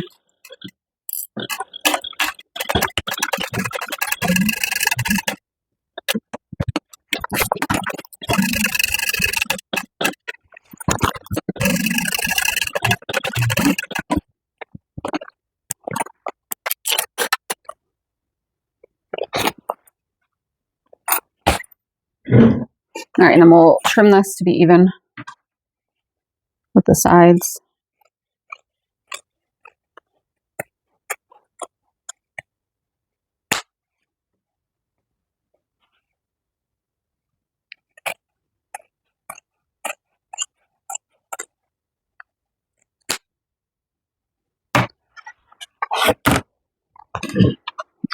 All right, now we're going to take the bottom panel, place it right sides together with the exterior side of the gusset, or the side panel or the pocket, and then take the lining bottom panel, place it right sides together with the lining side panel.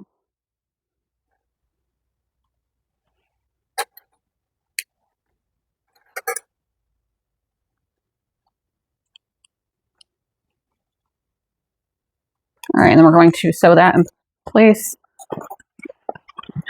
All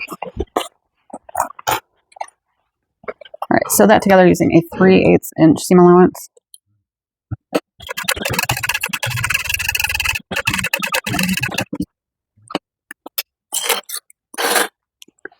We're going to fold the bottom panels away from the side panels, wrong sides together, and top stitch along that seam using a 1/8 inch seam allowance.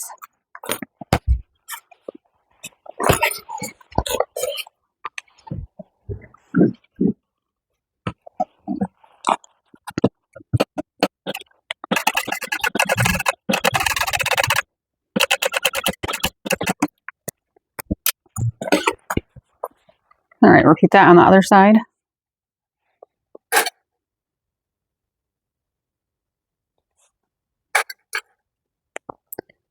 Which is a little bit trickier because now you have this in like kind of a loop. So just fold up most of the gusset in between the panels.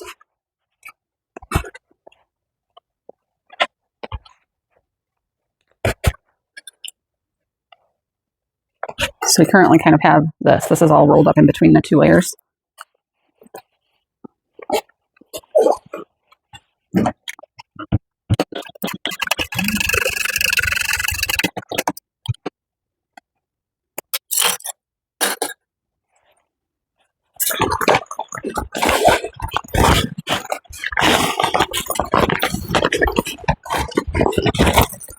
All right, flip those panels wrong sides together. We're going to top stitch through this seam using a 1/8 inch seam allowance.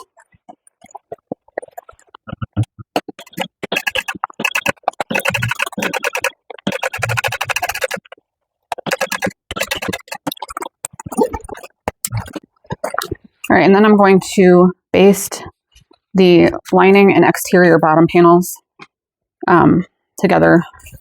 Let me flip this real quick. Okay, I'm just going to baste the open edges closed.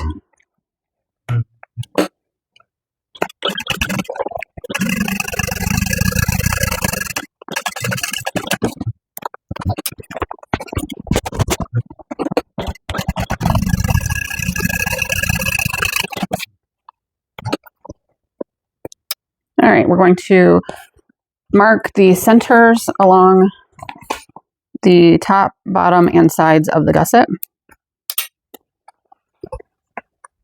So the bottom, well, it's easy if I fold it right, huh? The bottom panel is easier to mark. Just fold that right in half.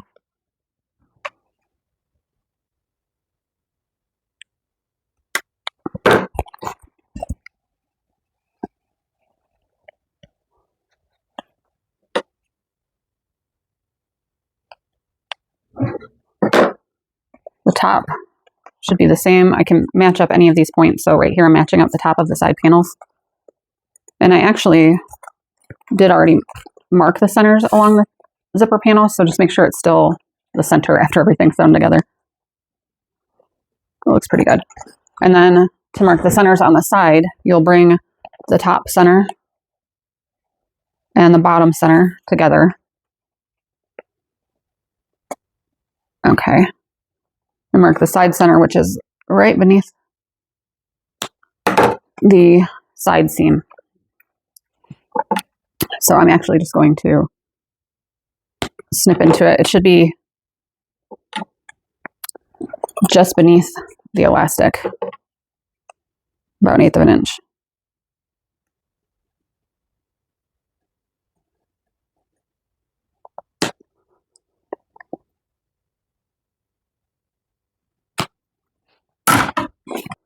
Now, we are going to take the exterior front, or we're going to take the front exterior side together with the exterior side of the gusset, and we're just going to start clipping that in place. First, I match up the centers and clip those in place.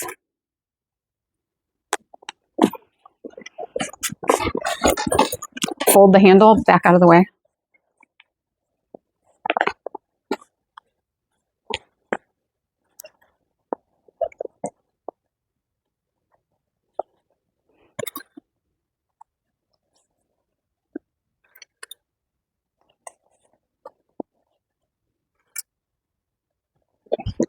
Okay, and then side centers.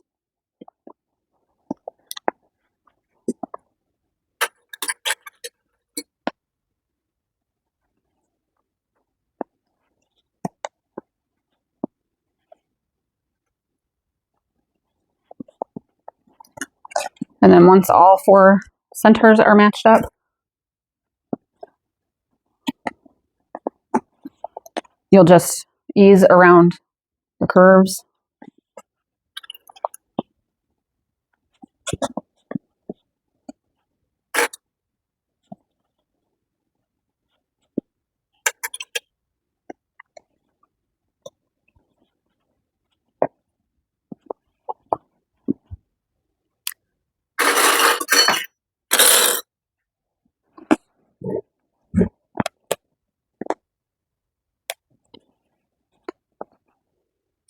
At the bottom corner, make sure that the exterior portion is all lined up. The bottom corners can get a little weird with the pocket in there for the front panel.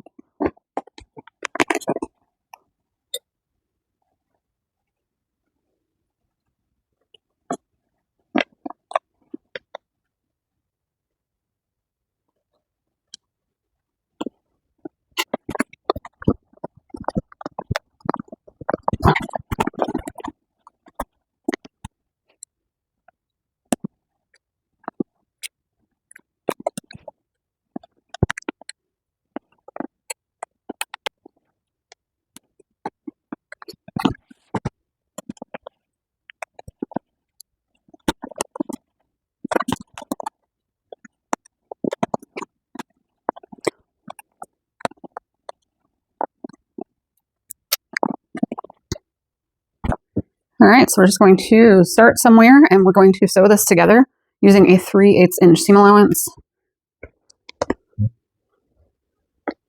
Be careful as you go around the curves and such so that you don't get any puckers.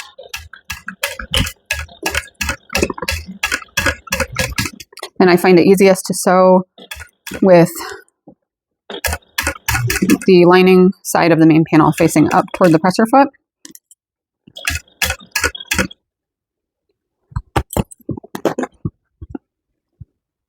my hump jumper on standby as I get to some of the thicker parts, such as sewing over the end of the elastic.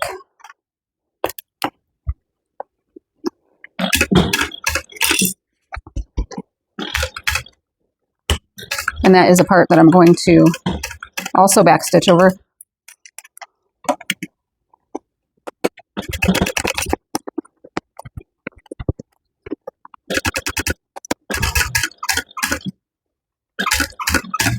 This is also a good part to use your zipper foot on if you want to. It can be easier to sew gussets in place using a zipper foot.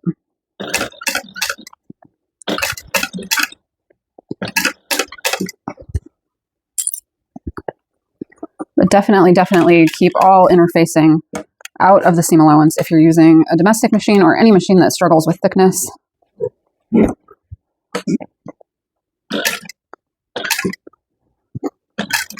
All right, the bottom corners can be a little bit difficult too because we have the kind of seam from the bottom pocket. Just use your hump jumper before you get to it. It really helps.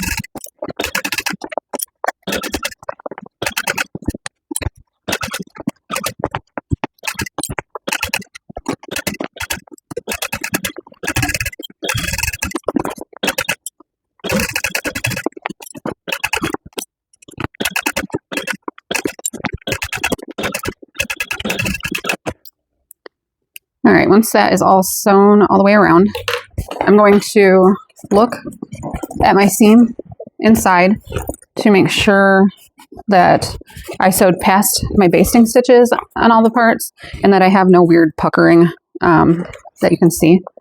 So I do think I'm going to sew a little further in here because you can see some of the basting stitches for my interfacing. But that looks like it. Everything else looks pretty good.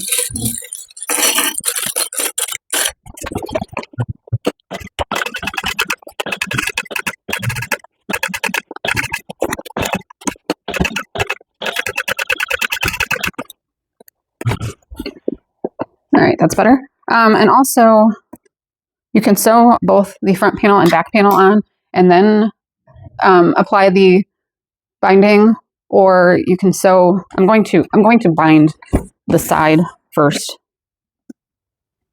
So before I do that, I'm going to go around and kind of trim up any edges that ended up uneven. So like trimming my lining down on some spots, just so that the binding will apply nicely.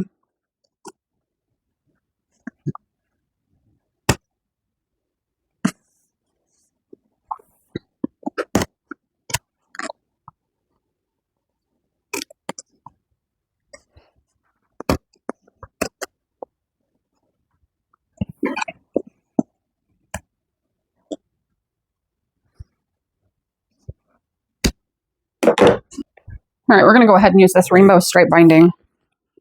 I believe this is from Fabric Therapy. It is self-adhesive.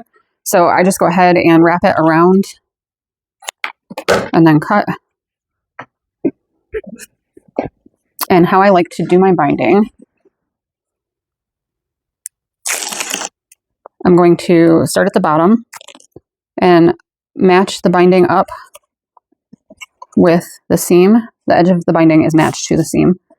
And I'll stick it in place all the way around first.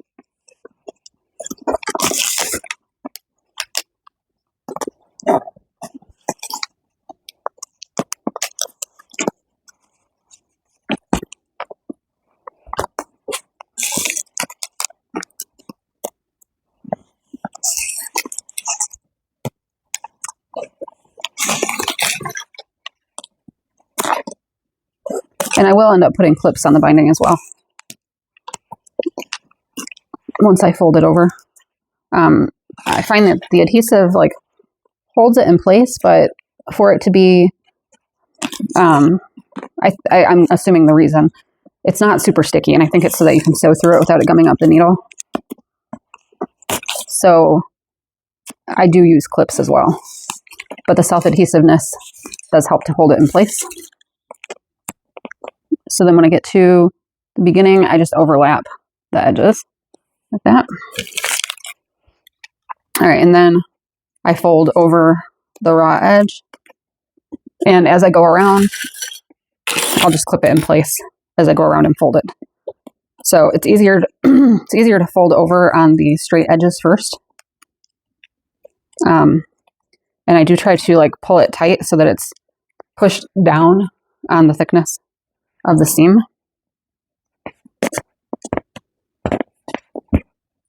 And this binding is relatively thin.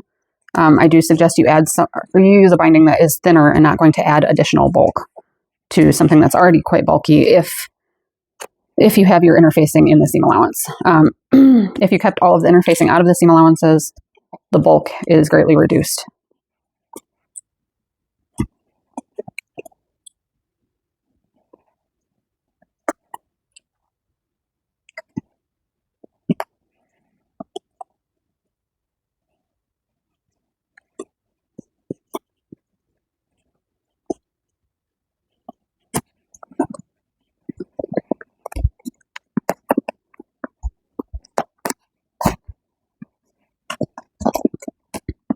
And I chose the stripe binding just because I really like stripey binding. It just looks great.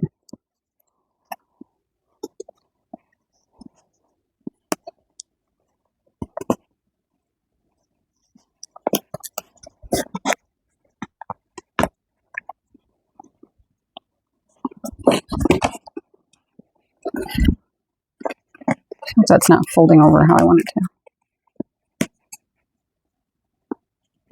Yeah, I've never actually done this, but I was just thinking right now, I bet it would make it easier to apply the binding if you sewed a second line around the seam allowance portion using just like an 1/8 inch seam allowance to like base the thicker edges closed.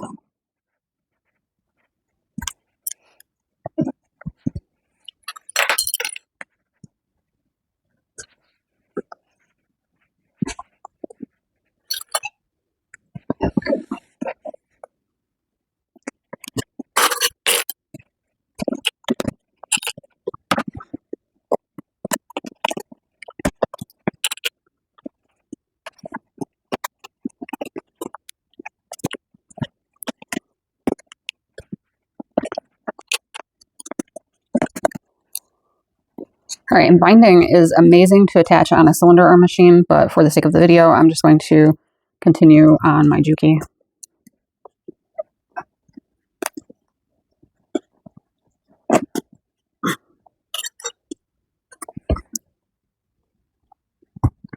All right, just pick a spot to start. And I typically will follow like a smaller seam allowance attaching the binding, maybe like 1/4 of an inch.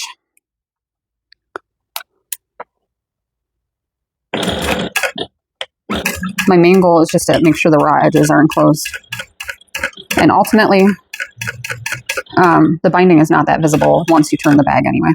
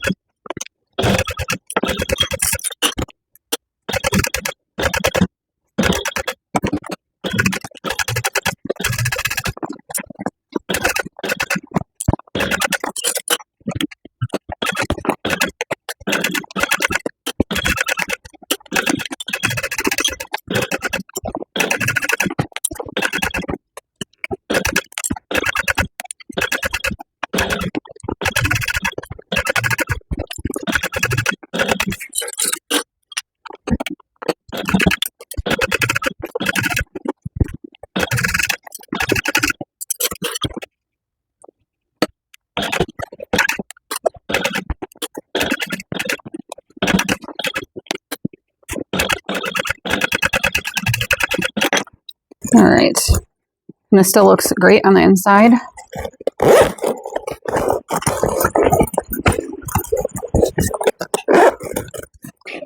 And now we'll repeat to attach the back panel.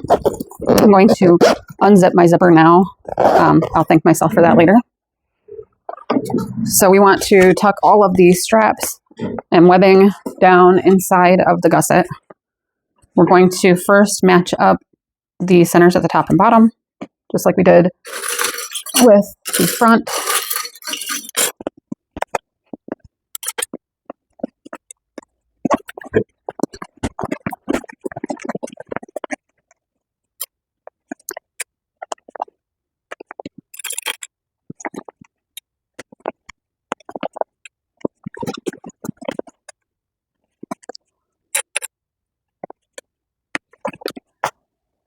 All right, the center of the sides. All right, and if you see how my elastic lines up, it won't be like that for you. I'm making a change to the height of this pocket to reduce the bulk there.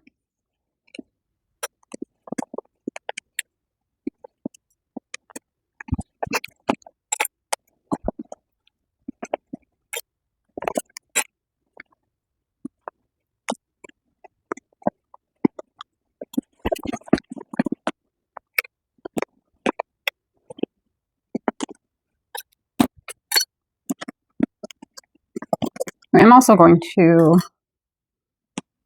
adjust the pocket so it's not in the bottom seam at all. So if you see this, my pocket's in the bottom seam, yours will not be.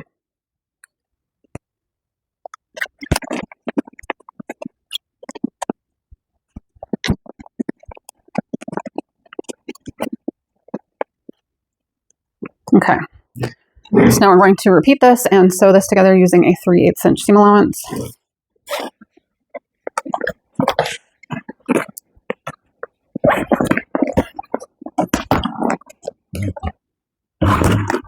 Where should we start?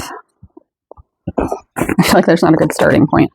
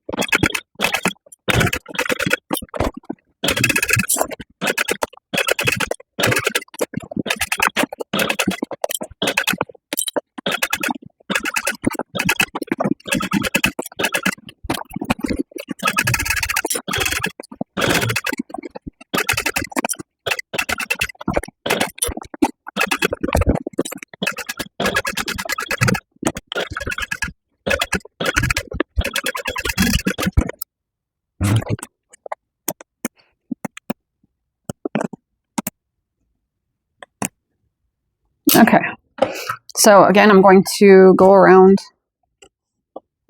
and trim some of this up.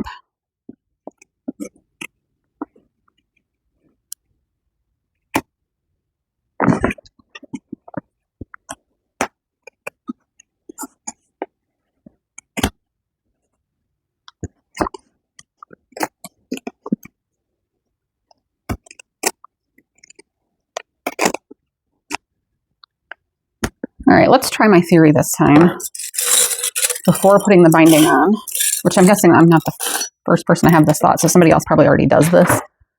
But we're going to go around and sew together within the seam allowance, like a 1/8 inch seam allowance or something, just closer to the edge, because I think it's going to make it easier to apply the binding.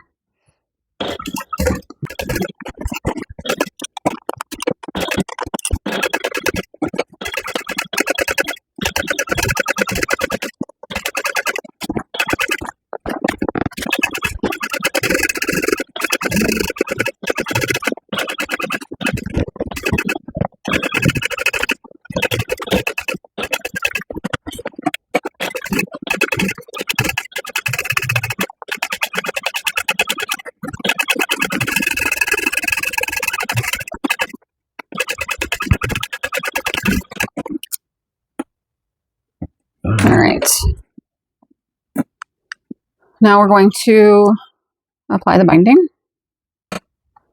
I'm going to measure it out the same way. So just wrap it around, and then once they cross at the bottom, I'll cut it so that they are going to overlap a little bit.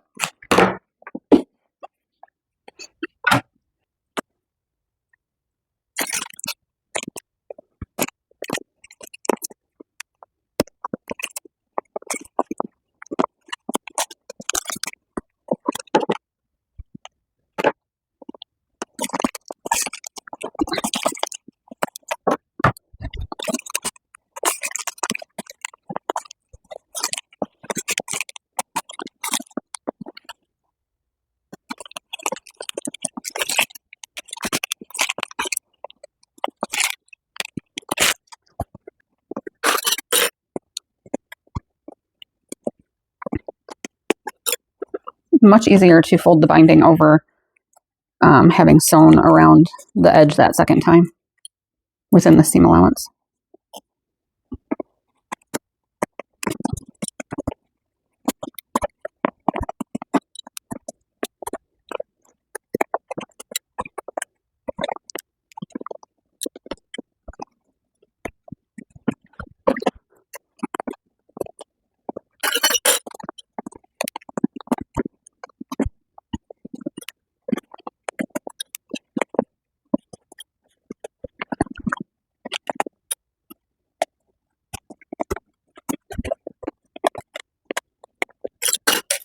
All right, and then we're just going to sew the binding on.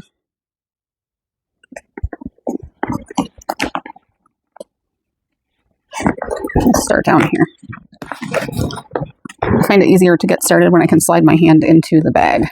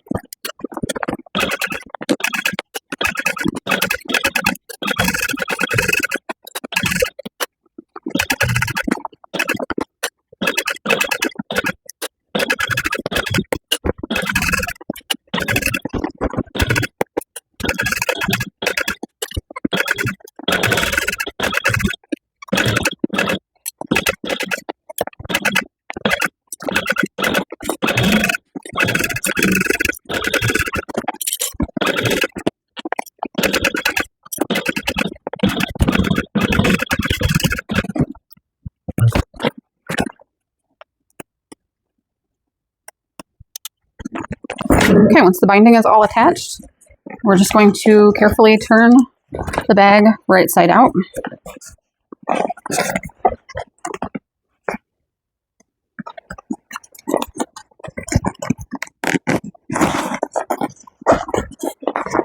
So I'm kind of turning the tops back first, and then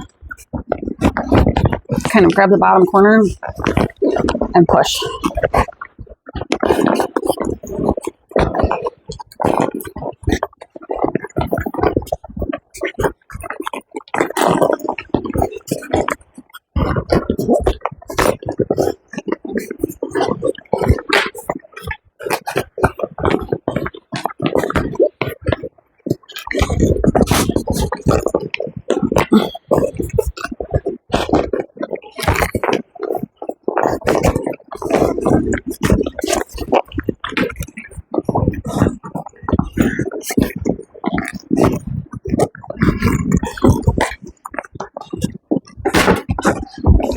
And then I'm just reaching inside and pushing corners out.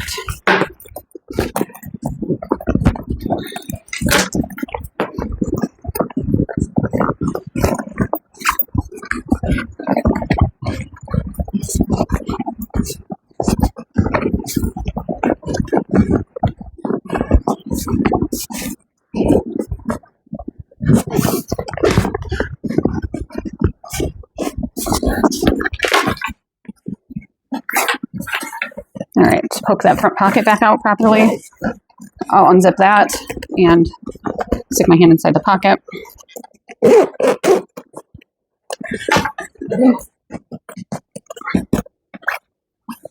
I need to erase all of the lines that I marked, all of the chalk marks.